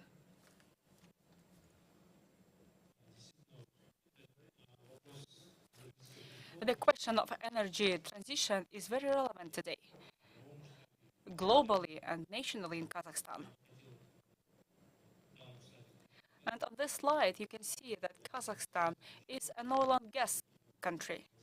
And in 2021, the production of oil was 85.9 million barrels. Sorry, tons of oil, and export potential is 67, yeah, and 88 is our plan for 2022. As you know, the drivers of the oil production are three bigger operators. It's Tengiz, Karachaganak, and Kashagan fields. At the same time, we realize that diversification of the energy sector is a very relevant topic for today, as well as implementation of green technologies. Really, it has a paramount importance to us in order to reach the carbon neutrality. And we are developing the alternative and renewable energy in the Republic in order to reach 50% of renewable share in the energy balance of Kazakhstan. On the next slide, you can see the documents that are being implemented by the Ministry of Energy and other government budgets to reach the carbon neutrality. For instance, the draft national determined contributions of Kazakhstan under the Paris Agreement by 2030, as well as draft roadmap to do this 2021-2025, and technical report of the World Bank on updating the national determined contribution of Kazakhstan and development of the roadmap to implement NDCs. And the plans of the Republic of Kazakhstan to reduce the emissions of greenhouse gases in the energy sector and transition to low carbon economy are planned via several projects in the basic and flexible capacities generation. On this slide, you can see the total generation of electrical energy of the Republic of Kazakhstan as of 2021. It's more than 114 billion kilowatt hours. And according to the energy balance, by 2035, the consumption of electrical energy will be about 153 billion kilowatt hours. At the same time, generation at the current plants, due to objective reasons, it's decreasing. It will be less than 80 billion kilowatt hours. And we have to say that in the generation sector, there are certain factors, including the commitments taken by the Republic, like Paris Agreement, and aspiration to achieve carbon neutrality by 2060. On the next slide,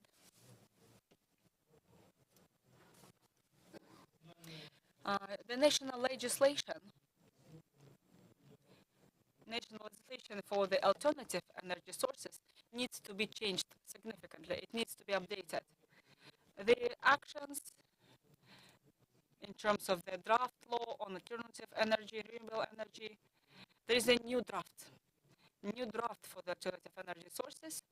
It will consolidate the existing regulations and bylaws, and it will present an effective system for the alternative sources regulation, keeping the best international practices in mind.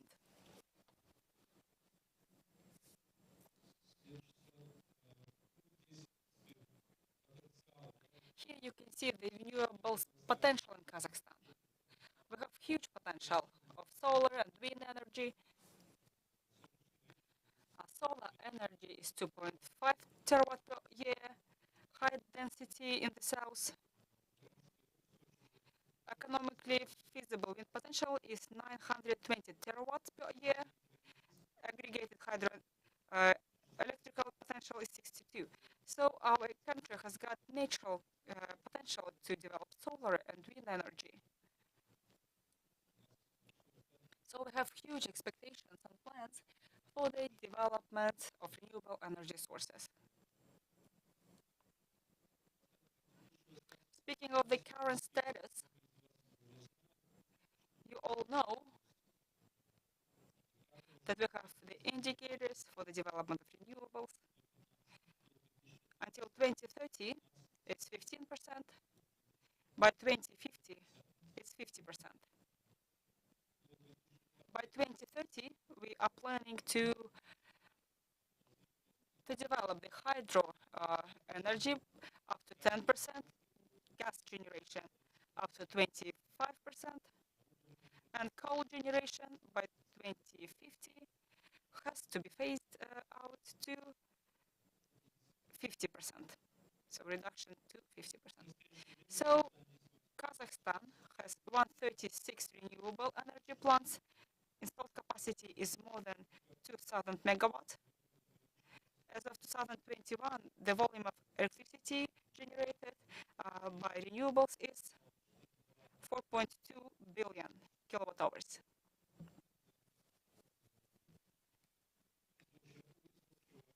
Out of total, it is 3.5% in the total mix.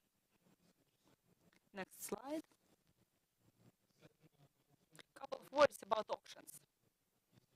As you know, we have the system for renewable state support provided by the legislation since 2009. Since 2018 and 2021, we have been doing auctions quite successfully in the nearest 4 years. We are planning to launch renewable projects with a capacity of 2 gigawatts. Total amount 2.5 billion USD. And of course, the reduction of demand for energy needs transformations in such sectors as transportation, residential, and industry. In the long-term perspective, the use of renewables will mean that we need to save energy saving in order to adjust the energy offers and better integrate renewables in the grid. In terms of projects, we will engage about 600 billion tenge of investments into 3.5 billion kilowatt hours of green energy, and to create 7,000 temporary jobs and 600 permanent jobs.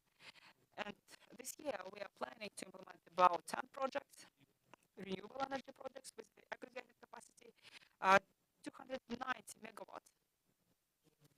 And the auction mechanism that is being successfully implemented allowed first to make the project selection transparent and clear, as well as investor selection, and also to get a better price for technology in order to minimize the tariffs for the electricity. Since 2018 to 2021, the aggregated capacity of the renewable projects was 1,700 megawatts, with participation of many countries, like 12 countries participated in the auction. 100 196 companies. Next slide. Speaking of further development of the renewable sector, the ministry is planning a range of measures.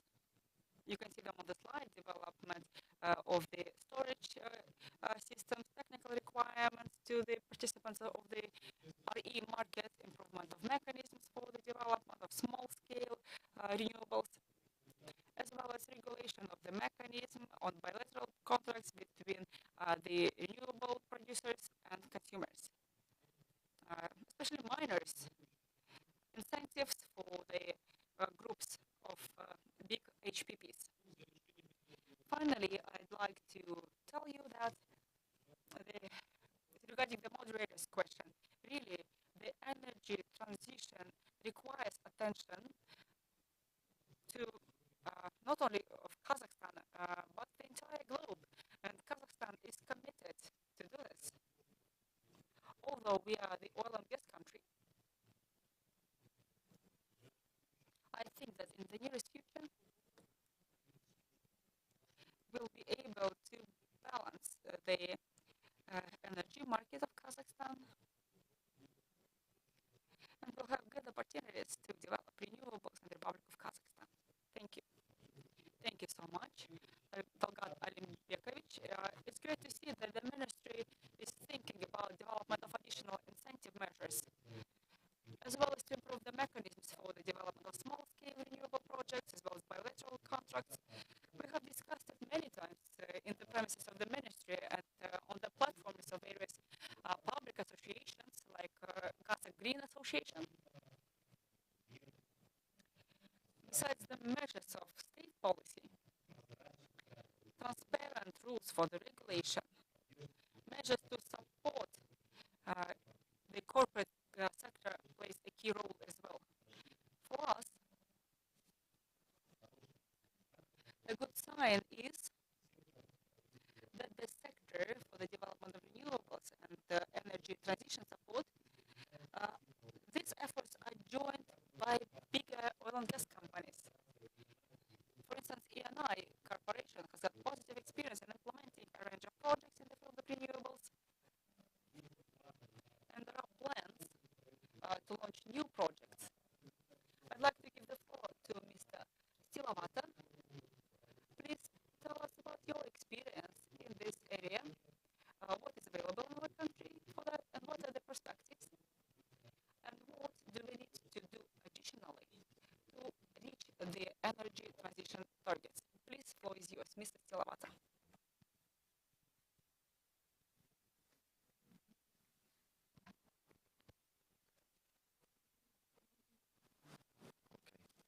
Can you hear me, right?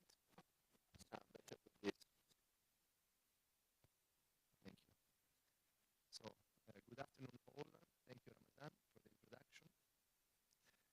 Dear colleagues, dear all, it's a pleasure, first of all, for Amy Armwind to be here today and to sponsor this event. The company grew a lot in the last 2-3 years, doing concrete projects. So I will cover my time with a few slides, just to give you the idea of what we did and what we are doing, and then we will show you a video of our latest achievement. So basically, let's say, as ENI, technology and specifically proprietary technology is at the foundation of our strategy of decarbonization and allow us to be at the forefront of the market change. Just to give you some data, in R&D, we have solid collaborations with more than 70 national and international universities and research centers, and we delivered more than 7,000 patents and 400 projects. Our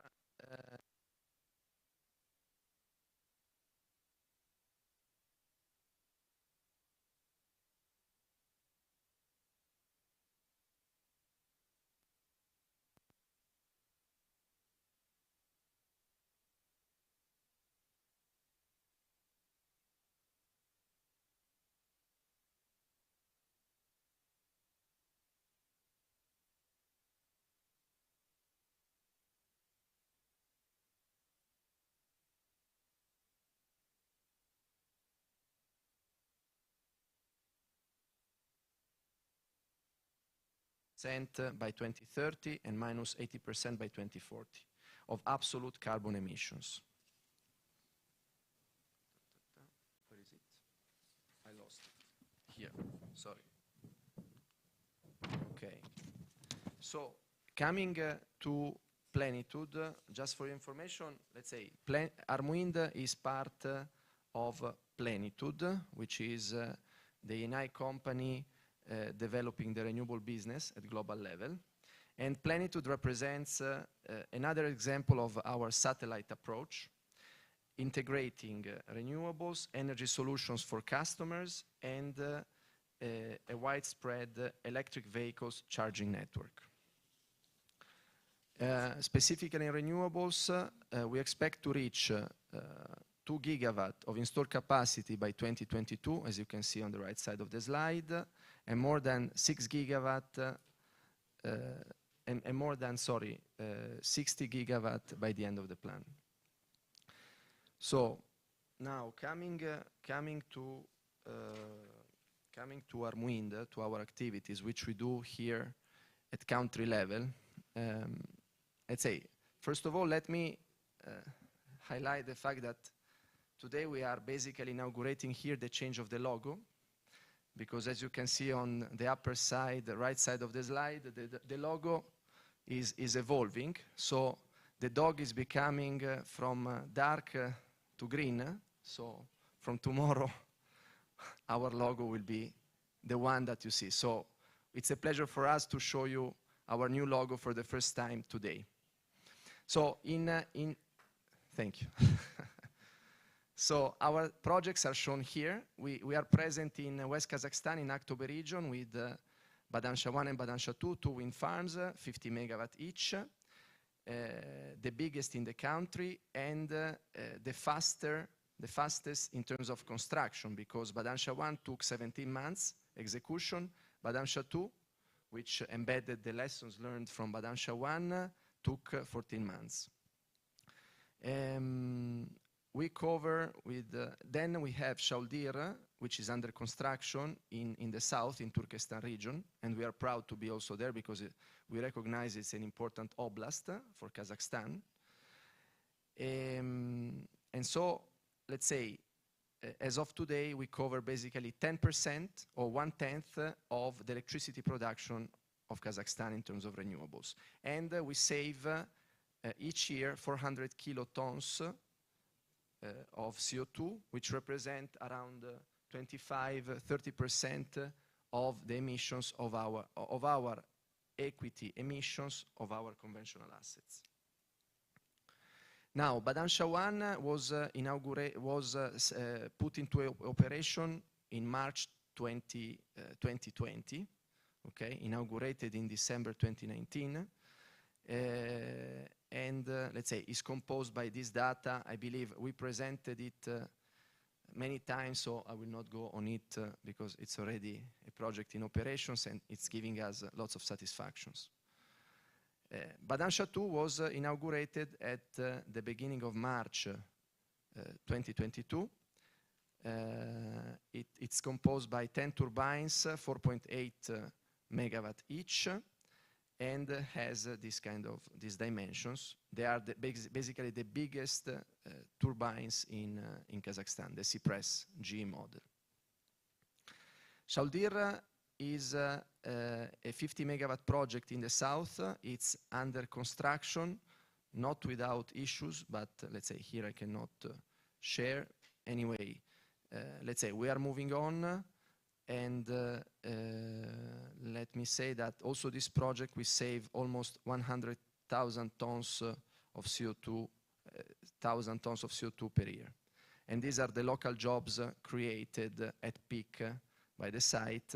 For us, local content is an important element. All our contracts include standard clauses in order to incentivize the utilization of Kazakh manpower as much as possible. Recently, let's say, because we like inaugurations, we inaugurated also a school in Turkestan in a very fruitful collaboration with the United Nations, UNDP.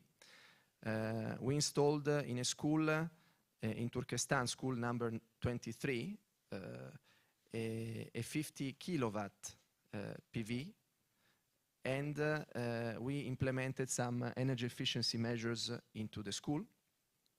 This is, let me say, a project which puts together lots of elements, because it includes CO2 reduction, energy efficiency, and training, capacity building to new generations. So basically, we can live with projects like this, an imprinting in the new generations that then can become better than us, because, let's say, we are already quite mature. So, and schools in Kazakhstan are quite similar one to the other, because they are all rectangular, so they have space for the solar panels, they have and you can do lots of energy efficiency there. Now, looking at the future, let's say, this is our vision, and thank you to the Ministry of Energy for exposing their vision. I believe we are quite aligned. So till today, let's say Kazakhstan in the last decade, via feed-in tariff and auction, allowed the developers, the industry, to install basically 2 gigawatts. So the target of 2020 was reached. Now, looking at 1 decade from now, which is 2030, the pace of development needs to be, in our opinion, to be increased, because if we believe that by 2030 we will reach 10 gigawatt, let's say, from the level in which we are now, we are saying that we need to install every year around 700, 800 megawatt, which is a challenge, okay? And as ENI, we are ready, and ENI, Armwind, Plenitude, we are ready to catch this challenge, but we believe we need to work all together on the regulations first. So auctions are functioning well.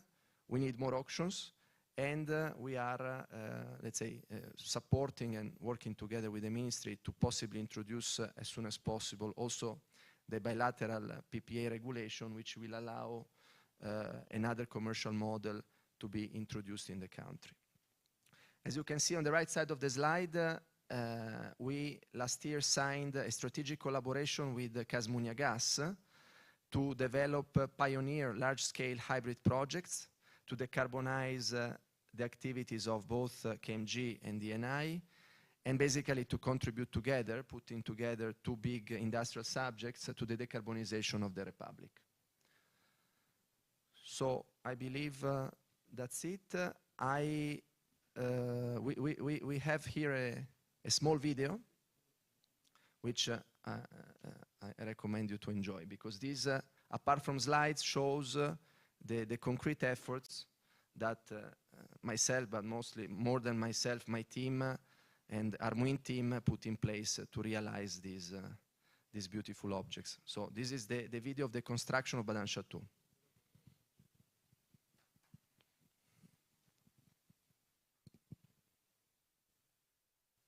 Запускайте видео.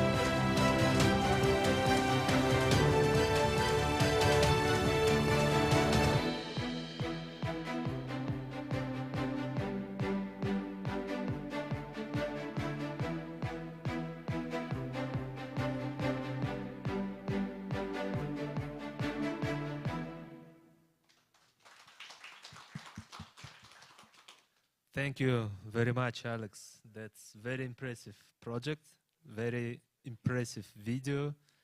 Especially we could see all the chains of the logistics, etc. How did you manage it? And thanks a lot for sharing with us. And congratulations with new logo. Now we have green dog. Yeah. Yeah. The dog is green. The video I saw many filming it, but you can find it on eni.com. So if you want, we can share the link. You can find it easily and watch it how many times you want. Thank you. Большое спасибо, Алекс, еще раз. Thank you very much, Alex, once again. Indeed, it's a very important and large project. I think we were one of the first ones Alex shared about rebranding a new logo. Well, apparently, the role of interfacing between the government, business, corporations does have crucial significance, and I would like to approach Ainur, the real professional, widely known in the industry, who used to work in public sector, corporate sector, public organizations. So can you share your opinion? What is the role and what is the importance of having an interface between the government community and business? And what do we need to do to incentivize and maybe stimulate transition-related opportunities? And your general opinion about the situation. Good afternoon. Thank you, Ramazan, for this question. You know, I was sitting and thinking that it's still a lot of time before I start speaking, and let me enjoy the video. So, about your question, I think that this is quite a challenging question because we are talking about supporting the transition period. And today we have discussed decarbonization process and those related and those processes that need to be launched by decision makers, that we need to transit to carbon neutrality to reach this target by 2016. We do have draft doctrine that is currently being discussed, and we have a dedicated working group proceeding with quite tough discussions.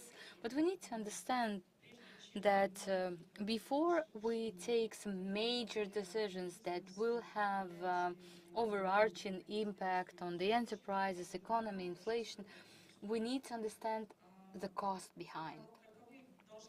Because we need to understand what kind of tariffs we need to have in order to stimulate the processes of transition, infrastructure, gaps, closure, and overall development. And over here, the decision makers need to have an understanding that energy transition is an expensive thing, and this must be reflected in the tariffs.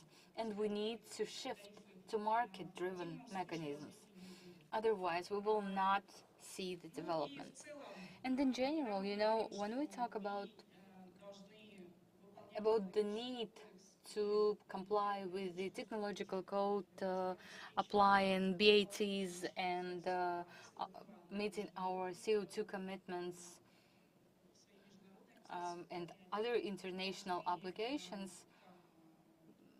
like we need to reach carbon neutrality and all of this kind of statements, but we need to make sure our deliverables and regulations are consistent. For instance, Ministry of Energy has developed quite a serious document named Energy Balance till 2035, and today we had references to this document, and it does provide for introduction of 17 gigawatts and what kind of capacities we're talking about? This energy balance does provide answer to this question. This is gas generations, renewables, inclusive of hydro. Accounting for hydro, which is 8 megawatts of capacities, which is wind, solar, hydro. And talking about wind, solar, we need to have something around 6.5 gigawatts in addition to to the two existing, and these are unstable energy sources that need to be balanced. And we need to have an understanding that some balancing or maneuvering sources shall be available, and this can be represented by gas stations. At the same time, major debates are ongoing at various platforms whether we have gas available or we do not have it, what kind of allocations we will have. And these are the questions we need to find the answer for in order to bring this energy balance into reality. Because hydro energy is not something you can construct in a day. Gas generation is another challenge. Infrastructure for gas generation shall account that gas generation is not the basic generation. These are maneuvering capacities that will be withdrawing particular amount of gas from the gas infrastructure, and by required amount of gas, I mean required this particular point of time, and this will have an impact on the amount of gas within the pipeline, and the consumers downstream, they may face the shortage. This is a very serious issue that we need to accommodate today, so to be able to implement the 17 megawatts by 2035. And over here, it's quite apparent that any business will adapt to the adherent in-house environment, and the leading position for energy transition shall belong to the government. There must be very clear pricing signals to the investors so they make up a queue of volunteers. This year, we have announced auction for maneuvering capacity of almost 1 gigawatts in 2 oblasts, and this was a very good signal. But once again, in order for the investors to show up and participate in the auction, he must have answers to every single questions he might have. Where the gas is coming from, what is the price? Well, the Financial and Settlement Center is the one to acquire the capacities, but how is he going to settle his relations with other parties? If we are talking about 6.5 gigawatts energy development, it's obvious that we will do it through the auctioning, and this is an expensive exercise, and we will need to develop bilateral agreements. And we need to have a clear understanding which counterpart is going to develop this one. This shall be represented by those companies who need to reduce their carbon footprint, those companies who would develop renewable energy, thereby reducing their carbon footprints to comply with companies' commitments or stay competitive in international markets. And primarily, these are mining companies, oil and gas ones, and this kind of companies need to have enabling conditions so such bilateral agreements become possible, not to impede, provide them with the technical conditions and crossings, provide them with the land lots, any other concessions that are available under entrepreneurial code. Jointly with the Kazakh Green Association, we are bringing these issues on the table, and we work with the Association of Kazakhstan Electric Energy Market, with major players, in order to come up to an alignment that we need to address this issue, because we need to have a very clear strategy. And the reason why this initiative is required for the market. The market has to understand how to move forward by 2035. How many capacities will we have? The energy mix. We have the figure, but how much it costs? It needs calculations. Then we'll make decisions about best available techniques, environmental code regulations, and other regulations. So it's important for us to identify the mix, and therefore we need leadership in policy. And the society must be part of this work and help the government in these processes of energy transition, and businesses as well. The businesses have to tell us under which conditions they are ready to develop renewables, and which conditions they are ready to switch from gas to renewables, which contracts are good for them. Therefore, It's important for the government and for the businesses and for the civil society organizations to work as one for the energy transition to be possible. Because it's very important to declare the carbon neutrality by 2060. But if by 2030 we do nothing, then we won't have enough time. Because the international community will have a pressure on us. And today we are seeing that the enterprises in the mining sector, oil and gas companies, they are here in the renewable energy sector. And it's not just their desire, but the Paris Agreement created the environment in which the companies have to make it greener, have to develop greener productions. Therefore, we all have to contribute so that by 2035 we have the energy balance, energy mix that we planned, and by 2060 to achieve carbon neutrality. I hope that we'll do that. Thank you. Thank you so much, Ainur. Let me remind our participants that we also have the remote participants online, and we have an opportunity to ask questions. So those people who joined online, please write your questions to the chat box. Whenever possible, I will ask you questions. Ainur, thank you so much. Again, I think that you have provided very good suggestions for the businesses. Really, enterprises need to see the milestones, what the government thinks about the development, and the integrated approach is needed for the development of the strategy in the field of energy transition when it comes to tariff policy, incentives, tax legislation, availability of resource base, forecasting.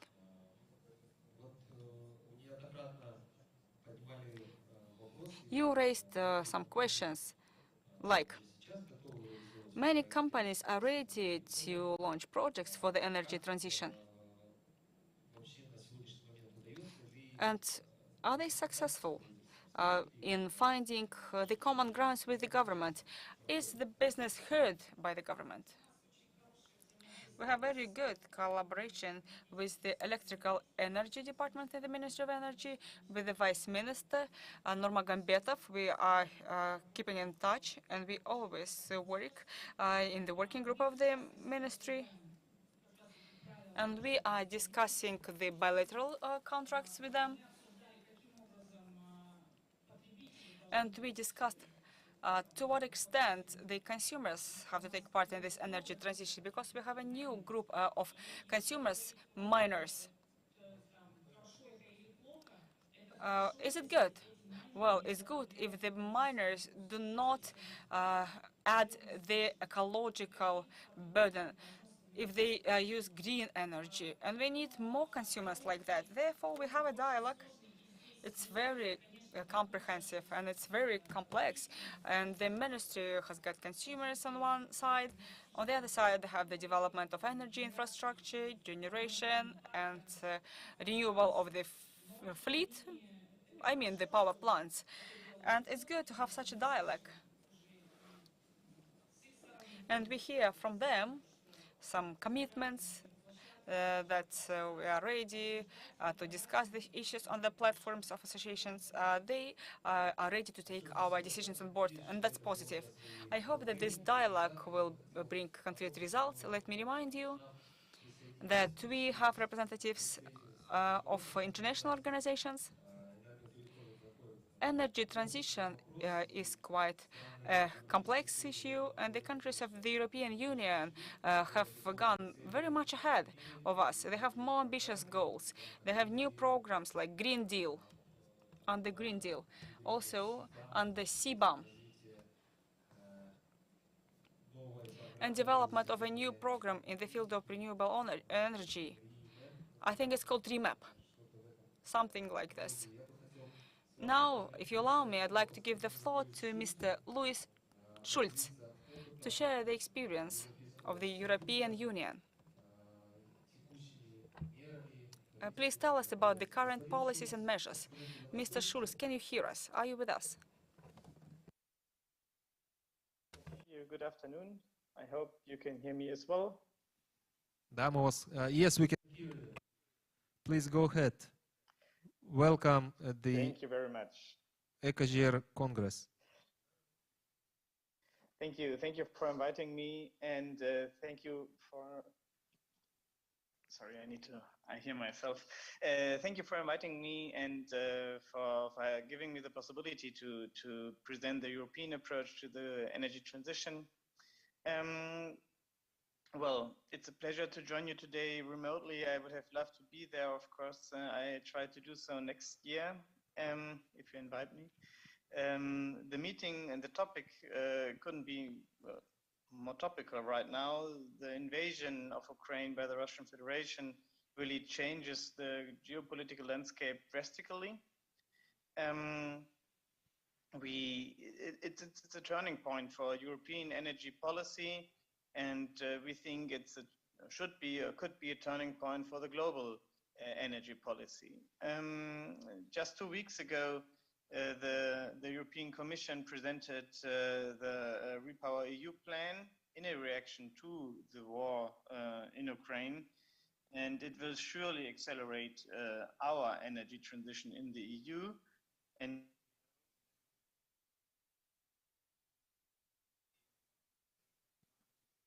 Кажется, звук пропал.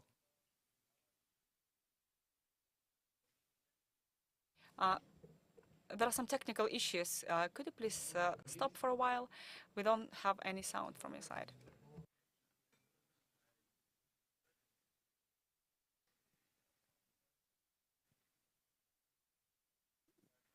Господин Шульц. imports. And likewise, we want to reduce our oil and coal imports from Russia, which account for 27 and 46% of EU imports.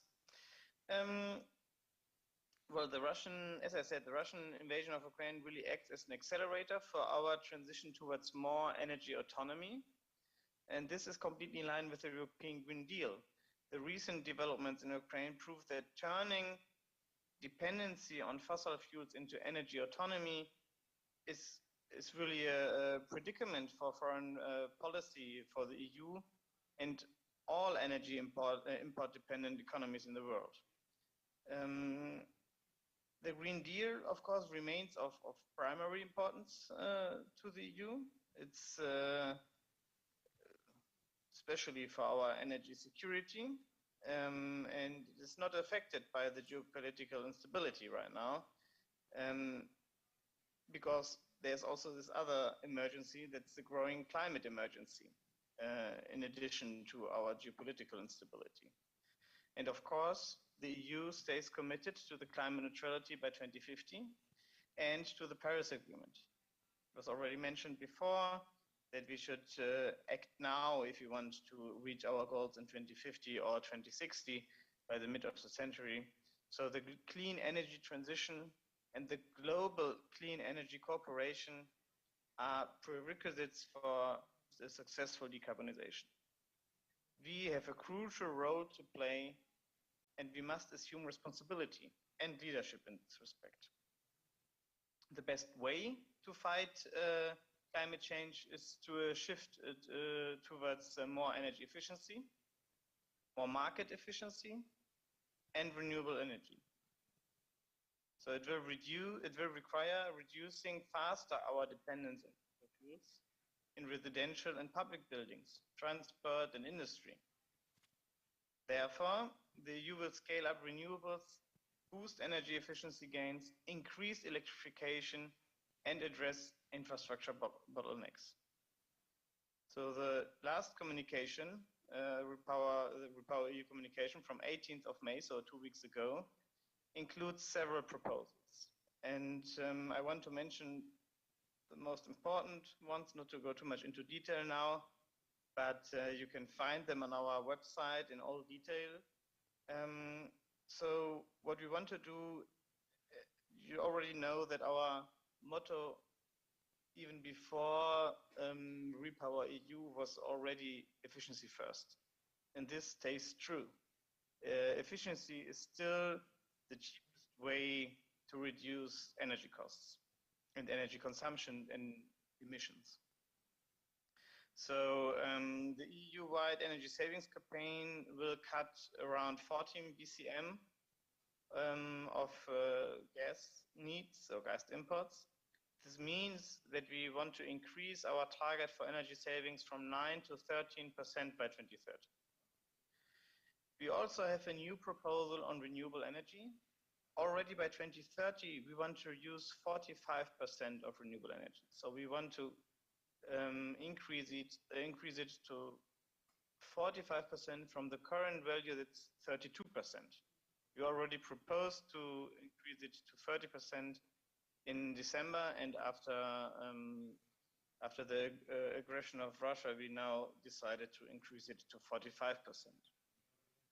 Then we have some legal legislative proposal and a recommendation on faster permitting, a topic that was mentioned before. We need really to make sure that companies that want to engage in renewables don't have administrative burden and hurdles. We have a rooftop initiative to make it much easier and to really make use of all the space we have on rooftops. I can only congratulate Annie to the initiative. We are looking at schools as well, public buildings in general. And then we have, of course, the field of hydrogen. We want to import and produce in total 20 million tons of hydrogen by 2030. It's a huge goal, and we have several initiatives in order to achieve this goal. And then, of course, we want to strengthen our supply chains for the production of wind turbines, solar, heat pumps, and of course hydrogen as well. So this is our latest reaction. But even last year already in July and December, we published this legislative package. It's called Fit for 55. And this is a holistic approach to really revise our entire legislative framework. The renewable energy, from renewable energy to energy efficiency, from taxation to carbon border adjustment mechanism, you just mentioned CBAM, to an extension of the emission trading system, performance of buildings, decarbonized gases, well, everything is there, everything you can dream of. A lot of work, and the overall goal is clear. Start now to reduce our carbon dependency to be there in 2030. Let me give you some numbers. On renewable energy, the EU overshot its 2020 target of 20% renewables. We reached 22%. And also in 2022, renewable power generation overtook fossil fuels in the EU. In many places, it is now the cheapest source of power. Wind and solar PV now account for around 20% of power generation, compared to 13% from coal-fired power stations. In 2010, the EU solar and wind cumulative capacity was 110 gigawatts. Today, we have more than 300 gigawatts. However, in other sectors, progress has been too slow. Therefore, we have now concrete goals for different sectors. I don't want to go too much into.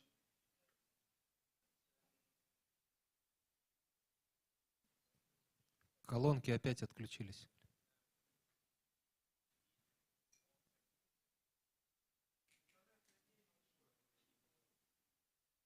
Здесь слышу.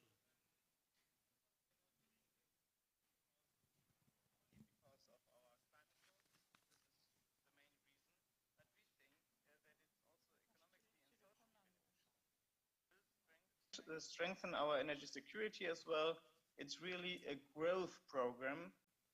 The Green Deal is not just about fighting climate change. And we think that this is an idea that really needs to be, we need to convince ourselves. So it took a time to realize that we can really make a business with this. And I think this should not be forgotten.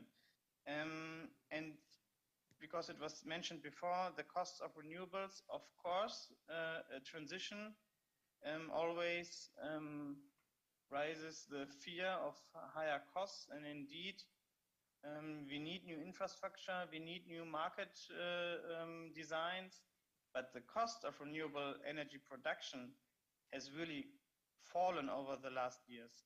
Just to give you a number, a kilowatt hour of PV electricity costs less than 10% of what it cost in 2009. So the same for wind, costs are falling, and we think that right now in most areas, renewables are already the cheapest alternative. So let me come a little bit to the international dimension. Of course, the EU and the 27 member states, we want to inspire others to do the same and share our experience. We aren't only acting at home. The EU is allocating more resources than ever to support a clean and just energy transition across all continents. And the word just energy transition is very important. We have the experience at ourselves here in Europe that especially in regions with high coal production, the energy transition will be much harder than in other regions. And for this, we created the Just Transition Fund. And we are using this Just Energy Transition initiative to share and to help other coal regions around the world. Mr. Schulz, I have to interrupt you because we are running out of the time. To a new global energy economy. Can you hear me? Based on renewable energy is already happening, as you just said. We are living it, and the international pressure is high. And in the coming decades, electricity as an energy carrier will gain in importance, and as it can be decarbonized through the deployment of renewable energy. So with renewable energy, we have all we need to decarbonize. And one last topic, because it was also mentioned, let me pick up this one, the power market design. It's really crucial. So we did a lot on the power market design. We have an integrated system in Europe, and this is the basis, as we are learning now, gives us a possibility to increase the share of renewables, because it's essential for the integration of renewables to have a competitive and efficient energy market. Mr. Schulz, one example, can you hear us? IEA calculated that if China had a more efficient and integrated energy market, they could save emissions, the same amount of emissions that Germany emits every year. So, and this only by having an efficient market design, not even by cutting or shutting down coal fire plants or anything like this. So an efficient energy system is the basis for our transition. And well, I can close only by saying that the Green Deal is, of course, still the main driver of our energy policy. Even in turbulent times like now, it is clear that the fight against climate change remains our priority. And yeah, I'm here for your questions, and I'm really interested in hearing all of your views. Thank you very much. Thank you, Mr. Schulz. I hope you can hear us now. No. Anyway, большое спасибо, господин. Anyways, Mr. Schulz, thank you very much. I hope you can hear us now. The European Union indeed has a very large experience in such ambitious goals, and we need to monitor and study the experience. But for Kazakhstan, it is also important to review new technologies, because new technologies are crucial for transition, because electrification, storage, which is very important for renewables. All of this is related to the access, to the availability of resource base. land resources availability. And today we have the Deputy Chairman of the Committee for Geology, Mr. Galiyev Yerlan, and we would like to give him an opportunity to share his vision of current situation in Kazakhstan, opportunities in relation to production development, introduction of new technologies, taking into account the resource base currently available with Kazakhstan. Please, the floor is to you. Thank you, Ramazan. I will try to be brief. Well, first of all, I want to take this opportunity and congratulate you with the upcoming holiday. On behalf of the committee and me personally, I am a geologist, and I think that we, as the peers, I would like to congratulate you with the upcoming holiday, professional holiday. Talking about the subject matter, today we had a discussion on Paris Agreement that we've seen a beautiful video with wind station, and all of these innovations and technologies, they do require not only the technologies, but also the accumulation of such energy, or so-called storage. And one of the major elements here is lithium, because current accumulation batteries are mainly lithium ones. And lithium is considered as rare metal, but it's not only lithium we need, but we also need some rare earth metals because they need for conductors, for optical systems, and so on. So major part of modern developments and modern technologies is basically driven to these rare metals. So not driven, but linked to these rare metals. So I would like to talk about the current inventory of such rare metals and perspectives of opening new fields. Talking about current status, for instance, wolfram, that is one of the rare metals, Kazakhstan is taking the very first position. Just for your information, wolframite. So wolframite, molybdenum, and also we have an opportunity of establishing new material-based beryllium, vanadium, and our own and other metals. If we are moving to lithium, as of today, Kazakhstan has 6 fields that contain lithium. This is Юбилейная field, Bakenная, Верхняя, Баймуртинская, Ахметкина, Медведка, and Akhmirovskaya.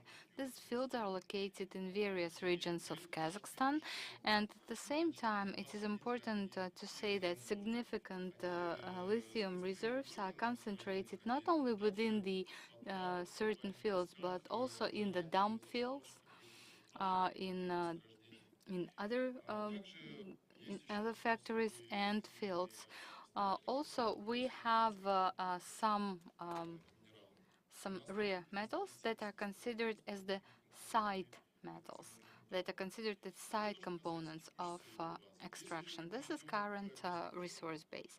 Talking about prospective developments, the perspectives are quite impressive. Talking in particular, we have rare metals, granites and pegmatites, that are considered in quite significant amount. In Western Kazakhstan, we also have some deposits. In addition to this dedicated zones, we do have perspectives of finding lithium and rare earth metals in Solanchaks, in salted areas, or maybe some dehydrated areas. Maybe Aral Sea may also be the source. And this information was collected, and in 2017 we have delivered the paper on evaluation of rare earth metals deposits in Kazakhstan. We have identified 17 areas, highly prospective, and we have proceeded with assessment of forecasted deposits. Following this, we have accumulated all of the data, the government developed the program for geologic study of subsurface, especially in relation to rare and rare earth metals. And for the next 5 years, we have scheduled for early studies. And for instance, this year we are completing search operations at Karayak and Muncha in eastern region of the country. In addition, we have compiled scientific justifications, detailed design, and started search operations within 12 areas. So 12 areas and 5 design and estimate documentation. This relates to government-driven and government-initiated studies. But if we have people, business people, maybe here or online, mining business people, I would like to inform them that we do have a special algorithm for attracting any legal bodies or individuals to such studies. The procedure is very simple.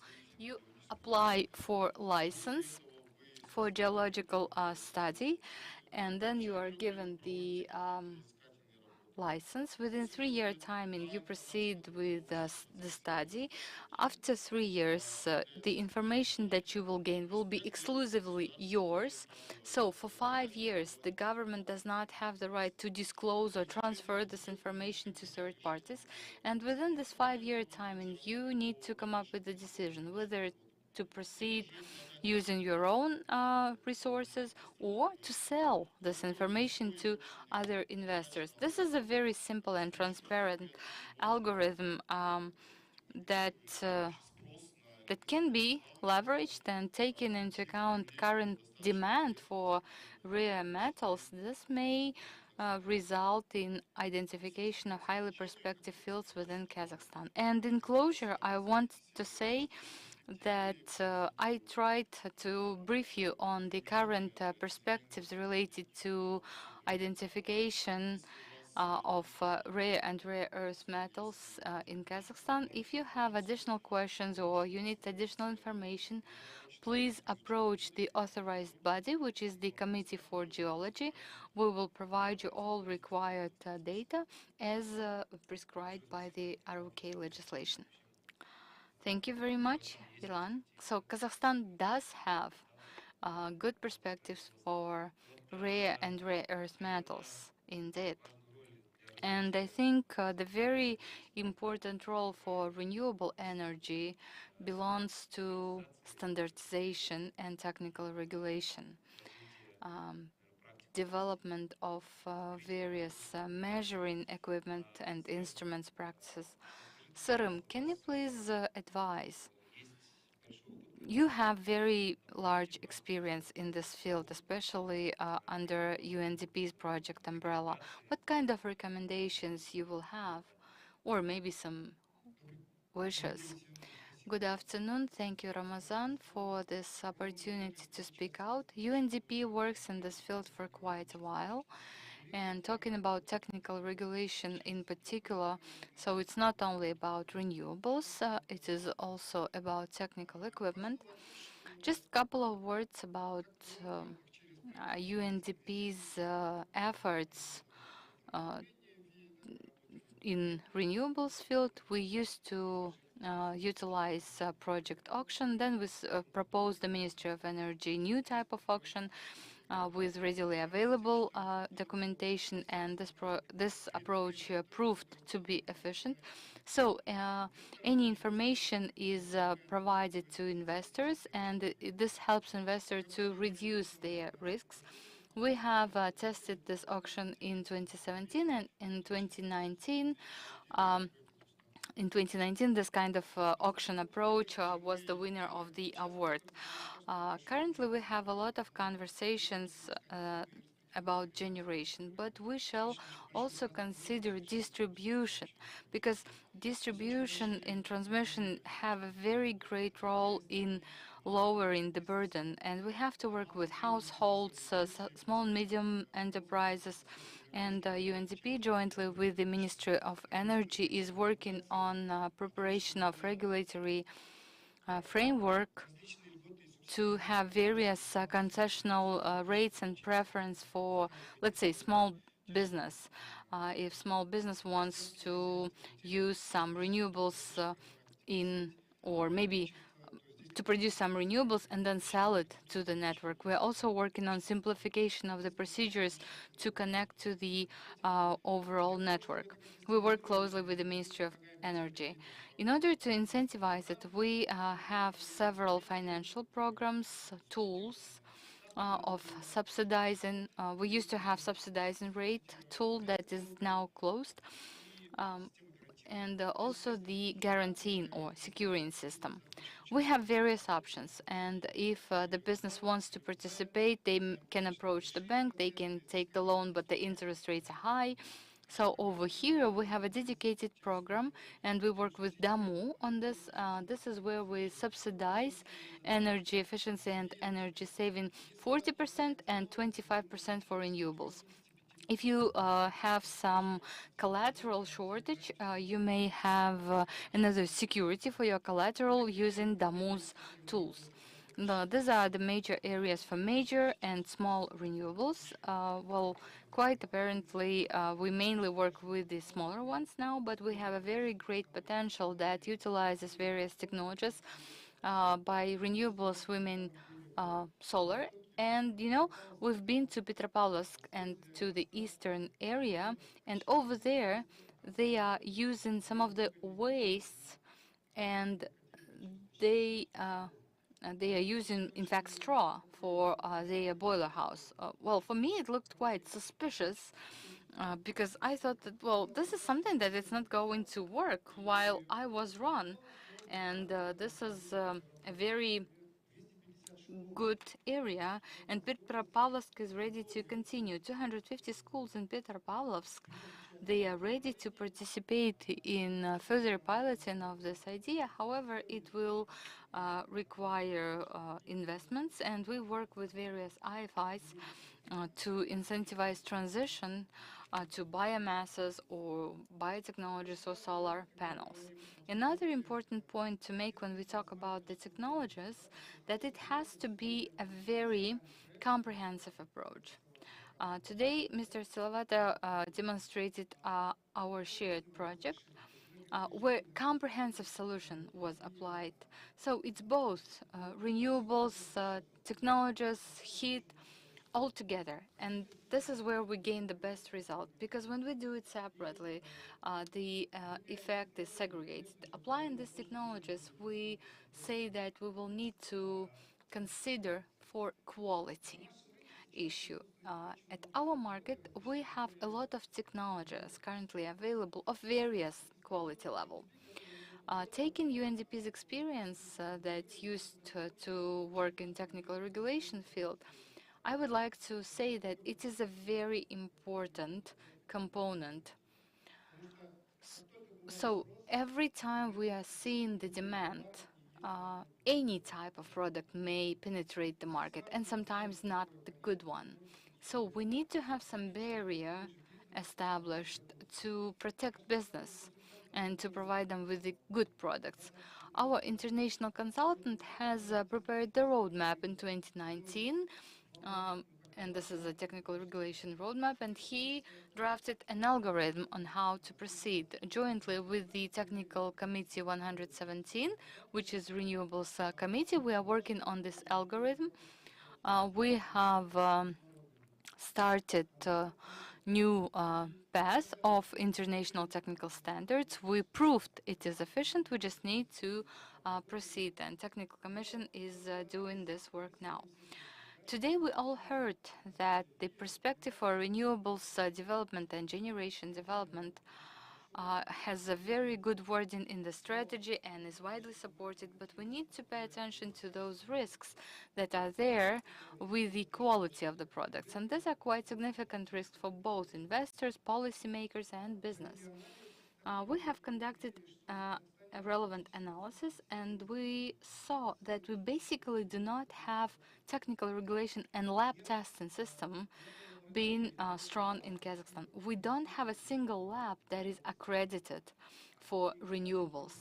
And UNDP is addressing this issue, working jointly with the Committee for Technical Regulation, with the Technical Commission number 117, to consider and to implement those regulations that are required for development of such business. Because if it's not profitable for business, while testing labs are in fact business, because we don't have publicly owned labs, we only have the private ones. So business will not perform if it's not profitable. So, and it's not profitable if business does not proceed with verification. So we need to we adopt the standard, but someone has to verify quality of the products. We need to ensure the quality. Unfortunately, it's not that developed in Kazakhstan, and as I said, we are working to address this issue. We are working on the draft of regulatory deliverables, so we are identifying where the gaps are, and in parallel, we work on the system that will help the labs. As soon as the regulations are adopted, labs will need various methodologies, and UNDP is now working on 4 methodologies, which are testing methodologies for solar stations without any capacity restrictions, for wind plants up to 1 megawatts, and for boiler houses and biomasses, biogas. We have also completed quite an extensive effort to support the labs when the regulatory framework is available, and we are trying to help them to the most. Thank you.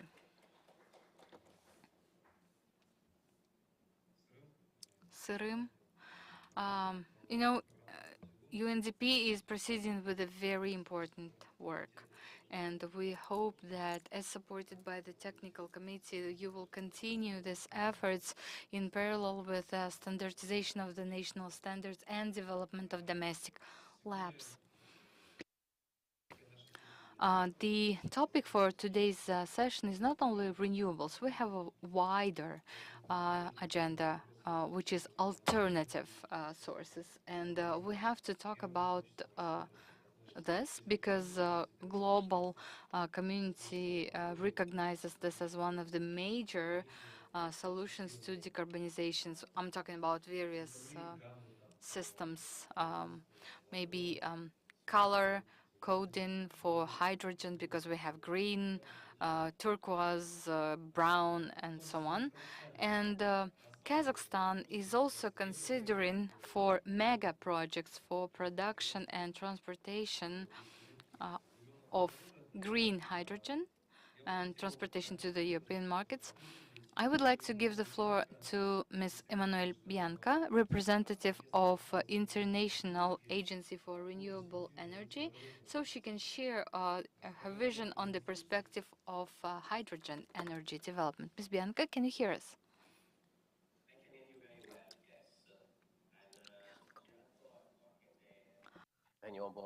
International Renewable Energy Agency, and yes, in the last 3-4 years, we identified green hydrogen as an opportunity for us to study, because 3 years ago, hydrogen was discussed, but there was not much in the policy side.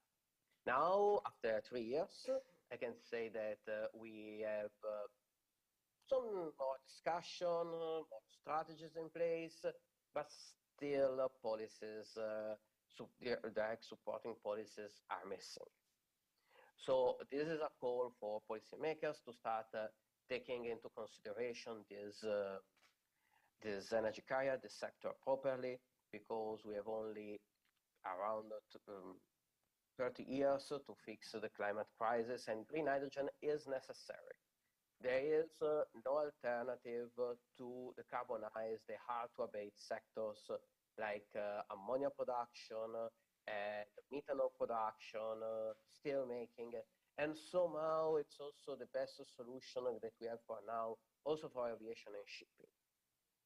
So there will be a large demand of green hydrogen. Just to give you a number, we now consume 87 megatons of gray hydrogen, meaning from fossil fuels, for refineries, ammonia, and methanol production. And yeah, and we will need around 600 megatons. So more than 6 times, almost 7 times current production to cover the consumption in 2050. To cover the consumption of for ammonia, steel, so on and so forth, aviation, shipping, and even for some power generation, because it's a very good way hydrogen for seasonal storage. So what is the opportunity for Kazakhstan? Kazakhstan is among those countries that have large variable renewable energy potential and large land availability. And this means that technically it can produce large amount of green hydrogen to be exported because the local demand is not high.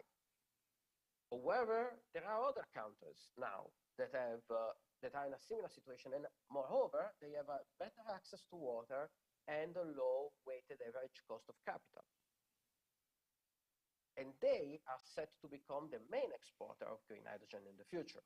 But this does not mean that Kazakhstan or other countries have to forget about this. What we see is that now there are a lot of MOUs, trade agreement, being signed between countries to start exporting and importing green hydrogen. So being among those countries that will have a quota of market when the first plants will ramp up, will make possible for Kazakhstan to become an exporter, a producer, and then an exporter of green hydrogen. And I want to highlight this producer then exporter, because it's very important, and also one of the rules of the European Union to recognize hydrogen as green, that this green hydrogen is additional. This means that they should not interfere with the development of renewable energy and should be used first to decarbonize local uses, in particular the industrial uses, as I mentioned, chemical, petrochemical, and steelmaking in particular, but also high temperature heating and so on and so forth. In the past, there was a lot of interest for fuel cells electric vehicles, to use hydrogen basically in cars, but we are not seeing them becoming an actual thing. We are seeing just today, BNF presented the new data on electric vehicles, and those are the decarbonized solutions for the transport sectors. There may be some role for long-haul trucking, long-haul trucks. That's an option. It's still to be developed, and that could be an idea. But focusing on cars and using hydrogen in cars, it's a very expensive way to consume hydrogen, because you will need also to develop the distribution grid and then have the cars ready, and we don't have the cars ready as of today. Electric vehicles cost less and are more reliable, as far as we know. There is also another problem, and there is the policy gridlock. Basically, policymakers will finance something only if they know the data, if they know what green hydrogen will be looking like. But the producers cannot start producing green hydrogen because they don't have the political support, regulations, subsidies, and so on and so forth. The off-takers will not buy that hydrogen because there is no green hydrogen production, and they don't have enough data to ensure that hydrogen is to be I was saying there is not they don't have enough data to sign a contract. And finally, the investors will not invest because they don't know if the production, what is the production of hydrogen, what will be looking like, the subsidies, the policies, and the off-taker, if there is someone that is going to buy this hydrogen that they want to invest. So overall, we have a gridlock, basically. It's also called a chicken and egg problem, but I think it points only to a few elements where there are a lot of elements that are connected to each other and they don't work well as of today. So we will need someone to take the courage to be the first, to invest first. And this is the role of policymakers, to make possible that innovation happens. to make possible that the green hydrogen is supported, even if the first project will not work well. In any case, we are talking about a technology that will have kilowatt, megawatt scale before reaching 100 megawatt and gigawatt scale. So we have the opportunity to experiment. This is what we are now analyzing in IRENA, and we are seeing that there is very little courage to be the first as of today, but it's mostly due to the fact that there is also not enough production of green hydrogen, so policymakers do not have a benchmark to put their policies. So this I conclude, and thank you. Thank you, Mr. Bianca. It's clear that in order to develop the hydrogen market, we need to create conditions to develop the consumers and the competent prices, tariffs, including the efficient regulation, of course. Большое спасибо.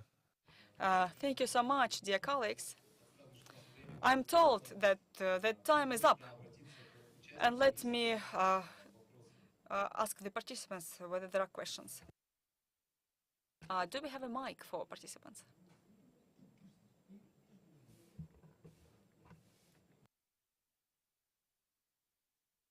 Hello, thank you for this Congress. I have some questions, several questions. I haven't seen other people raising their hands. But concisely, please. I am Rustem Jali from Energy Kazakhstan. We have more than 500 megawatt of renewable energy. We are building the biggest 100 megawatt plant. My question is, now we are building something that we got through the bidding, and Ainur has talked about all painful moments like renewable energy tariffs. So the question is to the Ministry of Energy. What can we expect in terms of auctions? Shall we wait for the price increase? Because the investors, it's not a secret that they go down all the time. So investors, they take these PPAs just to do something. There is no profit. And many people, many investors, they are leaving the Kazakh market because the tariffs are always going down. So my question is, what will happen to the tariff and how many auctions will take place this year and next years? In terms of tariffs, I cannot tell you whether it's going to be lower or higher. Today we talk about the picture overall.